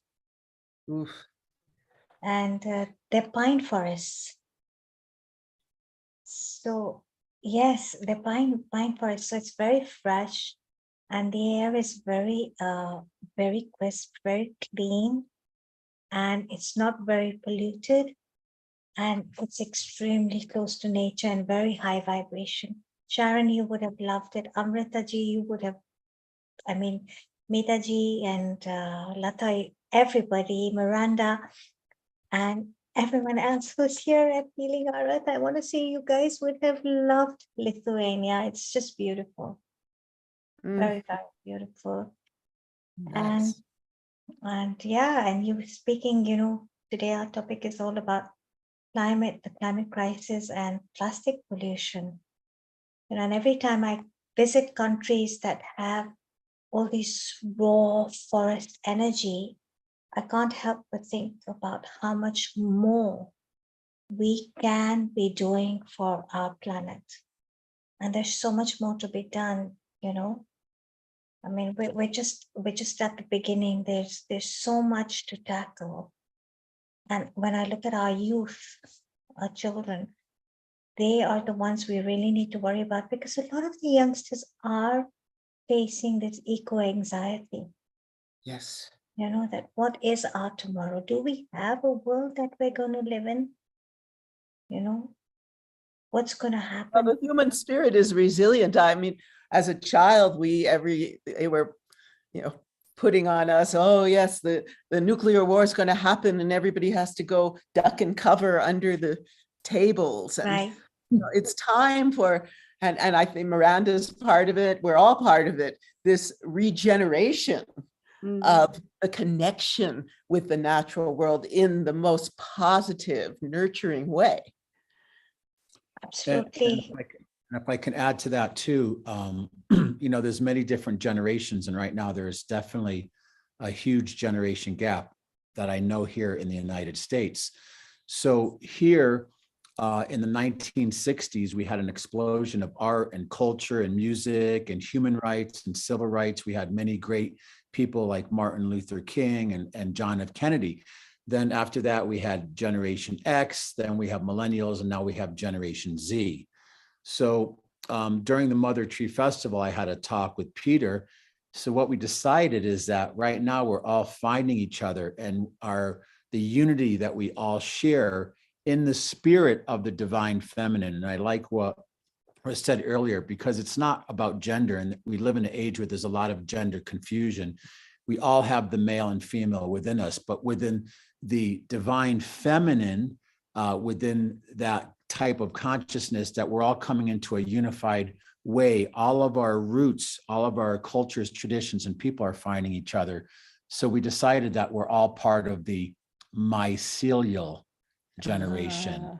And this is what's happening right now. We're all about solutions and about cleaning up, and regardless of our differences, we're finding common ground, and not just for culture, but for even the health and survival of humanity here on the planet, on Mother Gaia. Wonderful.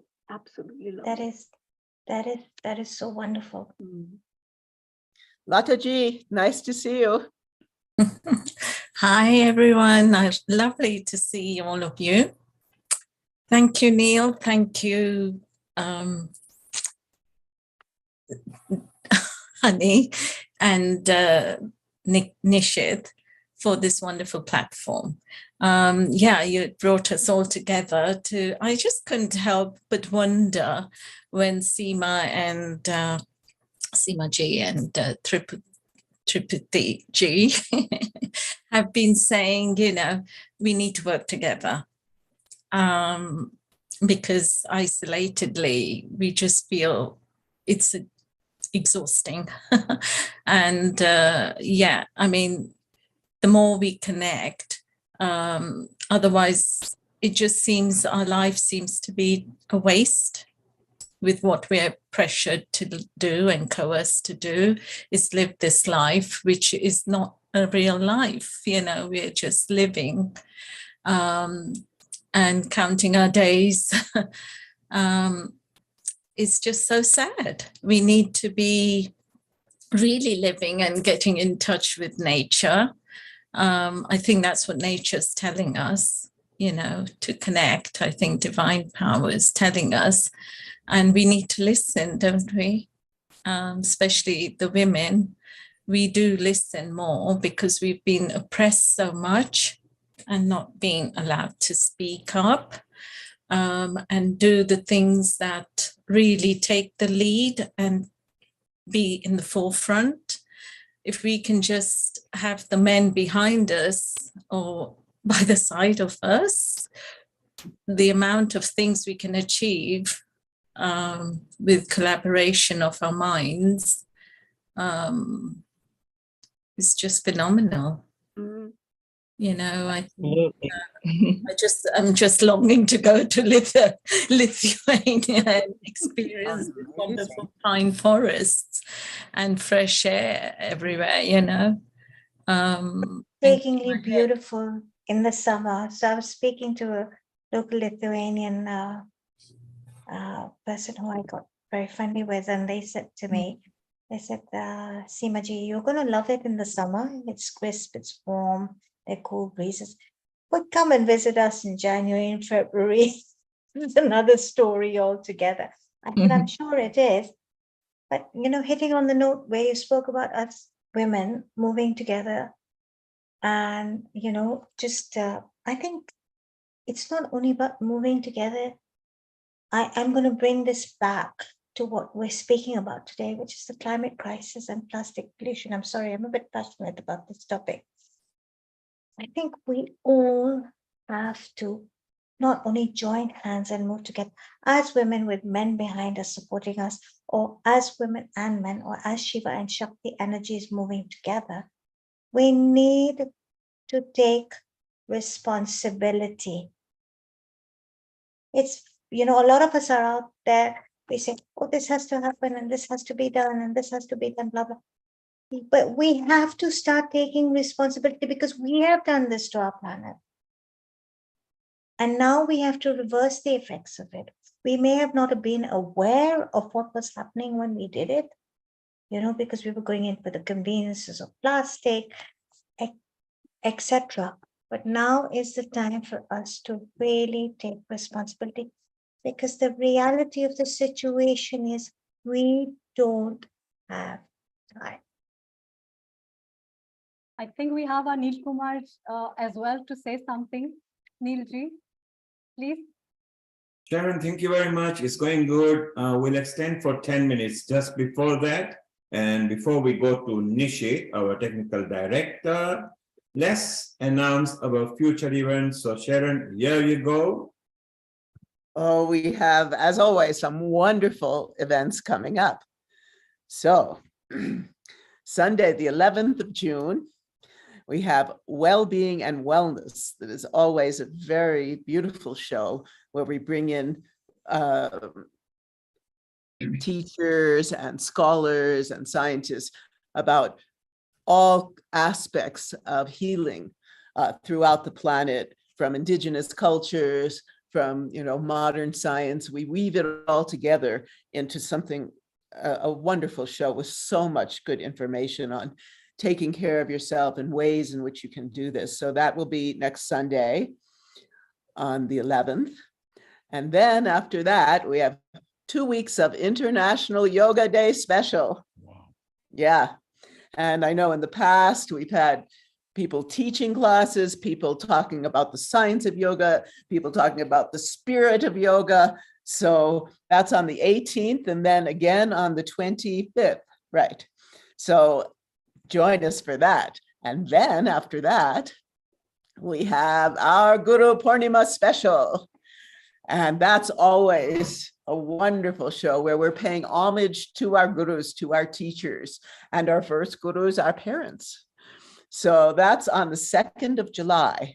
And please join us for that. And after that, I'm sure we're going to have much more. We have, here's the Ayurveda special. The next week, the benefits of Ayurveda.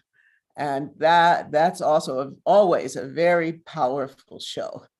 And also then we'll have more shows on wellness. We'll have the wonderful vegan cooking shows that everyone loves, and so many more uplifting and really informative shows.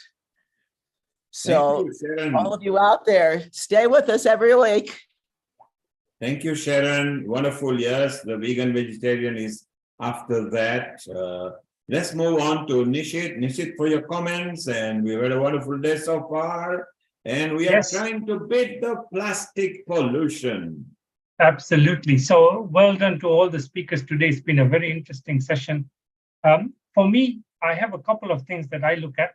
I look at the 3 R's, which is reduce, reuse, and recycle. As a householder, you need to lead the battle yourself. And these are the common things that you have control over. So in your household waste, make sure you reduce where you can use of plastic. Make sure you can reuse it if you can. And number 3, make sure it's recyclable, so at least you can reuse in that way. Another tip would be to compost. So composting organic waste is an effective way of reducing kitchen and backyard waste.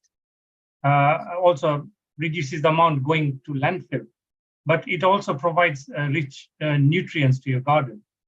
The next tip for me is to do water conservation. So make sure you fix any leaks promptly, install low flow shower heads and toilets, and water your plants early in the morning or late in the day to reduce evaporation, and consider collecting rainwater for garden use. The next thing you can do as a householder is check your energy efficiency. So switch to energy efficient appliances where possible, LED light bulbs, insulate your home properly, and consider using renewable energy if possible from sources like, say, solar panels. Also having a programmable thermostat and turning the lights off and electronics when not in use can save a significant amount of power or energy. The next thing you can do is look at sustainable transportation. If you drive around, see if you can get onto commuter transport methods so that you don't have that many more cars going out onto the road and polluting the environment. Consider biking, using electric vehicles, and so on. If you have a car, make sure it's well maintained for fuel efficiency, and so on. The next thing you can do as the normal householder is to plant trees and shrubs. So plants absorb carbon dioxide and they provide shade, reducing the need for, say, maybe air conditioning. And they also provide a habitat for the local wildlife. The next thing I would do is reduce single-use plastic. Reduce the use of that where possible. So things like shopping bags, things like that, consider moving to the cloth bags so that you don't have to use this one-time plastic stuff. And then the last thing I would do is, a couple of more things. One is support local and organic. I don't know what this has to do with environmental, but I'm guessing that if you support your local farmers, you are helping to promote the local environment where you are. You can also then take another necessary step, which is to educate yourself and others around you, because you don't know what you don't know.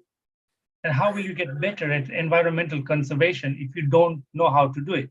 So you learn how to do it. There's plenty of resources out there, and then go and teach the people around you so that they all are educated about environmental conservation.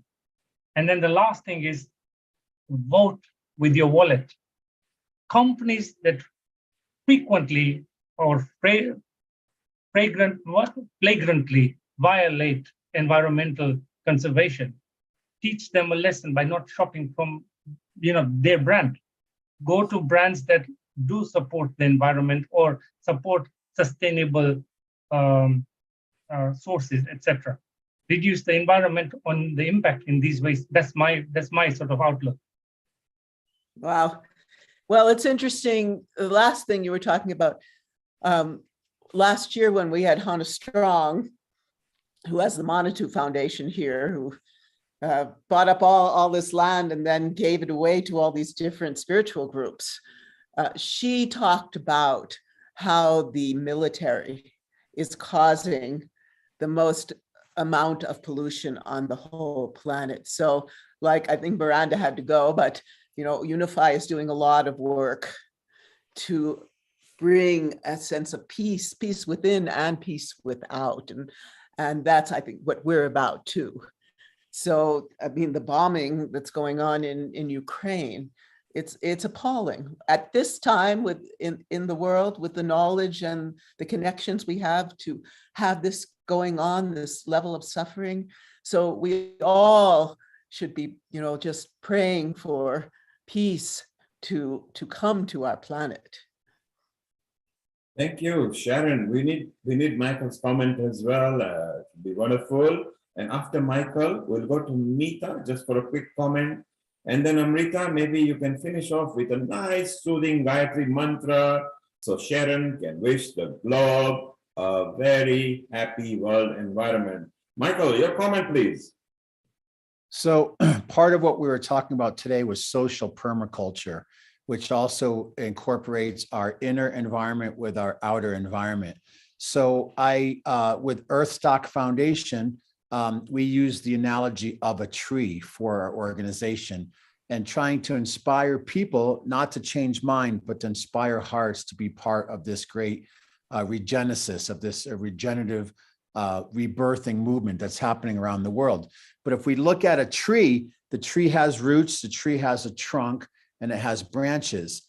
So many people in the world are watering their branch and wondering why their branch is not bearing fruit. What we should be doing is we should be watering the root. We should be watering the common ground, that unity and connection that we all share, of course, here on the planet with Mother Earth, but also spiritually. So if we can look at the roots of the tree and all the different traditions and cultures of the world coming into the trunk, and for here in Crestone, I call our trunk our watershed or our bioregion. I can talk about things that have to happen in the world, but if I'm not living it and embodying it and walking that truth, then I'm just kind of saying words, or my indigenous friends say, we're tickling our ears, but we're not doing things. So if we can all work to water the root of that common ground and the trunk becomes healthier, then of course, all of our individual branches will bear more fruit and potentiality. Michael, very succinctly put. Well done. We want you. You're part of healing our earth and forever. So we would require you some other time. Sharon will be in touch with you. Meeta, your comment for a minute, and then Amrita, we go with a Gayatri mantra.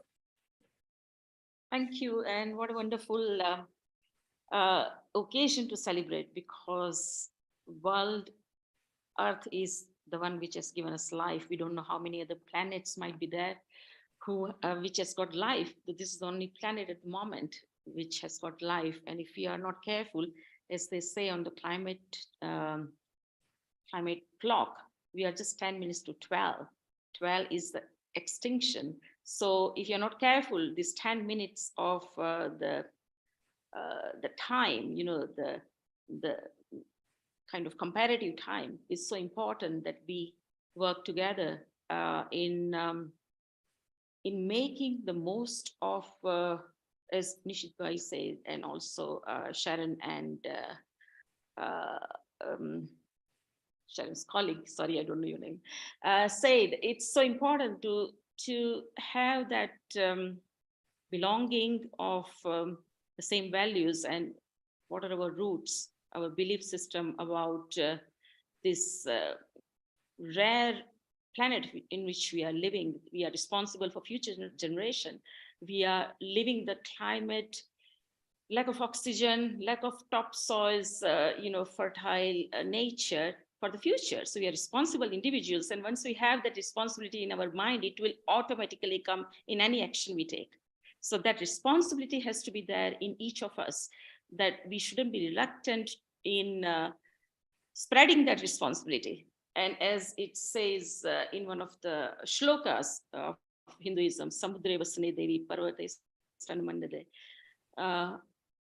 Padakadam Shamakswame. So even the dancer asks for forgiveness. And when you wake up, you ask for forgiveness, even to touch Mother Earth. So Earth is so important in Hindu religion as well. Earth is so important in the concept of Ardhanarishwar, that, Prakriti and Purush and Prakriti. So it's very important. The life-giving source is feminine, and that is Earth. And if we understand, and it is imbibed in us, it will automatically, we will be responsible, conscientious adults. And I think that's what we are supposed to do. So thank you for this opportunity to say what I feel about it. Thanks. Thank you, Mita. Amrita, let's have a nice, soothing Gayatri mantra, and then Sharon will bid everybody a happy World Environment Day. Over to you, Amrita. Thank you. So let's join our hands together and close our eyes. Om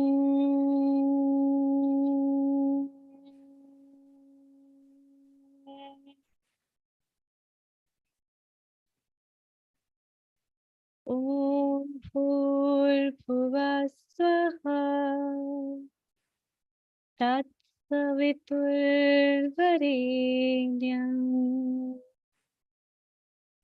Bhargo Devasya Dhimahi Dhiyo Yona Prachodayam. Om Bhuvasvaha Tatsaviturvarenyam Bhargo Devasya Dhimahi Dhiyo Yona Prachodayam. Om Bhuvasvaha Tatsaviturvarenyam Bhargo Devasya Dhimahi Dhiyo Yona Prachodayam.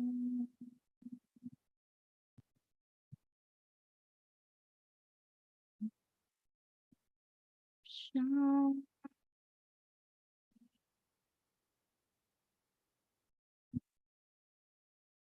Shanti.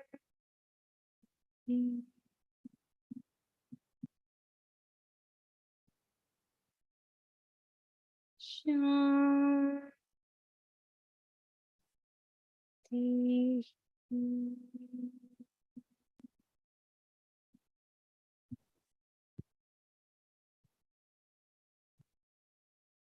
Thank you, Dr. Amrita from India, and Shanti, Shanti, Shanti to the globe and the earth. And Sharon, if you'd like to wind down now, meanwhile, Michael, Sharon, Amrita, Lata, Mita, Trupti, Nishit, Seema, and Mala, who are still here, and Lakshmi ji, who is over there. Thank you very much for your wonderful contribution. Let's beat the plastic pollution and let's save the earth. So for the generations to come, we can at least leave something reasonable. Over to you, Sharon. As we say often, and our theme song, we can heal the earth. And in healing ourselves, as we speak about every week on healing our earth, as we heal ourselves, then the whole environment will be healed. And to me, this is the essence of so many teachings from so many cultures. So we thank you all. We thank you, Neil, and we thank you, Nishit, and for everyone out there, join us next week. It's been wonderful, as always.